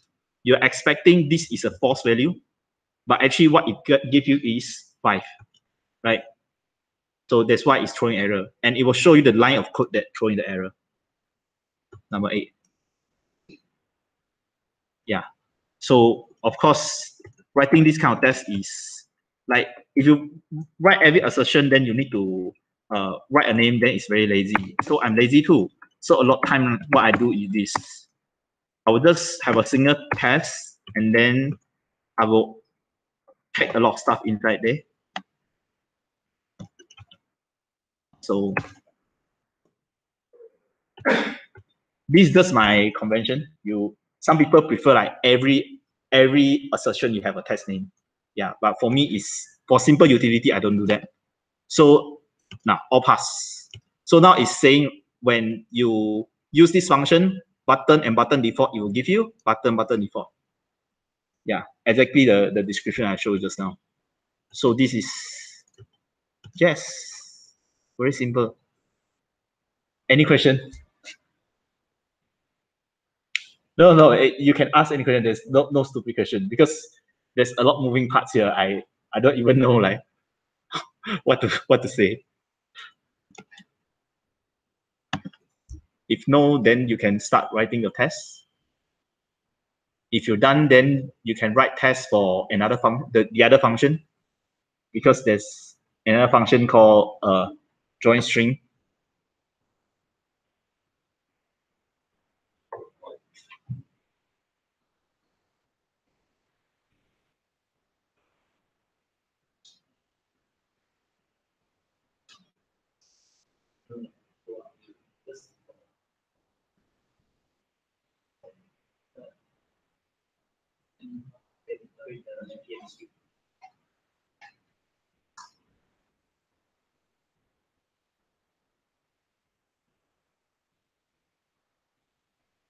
Yeah. So if you want to watch more, then that's semicolon. Then dash dash.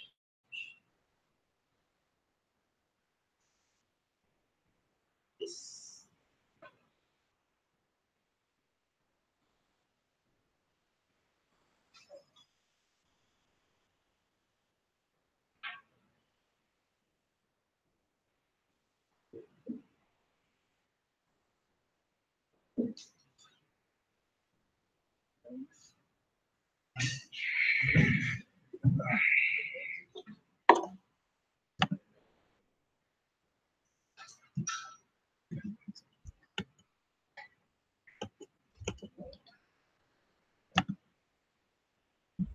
Okay, so you see a lot red line here because we never import test, right? We never import test here. We never import expect here.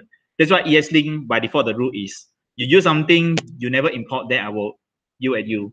Why you do something you never import? But it works. Why? Because when just run your test, it will set it to global, right? So because it's very tedious, every test you need to import all this.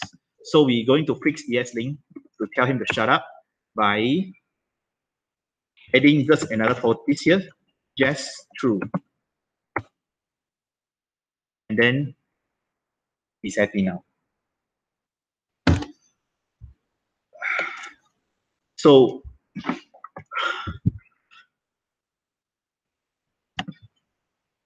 this is test. Very simple. You run something, then you expect the result. But I just want to show you, right? This aspect actually it has a lot of helper for you to do assertion, which is comparison.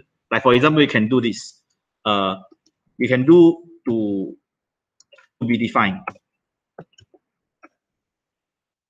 Right? You can make sure something is defined, which means it is not undefined.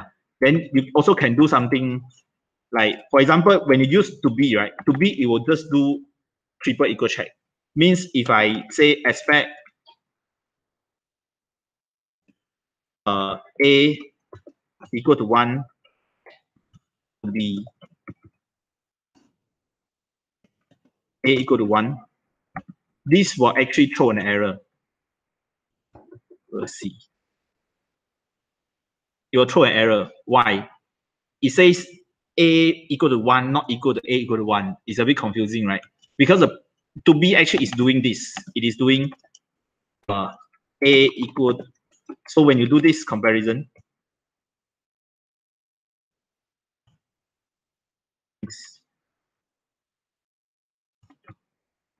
so it is doing this comparison, equal, equal, equal.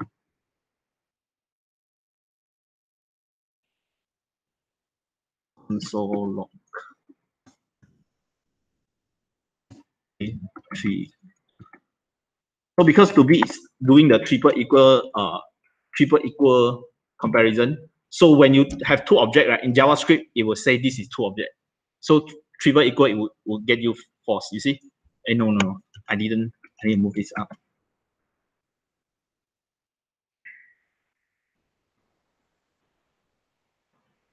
So yeah, false. Okay. When you do triple equal, it will give you a false, even though your object have the same properties, have the same value. So what we do is there's another comparison called to equal. So to equal, actually, it will help you to see when it's an object, then it will check the properties, then it will check the value. So when you do to equal, then test will pass. Okay. Yeah. So there are a few comparison that you can do. So there's like to be, to equal, then you can do not to be. Yeah, just get a good not, then you can do not equal. So you just need to have more experience using JS, then you know what to do.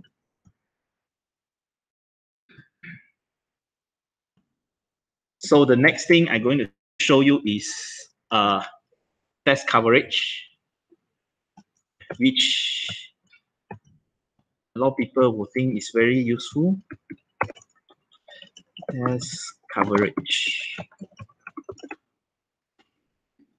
So we'll create another npm script called test coverage. Okay, you just need to pass a flag dash coverage. Pass to JS, and then you just run npm run test coverage.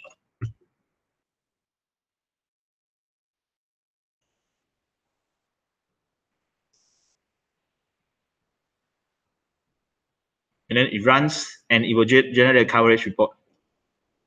And then when you generate coverage report, by default, it will generate this folder, coverage report. And then you can just go inside and open it. And it will show you, you have 100% statement coverage. You have 83.3% branch coverage. Yeah, 100% line coverage. Your manager will be very happy. And here it shows you like which, it says, because the condition branch it says it's not 100%, right? So it will show you which part it didn't cover. So here it says, or here it doesn't cover. Like else, this part is always true. That's why the else scenario is not covered. Yeah. So and then you can start adding your test to make sure that is covered as well. Yeah, you can do that. Yeah. So this is something I think is very cool for Jest, because it used to be like you need another library just to process this for you. But now Jest just do everything for you. You just need to pass different flag, then yeah.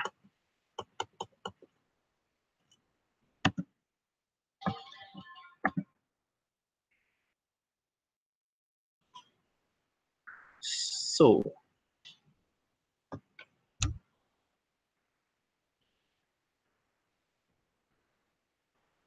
anyone need more time? No, just for one round.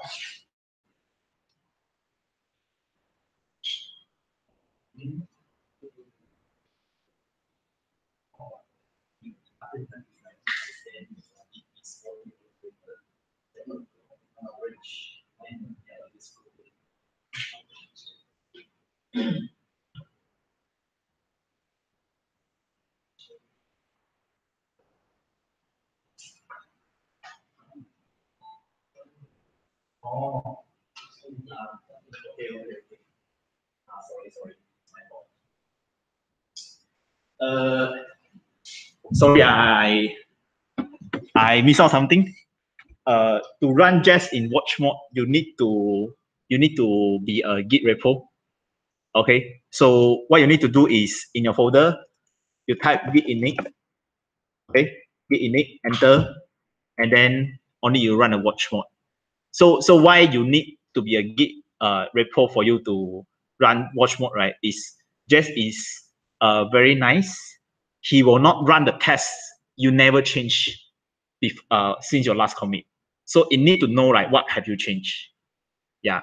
So it's not blindly say, oh, you change lib.js, but you only rerun lib.js. No, it's very smart. Like your app require lib.js. If you change lib.js, then it will run the test for lib.js and app.js. Yeah. Other things not impacted, then it will not run. Yeah. So you need to be a Git repo.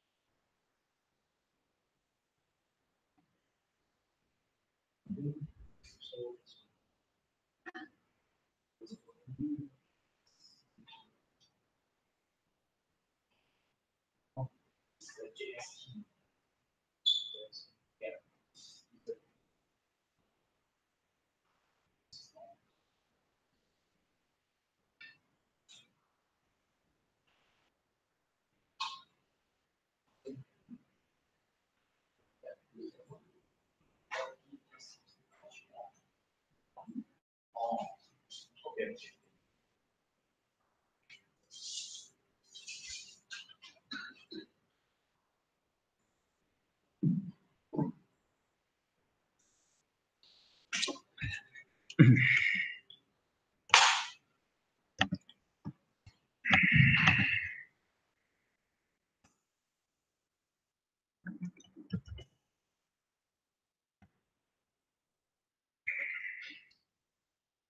Okay, so everyone seems okay.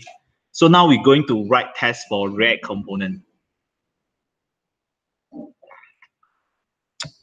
So to write a test for React component, now I want to test a simplest one. I want to test our busy container.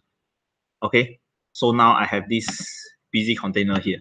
Okay, I want to test this component. So you see our busy container, the behavior is this. When that is loading, then you will show a loading text, and then also you will show the children. Okay, so the test is same. You just write the same name. You can don't write the same name. It still works, but people wouldn't know that test is written for this component. Yeah, so you should always follow this convention.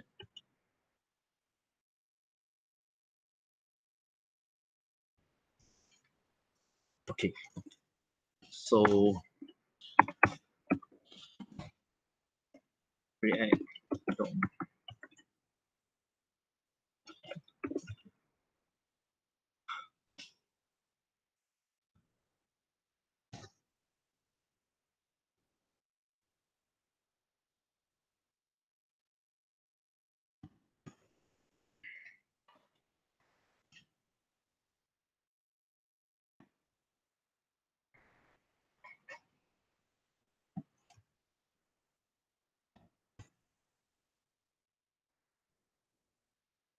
Okay, so now I will run my test.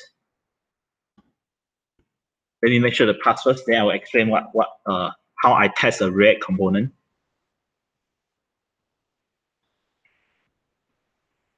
Okay, okay, it's passed. So how to test a React component? You remember what React component does? React component actually is, it will give you some markup and which you can render on our browser, right?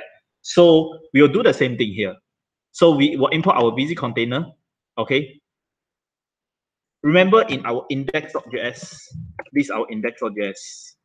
We will run React DOM render a component. Actually, this one, let me just change it here.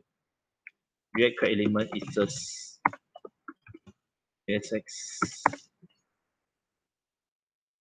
So here we React DOM render, actually we render our application, right? Our component. Then into this document get element by ID, actually it will give you a HTML. Okay, so we'll do the same thing here. We will document.create element, we'll create a div, and then we will append to the body. Okay, and then after that, we will render our component there. Okay, so because why index.js we doesn't need to do this, because my HTML already have this, right? But in my test, right, when I run a test, there's no such thing here. So first, I need to create the div, and then I append to the body, and then I will render it. So it will render our busy container. Then after that, I need to check whether what I'm expecting is there. So you see, I busy container is loading is true, right? So when it's loading is true, then it should look this loading. Okay. So how do I check that thing exists? There are a few ways you can check the text is there. You can check, oh, is loading text there? But I don't like that because I can change the text tomorrow. So a convention people like to use is you add a custom attribute called data text ID. Okay, you can name it everything you want, but convention is data text ID. So let me call it in loading indicator. So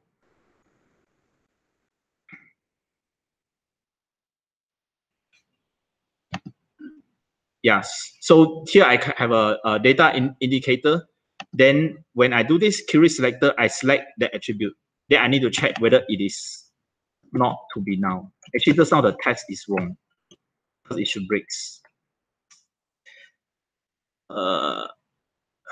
Okay, let me show you. Let's say I didn't add the indicator, right? So I just have this loading text. Okay. So our test failed.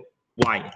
Because our test, what it's trying to do is it try to find a element with the data text ID equal to loading indicator, and it cannot found, right? It is now. That's why our test failed. So now I need to add the loading indicator so that I can but make sure the things is there. Okay. Yeah. So this is the how to test a React component. Like you create a div and then you go to render it and then you make sure the element is there. Yeah.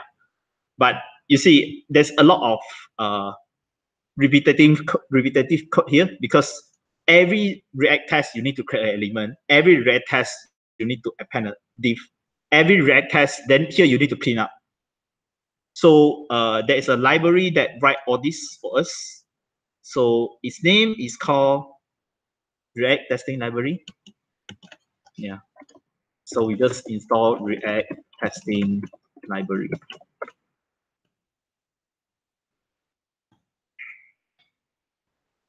Anyone has any question?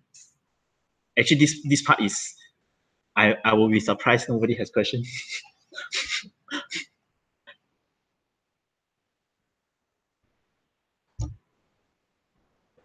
Do you know how come document.createElement works? Why? Do you know what is document create element? Yeah, but that thing only in browser, right? But when I run this test, do I open browser? No, right? I didn't open browser, but document.createElement works. And I didn't have browser, document body append child works. Yeah, why it works? Because just when it run your test, right, it will run it in its own special environment called JS DOM. Okay, JS DOM is a it's a simulated browser environment. So it will have all the things you can run in your browser. Yeah, so when you run document create element, it will works.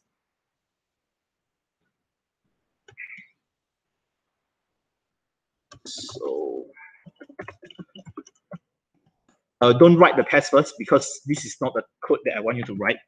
So because we have so much repetitive code here, so we will just use this library called React Testing Library. And then it has some utility that you can use. So here we need to render React DOM render. Okay, so React Testing Library, actually you can just, you don't need all this code anymore. Just remove it. Just remove it. So you can just use it, render. Okay. When you run this function, it will do the stuff what I just did just now. Create a div element that append it to the body, and then run the DOM render. And then it will return you any helper, like a container, and then it will help you like get by test ID. So I'll show you what is this container, because just now when we create our own div element, we have the access to the div, right? So I can use a div to check what is inside this div. But currently I don't create this container myself. Is this render help me to create one? So it will give me this container, and then I will just use it. Okay, I will just use it. Yeah. And then here I no need to clean up myself, because this React Testing Library has a utility called cleanup. So I just need to make sure after each I run cleanup. Then yeah, then our code will still works. Our test will still works. This React Testing Library is just abstract away what I just write manually myself. Okay. And then this render actually has a lot of helper. One of the helper that I always use is called get by test ID. So you see here, I need to manually write this selector, right? Data test ID equal to this. And this get by test ID, it knows is a very common convention. People use this attribute, data test ID.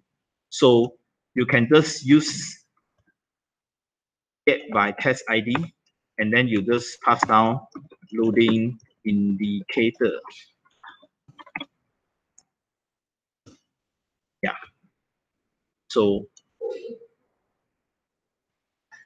yeah, our test will still pass. Okay.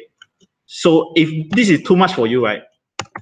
I always say like the best way to learn JavaScript is console log. So you can do this like you don't know what get by test ID is returning. So you can just put like some indicator, you put some variable get by test ID, loading indicator, and then you just can console log it.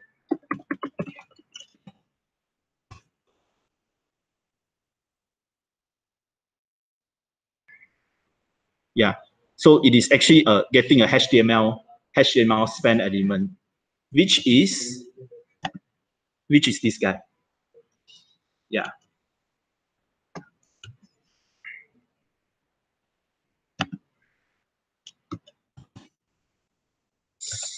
Okay.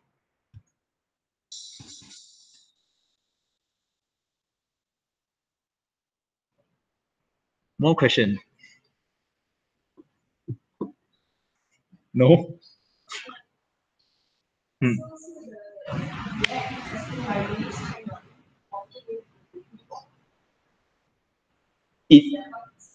No, because just now before I import it, I need to like document.create element, then document body append child. Wait, let me just, yeah, previously I need to write this code myself. Now it is writing this code for me. Yeah.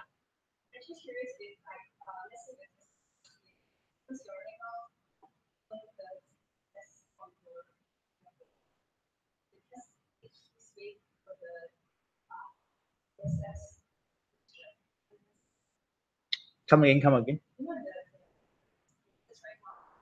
Uh-huh. Yes. Oh, no. You can test the component has correct class names, but you can't test how it looks like. Because technically, I don't see there's any way you can test it. Yeah, the only, if you really want to make sure, you can only make sure the class name is correct.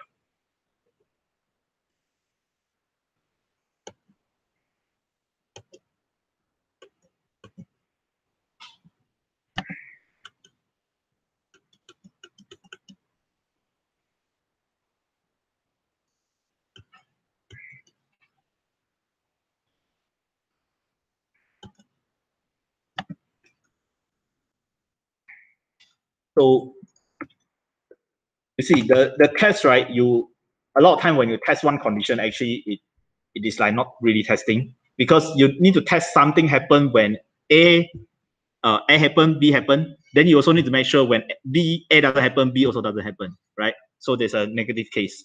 So just now we render loading indicator when props is loading. Then of course we need to make sure like not render loading indicator when props is not loading, right? That's the other way. So it's the same thing here, but it's just that now is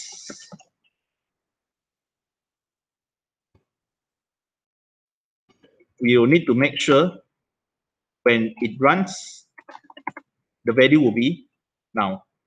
Because now is not to be now. Now we need to make sure when it's not loading, no, this is going to fail. Hopefully. Yeah, it's failed because it is not now. Why? Because my test is wrong. Because it's loading should be false.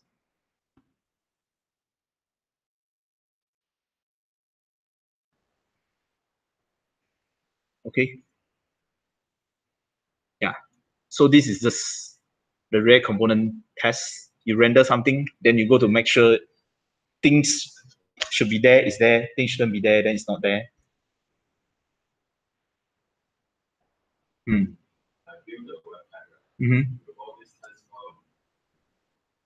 No. Okay, when you run your Webpack, even though this file, right, is inside your source folder, but you look at how Webpack generate your whole file.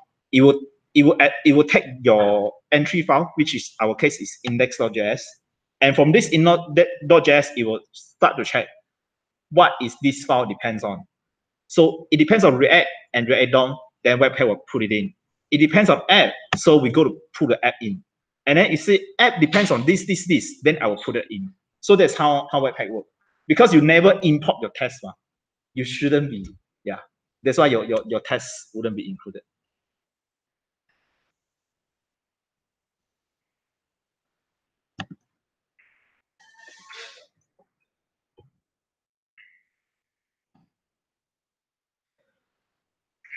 So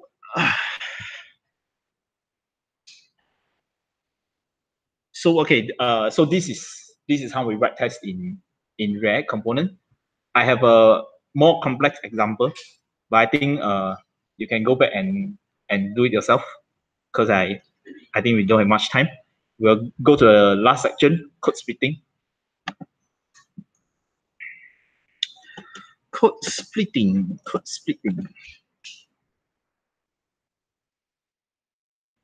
So maybe just raise your hand who have heard of code splitting before, who have not heard of code splitting before. Yes. Code splitting. It's two. Wendy and you. Sorry, what's your name again? Amiru. Okay, Amiru. Okay, Wendy and Amiru. Okay. Then let me explain to you what is code splitting in general. So now we have Webpack, right? Then we include so many applications, so many code, then we show it to our user. But in an application, most of the time when user go to a web page, right, it don't go every single page. It will go to specific page only. So if every time user go to your website, you give them all the code, actually you make your website very slow, right? It wastes your user data. So that's why people will start thinking, oh, maybe we shouldn't load everything at once. Maybe we should split our code. So let's say I have a login page, then I have a like user page. So login page is some JavaScript. Then when people go to the user page, then I will load extra code. Yeah, so that's what they mean by code splitting. So, but then there's some complexity there, because when you do the code splitting, then you need to make sure when people go to the page that need those code, you need to load it, right? So it's not as simple as like, oh, I want to split, then it just works. So that's why Webpack support this. It make it very easy, because Webpack now it knows, right, in your page, what depends on what depends on what depends on what depends on what. Webpack knows, right? That's how it produces your final bundle. So you can put some point, tell Webpack, say, this part, when people need it, only you load it. When people don't need it, you don't load it. And Webpack will help you to do the logic, load the code only when it's required. That's why code splitting, people always use the term lazy loading. What does it mean? It means you don't load your code upfront. You just lazily load the code when people need it. Yeah. And this is what I'm going to talk about in this section, code splitting. So we will, I will tell you like how to lazy load some JavaScript code when you're using Webpack, and then I will show you how to do it for React component. So now we will go to our app.js. Yeah. Maybe I just run npm and start first.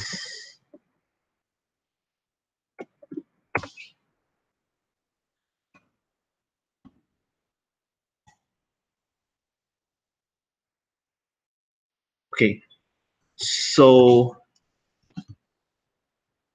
now this is my page.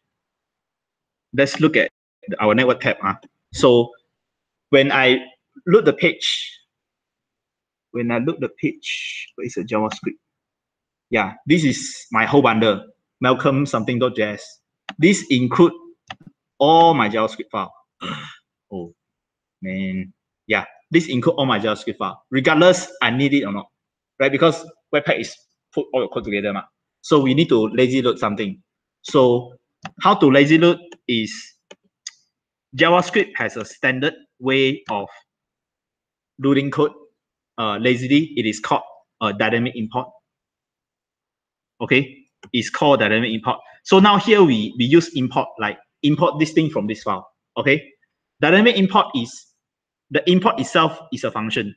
So what you did is, instead of like do this, you would do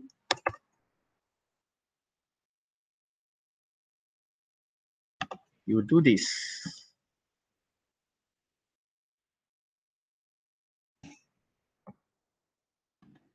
Load code and movies. Okay, your webpack will throw error, but let me explain what it does first. So previously, when you write all this kind of import statement at the top, right, it is for Webpack to know this file depends on what code.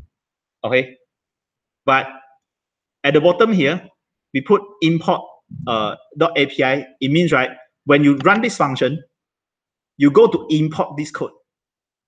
Yeah, it doesn't get this code before this function is run.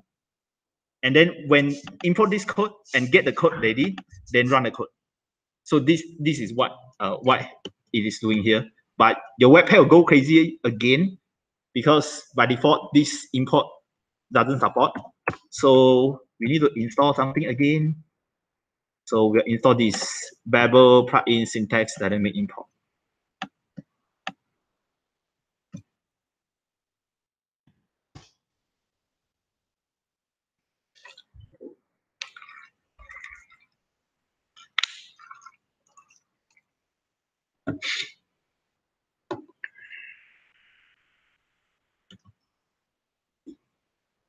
This thing doesn't apply in React Native context. Yeah, because React Native you compile everything. So we install already, then we will just need to include it in our Babel.js. Babel.js.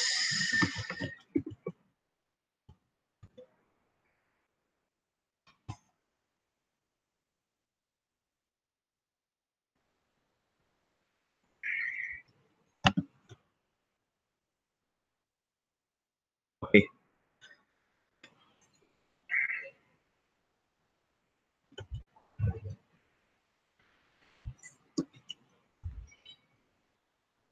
Okay, so now when I run, you see previously it's only one JavaScript file. Now actually it's split to 3 JavaScript file now. Yeah, it's split to 3 JavaScript file now. Like it will first run this, and then after that it will load this.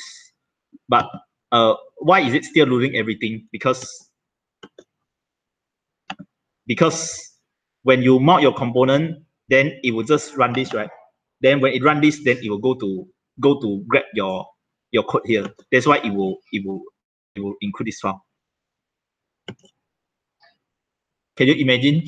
I think it's better I don't run Webpack dev server. I'll just run the Webpack compilation. Okay, so previously we have only one file. Now we have 3 files. Okay, so this Malcolm.something something is the main code that include everything here. Okay, so you can see from here. Oh, yeah, you can see from here that we have index.js, right? We have busy container.js, we have movie.js, but you won't see the API.js. Okay, so where is API.js? API.js actually is inside here. It is split into another JavaScript file. Okay, so here is our API.js, and then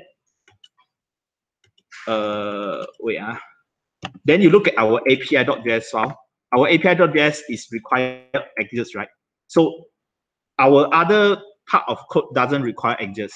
So you will see inside here, this is API.js, but you look at the 0.1, here actually it includes edges here. Yeah, edges is a whole bunch of library there. Now, because we lazy load our API.js file, we actually like put it into separate chunk, so it can be loaded lazily. Get it? I think you don't get it because this example is a very bad example. I know already.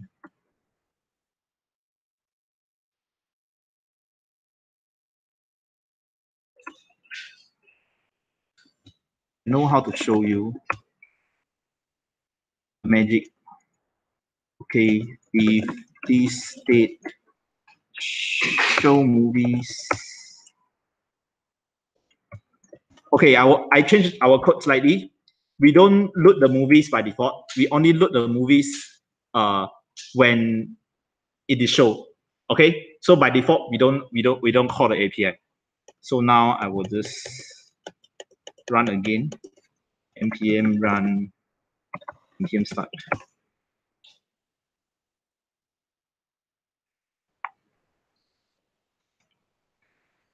Okay.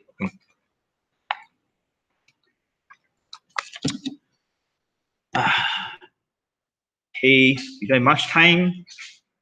So okay.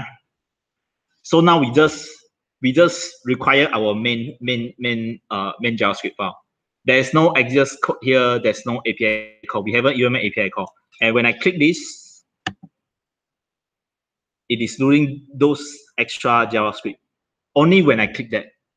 Yeah. So previously when people come to my page, it will load every single code in my application. Now I only load my code when it is required. Yeah. So that's what we call it, code splitting, by using import, by using this dynamic import. Yeah, you import the code only when you need it. Yeah. What is the impact of user experience? Yeah. So this is always a trade-off, right? Everything in software engineering is a trade-off. So what you're trading off here is you are making people that want to see this list have slightly slow response, but you make every single people come to your page slightly faster. You are sacrificing some part of people to make other people happy. Yeah, so it's not like, oh, we have dynamic import, our single code also use dynamic import. It's not like that. You should always use dynamic import only at the place you think makes sense. Like parts that not everyone need to go, only use dynamic import. If everyone also need to see this movie list, then why you lazy do it? You just make every people's page slower without bringing any benefits. Yeah.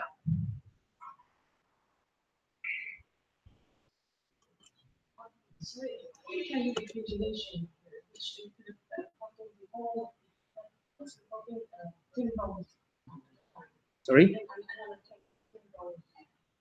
Come again? Now, we just before JSON file, we can go to have in there, right? Yes. Now, let's say that we want to bring 5 by 5. Bring 5 by 5. Or that one it is possible. It depends on the backend API. Like some backend API, you can pass out how many rows you want. So you just say like you want to 30, then it will give you 30.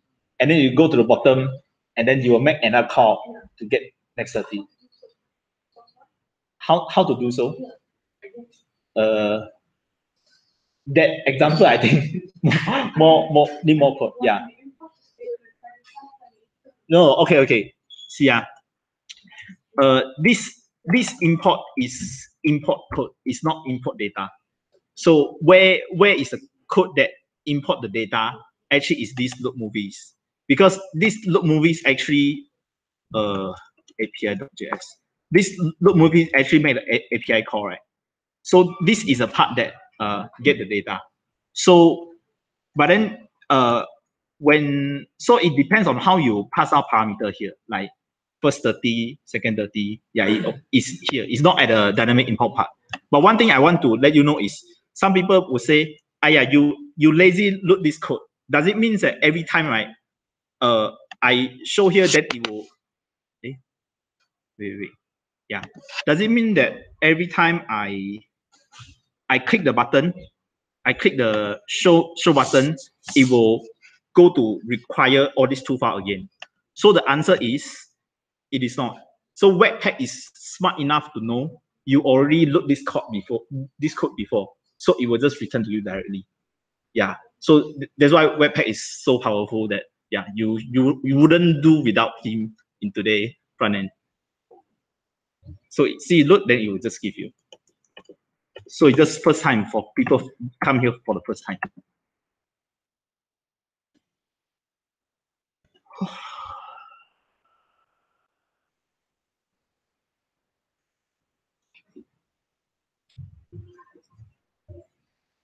Okay, thank you. So the last part, because time is a bit short now, so I will do it very fast. So the last part is lazy load our React component. Okay, lazy load our React component. So I will just copy paste the code and then I will explain. Yeah. Oh no. So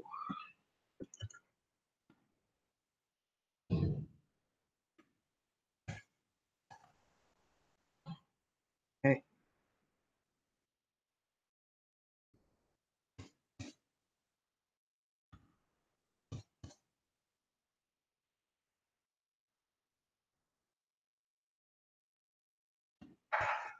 React suspense.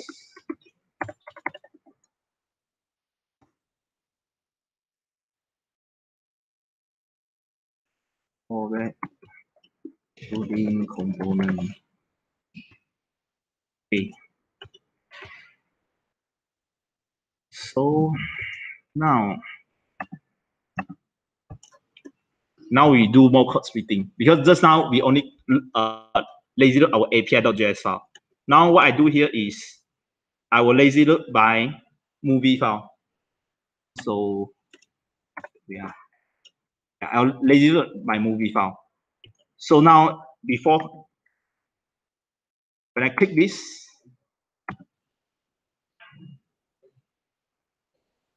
do you see, like, first when you click, how the flow works is like this. When you first click this, then it will load the API.js file, and then it will make the API call. Okay. After it make the API call, then you set the state daily. Then you have a list of movies, right? Then you have a list of movies. Then you will try to render this. But this movie, actually, it is not React component itself. It is something that read by the React load lazy. So when you wrap it with React load lazy, then React know, oh, this is a lazy loaded component. So it will go to call this import, and then it will get this file. So you see this file actually is our code in the movie.js. Yeah. So this is how you lazy load React component. So previously, when you lazy load JavaScript code, you just use an import. You create a function, then you use an import. And React component, you use React.lazy, and then you import your component. Yeah. So then at the bottom here, so you see here we have fallback loading component. What does it mean? It means, right, when you have a React.suspense, inside it is, if there's any React component that is waiting to be loaded, then it will show you the loading component text. Yeah, but usually you don't put loading component. You still put the loading. But I just want to show you, like, yeah, first it's loading, then after that it will, no, I think I need to slow down my network. Then you will see. Okay. So first it will call the code, get the code, then it will make the API call. Then after that, only it will load the component. Yeah, so this is lazy loading in React. Yeah, if you come from, I always use Angular, I'm very bad. If you come from Angular have like so many configurations for you to do. You have put it inside a module, whatever, then you lazy do the whole module. As far as last time I learned, that's how it works. But for React, you just use those import statement. And then anyway in your code, you want to lazy load another component, you just use this import statement. Yeah. for me, I like this transparency. Like, I no need to do something that people just tell me to do, because I really understand what it's doing. Import the code, then run it. Import the code, then run it. Yeah. So that's all. Should I wrap up first?